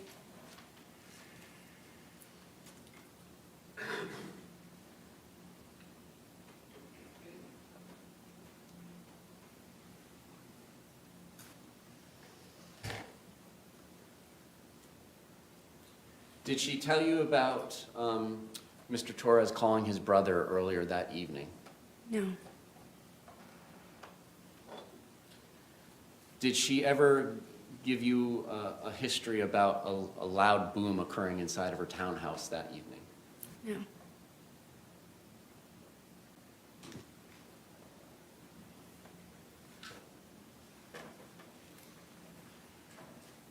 And you never had the opportunity, obviously, to interview Mr. Torres about these things, correct? Of course not. No. No other questions?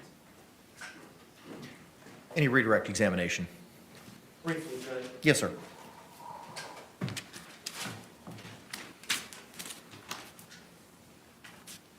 The state attorney talked to you about power and control, that an abusive partner will use power and control over the victim in a intimate partner violence situation. Yes. Threatening someone's dogs, is that an example of someone using control? Yes. Taking car keys from the other party, is that an example of control? If they're withholding, yes. Taking a phone and withholding a phone, Yes. a debit card, Yes. destroying a home, TVs, putting holes in the wall, Yes. not helping pay the rent and other bills? So I would say that that could be withholding, that could go under coercive control of another person. What about violating a court order to have no contact with the person? Yes. That's all the questions. Thank you. Can this witness be released? As far as the state is concerned, thank you. Mr. Owens? Thank you, doctor. Thank you.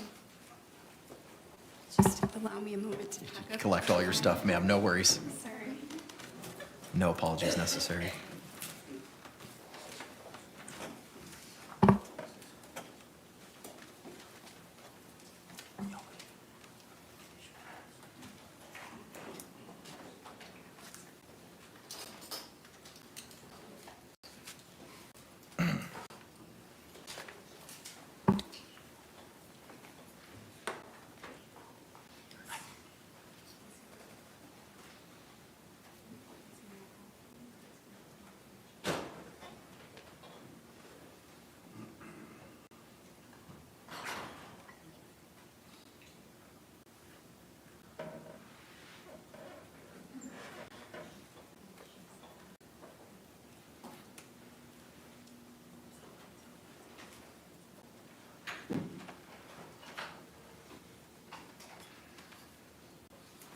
Can we report you in? Yes.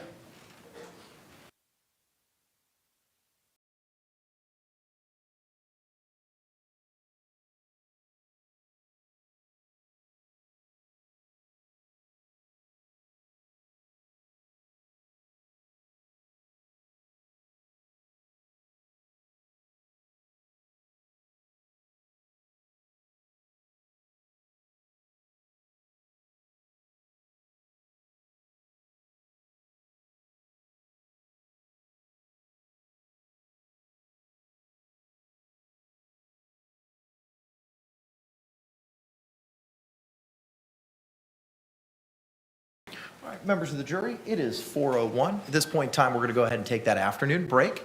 I got a couple things I got to address with counsel as well, so maybe a little bit longer, but we'll bring you back in as promptly as possible. Again, same instruction I've given you before. Please don't conduct any independent investigation or research as to the person, places, things, or charge involved in this case, and do not have any conversations amongst yourselves or anyone else about that. We'll bring you back in as promptly as possible. Thank you.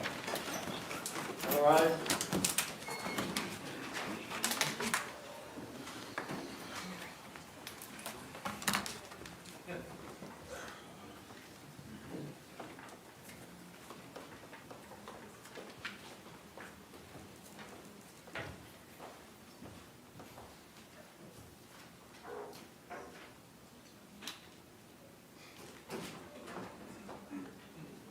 Y'all can be seated. Let's go ahead and take a recess, a comfort break for any of us, and then we can address any argument with regard to the any other evidence that the defense may be seeking. Let's come back here in about 10 minutes, so 4:13, okay? All right, thank you. We'll be in a short recess.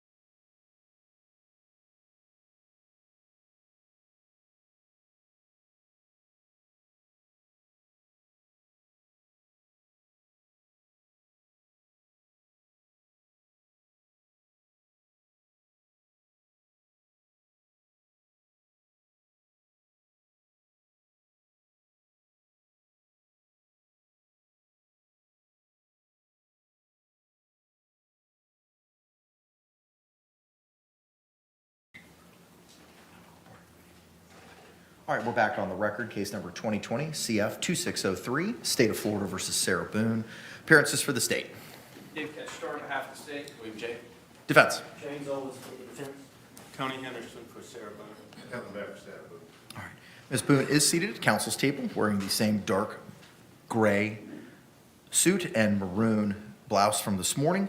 Mr. Owens, are there any other matters we need to address before you rest in the presence of our jury? Yes. Yes, sir. Mr. Henderson?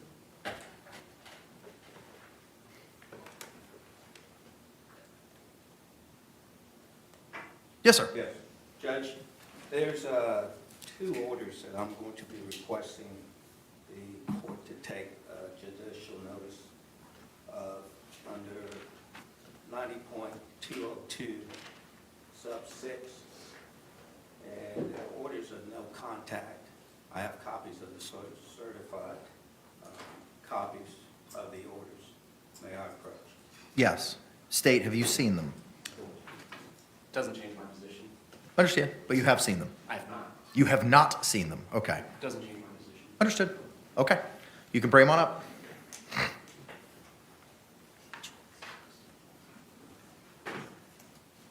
Thank you, sir. Court has been provided no contact orders issued in case number 2019 MM5062 on or about June 16, 2019, and a no contact order in case number 2019 MM5114 issued on or about June 19, 2019. Both cases styled State of Florida versus Torres George Jr. Let me hear any argument as to the judicial notice from you, Mr. Henderson. Judge, I think they're relevant. I think just from the testimony of redirect of Dr. Harper, saying that an element of control, and control is talked about greatly by the state when I point out things hypothetically that they refer to. They refer to them as hypothetically. However, they refer to things that they're developing on this boom. These show that they were in fact orders, and the orders were for no contact. So these are elements of control in relation to George Torres. Okay. Response.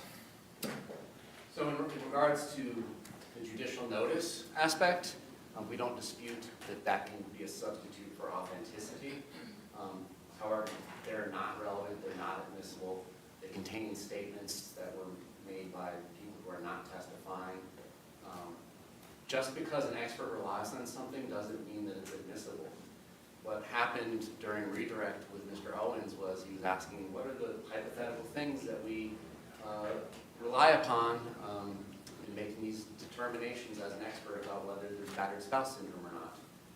So one of the many inadmissible things that he mentioned was pretrial orders of no contact. So it's fine. The expert can certainly rely on the fact that there may have been pretrial contact orders or no contact orders that were involved in this case, and she considered that. That doesn't make them admissible. There has been testimony, I believe, from Ms. Moon that there was pretrial no contact orders and violations of them. It's not a fact in dispute. It just that doesn't mean that the paperwork comes in as evidence. So that's our objection: is it's irrelevant and hearsay.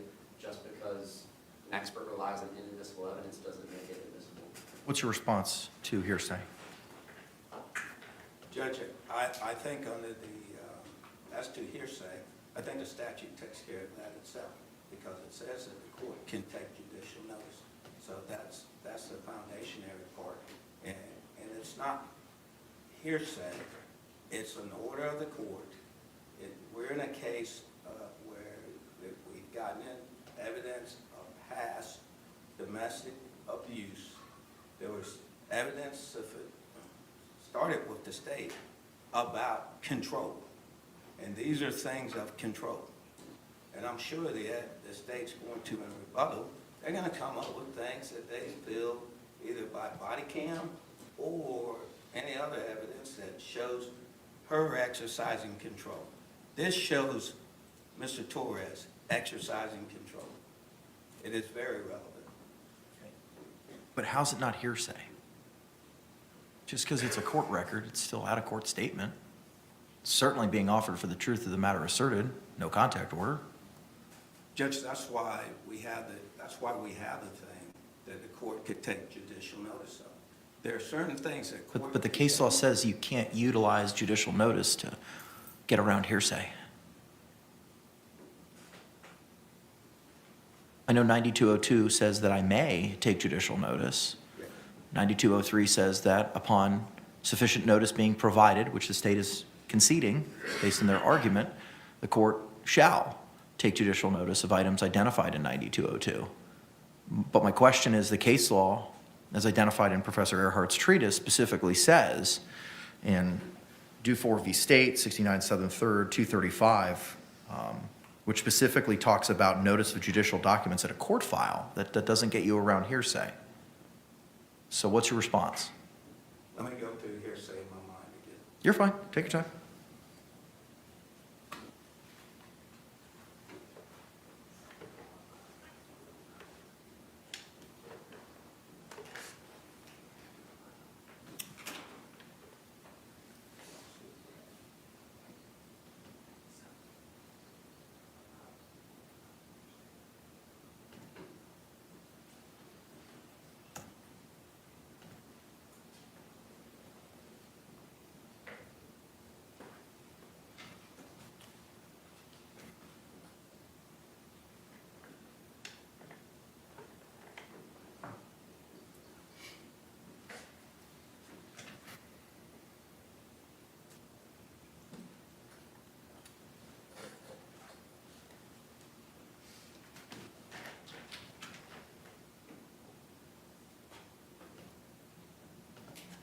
Judge? Yes. I'll start this way first. One of the exceptions to the hearsay rule is business records exception. So if it's a business record and it's kept in a normal course of business, then someone can come in and lay the foundational things for the business record exceptions to the hearsay rule. However, in this case, that would not be needed if the court takes judicial notice of it. That eliminates the necessity to do a business record in that foundation, because the court, under the statute 90.2026, can take judicial notice of court orders. This is a court order that's certified. I think it's an exception to the hearsay rule. Also, I think the probative value of these documents outweighs any prejudicial effect. Any other argument? No, Your Honor. Any other argument, State? The fact that there was a pretrial court order of no contact between them is going to come in. I mean, on one of the body-worn cameras, Mr. Torres is like, well, you know, the court said I couldn't, but she said I could come. And I believe she testified to that during her examination. My objection is to the paper and the grounds that I've argued. Okay. All right. Thank you very much.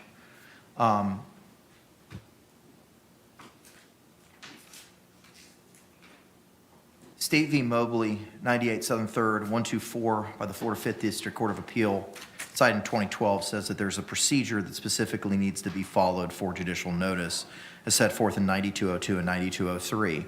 State is conceding that although there's not a writing, they're not objecting to the judicial notice concept. They're objecting to the evidentiary bases. I do find that it is relevant, but the problem is I have with hearsay. And the court, in relying on the Florida Supreme Court decision in Dufour, D-U-F-O-U-R v. State, 69 Southern 3rd, 235 at pinpoint 253 by the Florida Supreme Court in 2011, which states, while the court may take judicial notice of documents in a court file which were properly placed there, this notice would not make the contents of the documents admissible if they were subject to challenge, such as when a document is protected by privilege or constitutes hearsay. It is an out-of-court statement that is being offered for the truth, to wit, it is a no-contact order, and the requisite requirements for a business record under 98036 subsection A have not been met, nor has there been a certificate from the custodian of records as to those things. as required by Section 6, paragraph C, and the timeliness of a certification. So I cannot accept judicial notice of these two documents, even though the state is not conceding the procedure for judicial notice. I am sustaining the state's objection as to hearsay under the grounds and the exceptions that you have offered.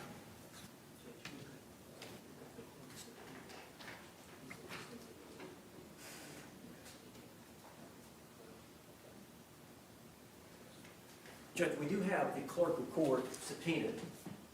I don't know where they are. I assume they're somewhere in this building. I believe they sent some message to us back before the hurricane about what date they were to come, and we said to be continued. So we haven't gotten back up with them yet. So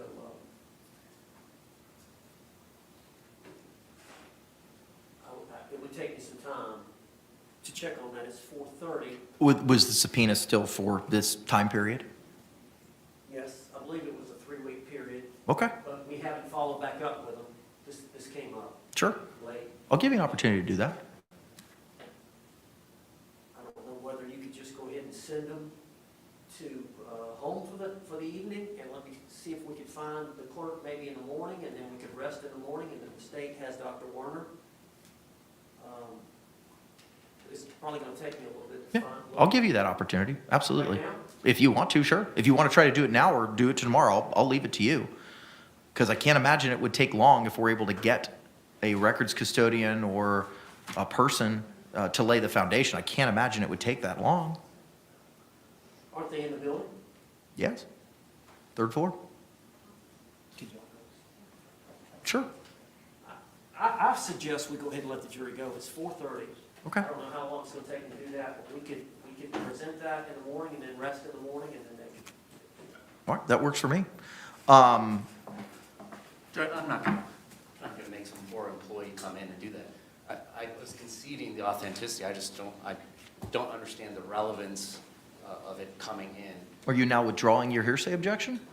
Well, I still believe it's hearsay, but I think it's cured by it's public record and it's stamped and all that stuff. I know, but no one's made that argument yet.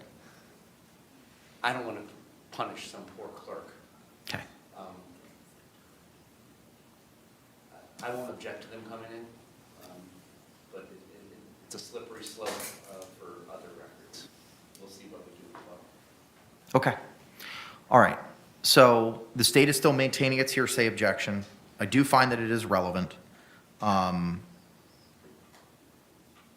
don't want to make the clerk come in. So then what do you want to do, Mr. J? I'm stipulating to, if the hang-up for the court and the defendant is that they believe a clerk of the court needs to come in and testify, I'm conceding that issue so that person does not have to do whatever that issue is. Okay. All right. Fine.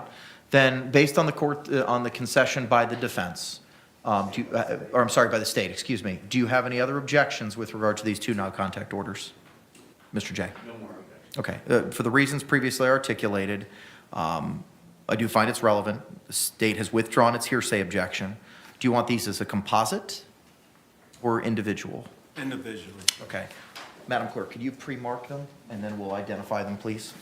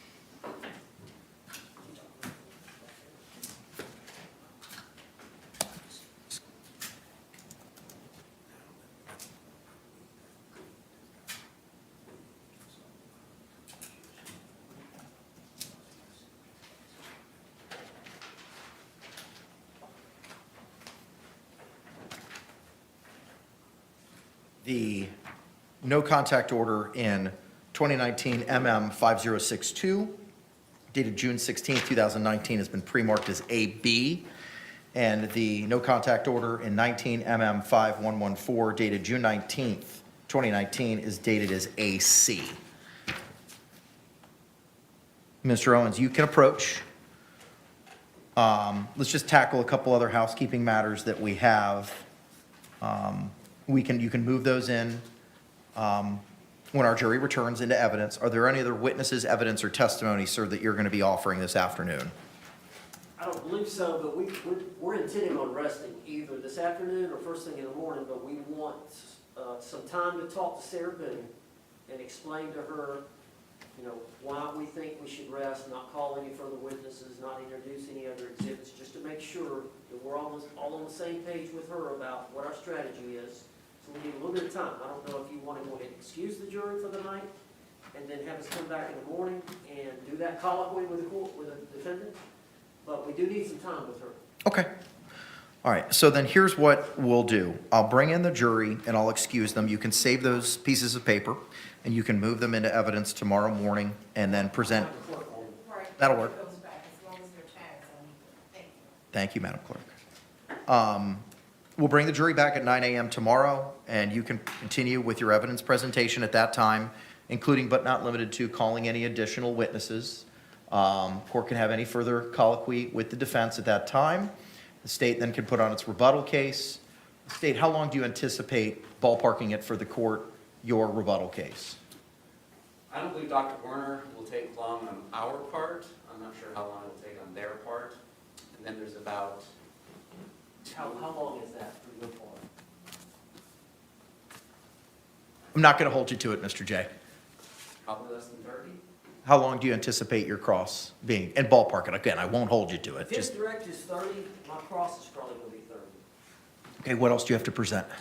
And then there will be about 2 hours of videos from body-worn camera and from the phone extraction. Mm-hmm. And then reading a good bit of phone text messages into the record. Separate and apart from the 2-hour video presentation. Okay, got it. All right. Okay, so that's going to take us in tomorrow afternoon. Are we going to be in a position for the state to rest its rebuttal case tomorrow and proceed with closings? Or are we going to proceed with closings Friday morning after had the opportunity to have a full, not that we would not have a full charging conference, but after having a charging conference Thursday afternoon with regard to the jury instructions? I just don't know how long. I think all the instructions are pretty relatively simple and straightforward, except for 3.6. Agreed. 3.6F. I agree. That's not going to be simple or straightforward in any way. The instruction is complicated. I agree. And the special jury instruction on battered spouse that we're going to be requesting. Okay. There's different courts, Judge, here in Florida that have used the special instructions. There's different courts in other states that have used a different instruction. We've looked at a bunch of them, so I don't know what this court is going to be inclined to do if court would be so inclined to give a special instruction on battered spouse, and whether or not you want to consider one of the local courts, the Palm Beach County case that I mentioned before with Dr. Brennan. There was a special instruction in that case. And then we've got some from other states. I don't know what the state's position is going to be on that, so we may. Has a draft of that been circulated yet? Not to the court. Okay, all right. All right, so here's what we're going to do. Okay, let's just see how long the rebuttal case takes. And then if we have to do closings Friday morning, we'll have to do closings Friday morning. I'd rather go through and spend the time to make sure that we're all on the same page with regard to the instructions, especially due to the complicated nature of 3.6F. With regard to those, the court will have Ms. Barrios email you all. She just started her drive back to Kissimmee, so it might come a little bit later this evening. I will have Ms. Barrios email to you all the red line that the court has worked on so far of the jury instructions provided by the state. The defense is to provide its markup of the 3.6F and 3.6G instructions and any other defensive instructions that the defense seeks to have read to the jury. Before 9 o'clock in the morning? I think so. That gives the state the opportunity during the lunch hour to review them in advance of our charging conference. I'll have it done before 9. Okay. Judge? Yes, sir. There was one thing. The state had filed a motion requesting a special instruction as to, I think it goes to voluntariness. I read their motion, in the proposed instruction, I have no objection to it. Okay, all right, so just so the record's clear, we're referring to the state's request for special jury instruction regarding Florida Criminal Standard Jury Instruction 3.9B, defendant's statements, filed October 22, 2024. The provision that the state seeks to add to the 3.9B instruction reads as follows: law enforcement is not legally required to ask a suspect whether he or she wants to talk to law enforcement after Miranda warnings are read to a suspect. This is, however, one of the factors you may consider whether the defendant's statements were voluntarily made. The state, state, have I read that correctly? I believe so, without reading it myself. And defense, you have no objection? No objection, Judge. And it's my understanding that's going to, there's already the standard instruction. That's an add-on to the standard. It's just a matter of where y'all want it. So I will add this to the red line to be set out this afternoon. Ms. Boone, I want to have a couple other conversations with you, ma'am. Again, I don't want to know specifics of anything that you or your attorneys have discussed, just whether or not you've had those discussions. Did you hear the court read the proposed additional language to the jury instruction about your statements? Just now? Yes, ma'am. Could you please read it one more time? I can. So just to give you some background, ma'am, there's a form instruction. It's 3.9B, and it talks about how the jury is to consider your statements that were read to them and provided in evidence through the course of the trial, and that they're to consider the voluntariness of those statements and whether they were coerced.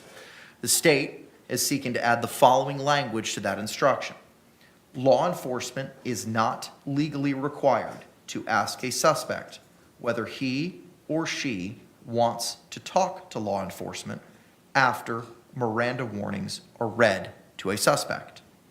This is, however, one of the factors you may consider whether the defendant's statements were voluntarily made. Do you understand that portion of the instruction? Yes. Do you have any questions about it? No. Okay. Have you had conversations with your attorneys about the proposed additional language that I just read to you? Not yet. Oh. Okay. Let's go ahead and have those conversations tonight when you all break, and we can go over this tomorrow when we have the charging conference. But I'll go ahead and add it to the red line for the purposes of our discussion tomorrow. Thank you, Judge. Okay. Anything else, state, we need to address?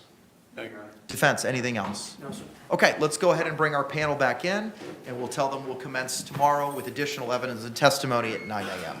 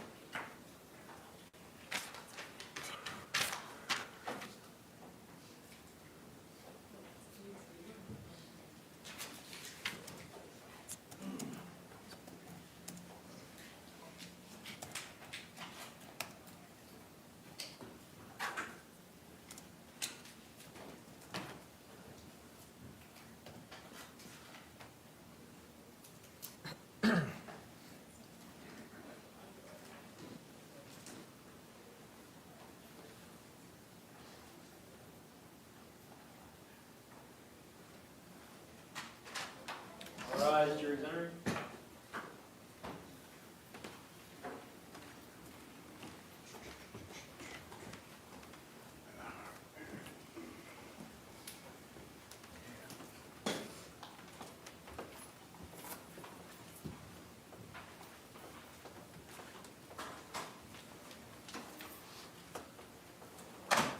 State, do you recognize our jury? Yes, Your Honor. Defense, do you recognize our jury? I do. Thank you. Y'all can be seated. Members of the jury, good late afternoon, early evening, I think. Again, could you just raise those hands, confirm that you complied with the court's instructions? All right, record reflect all hands have been raised. Members of the jury, it's 4:43. We're going to go ahead and break for the evening. I'm going to ask you to be back here at 9 a.m. tomorrow morning. We'll continue with evidence and testimony presentation by the defense, and then we'll proceed accordingly thereafter. I want to read you the same instruction that I've read you multiple times over the last week, and I beg your forgiveness as you hear it again, but I just have to keep reminding you. Jurors, you must not conduct any investigation on your own. This includes reading newspapers, watching television, or using a computer, cell phone, the internet, any electronic device, or any other means at all to get information related to this case or the people and places involved in this case. This applies whether you are in the courthouse, at home, or anywhere else. You must not visit places mentioned in the trial or use the internet to look at maps or pictures to see any place discussed during the trial. Jurors, do not watch local news or read local newspapers. Jurors must not have discussions of any sort with friends, family members, or even your fellow jurors about the case or the people and places involved. So do not let anyone make comments to you or ask questions about the trial. I want to stress again that just as you must not talk about this case face-to-face, you must not talk about this case by using an electronic device. You must not use phones, computers, or other electronic devices to communicate. Do not send or accept any messages related to this case or your jury service. Do not discuss this case or ask for advice by any means at all, including posting information on an internet website, chat room, or blog. With that, members of the jury, again, I thank you for your time, your sacrifice, and your attentiveness in this matter, and we'll see you tomorrow morning at 9 a.m.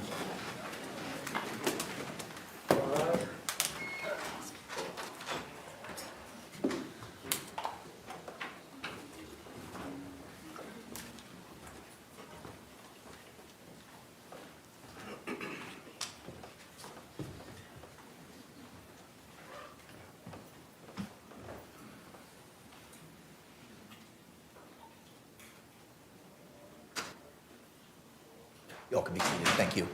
Anything else we need to discuss, State, before we go into recess for the evening? Defense, anything else? No, sir. All right, we'll see you all tomorrow morning at 9 a.m. Thank you very much. Court's off the record.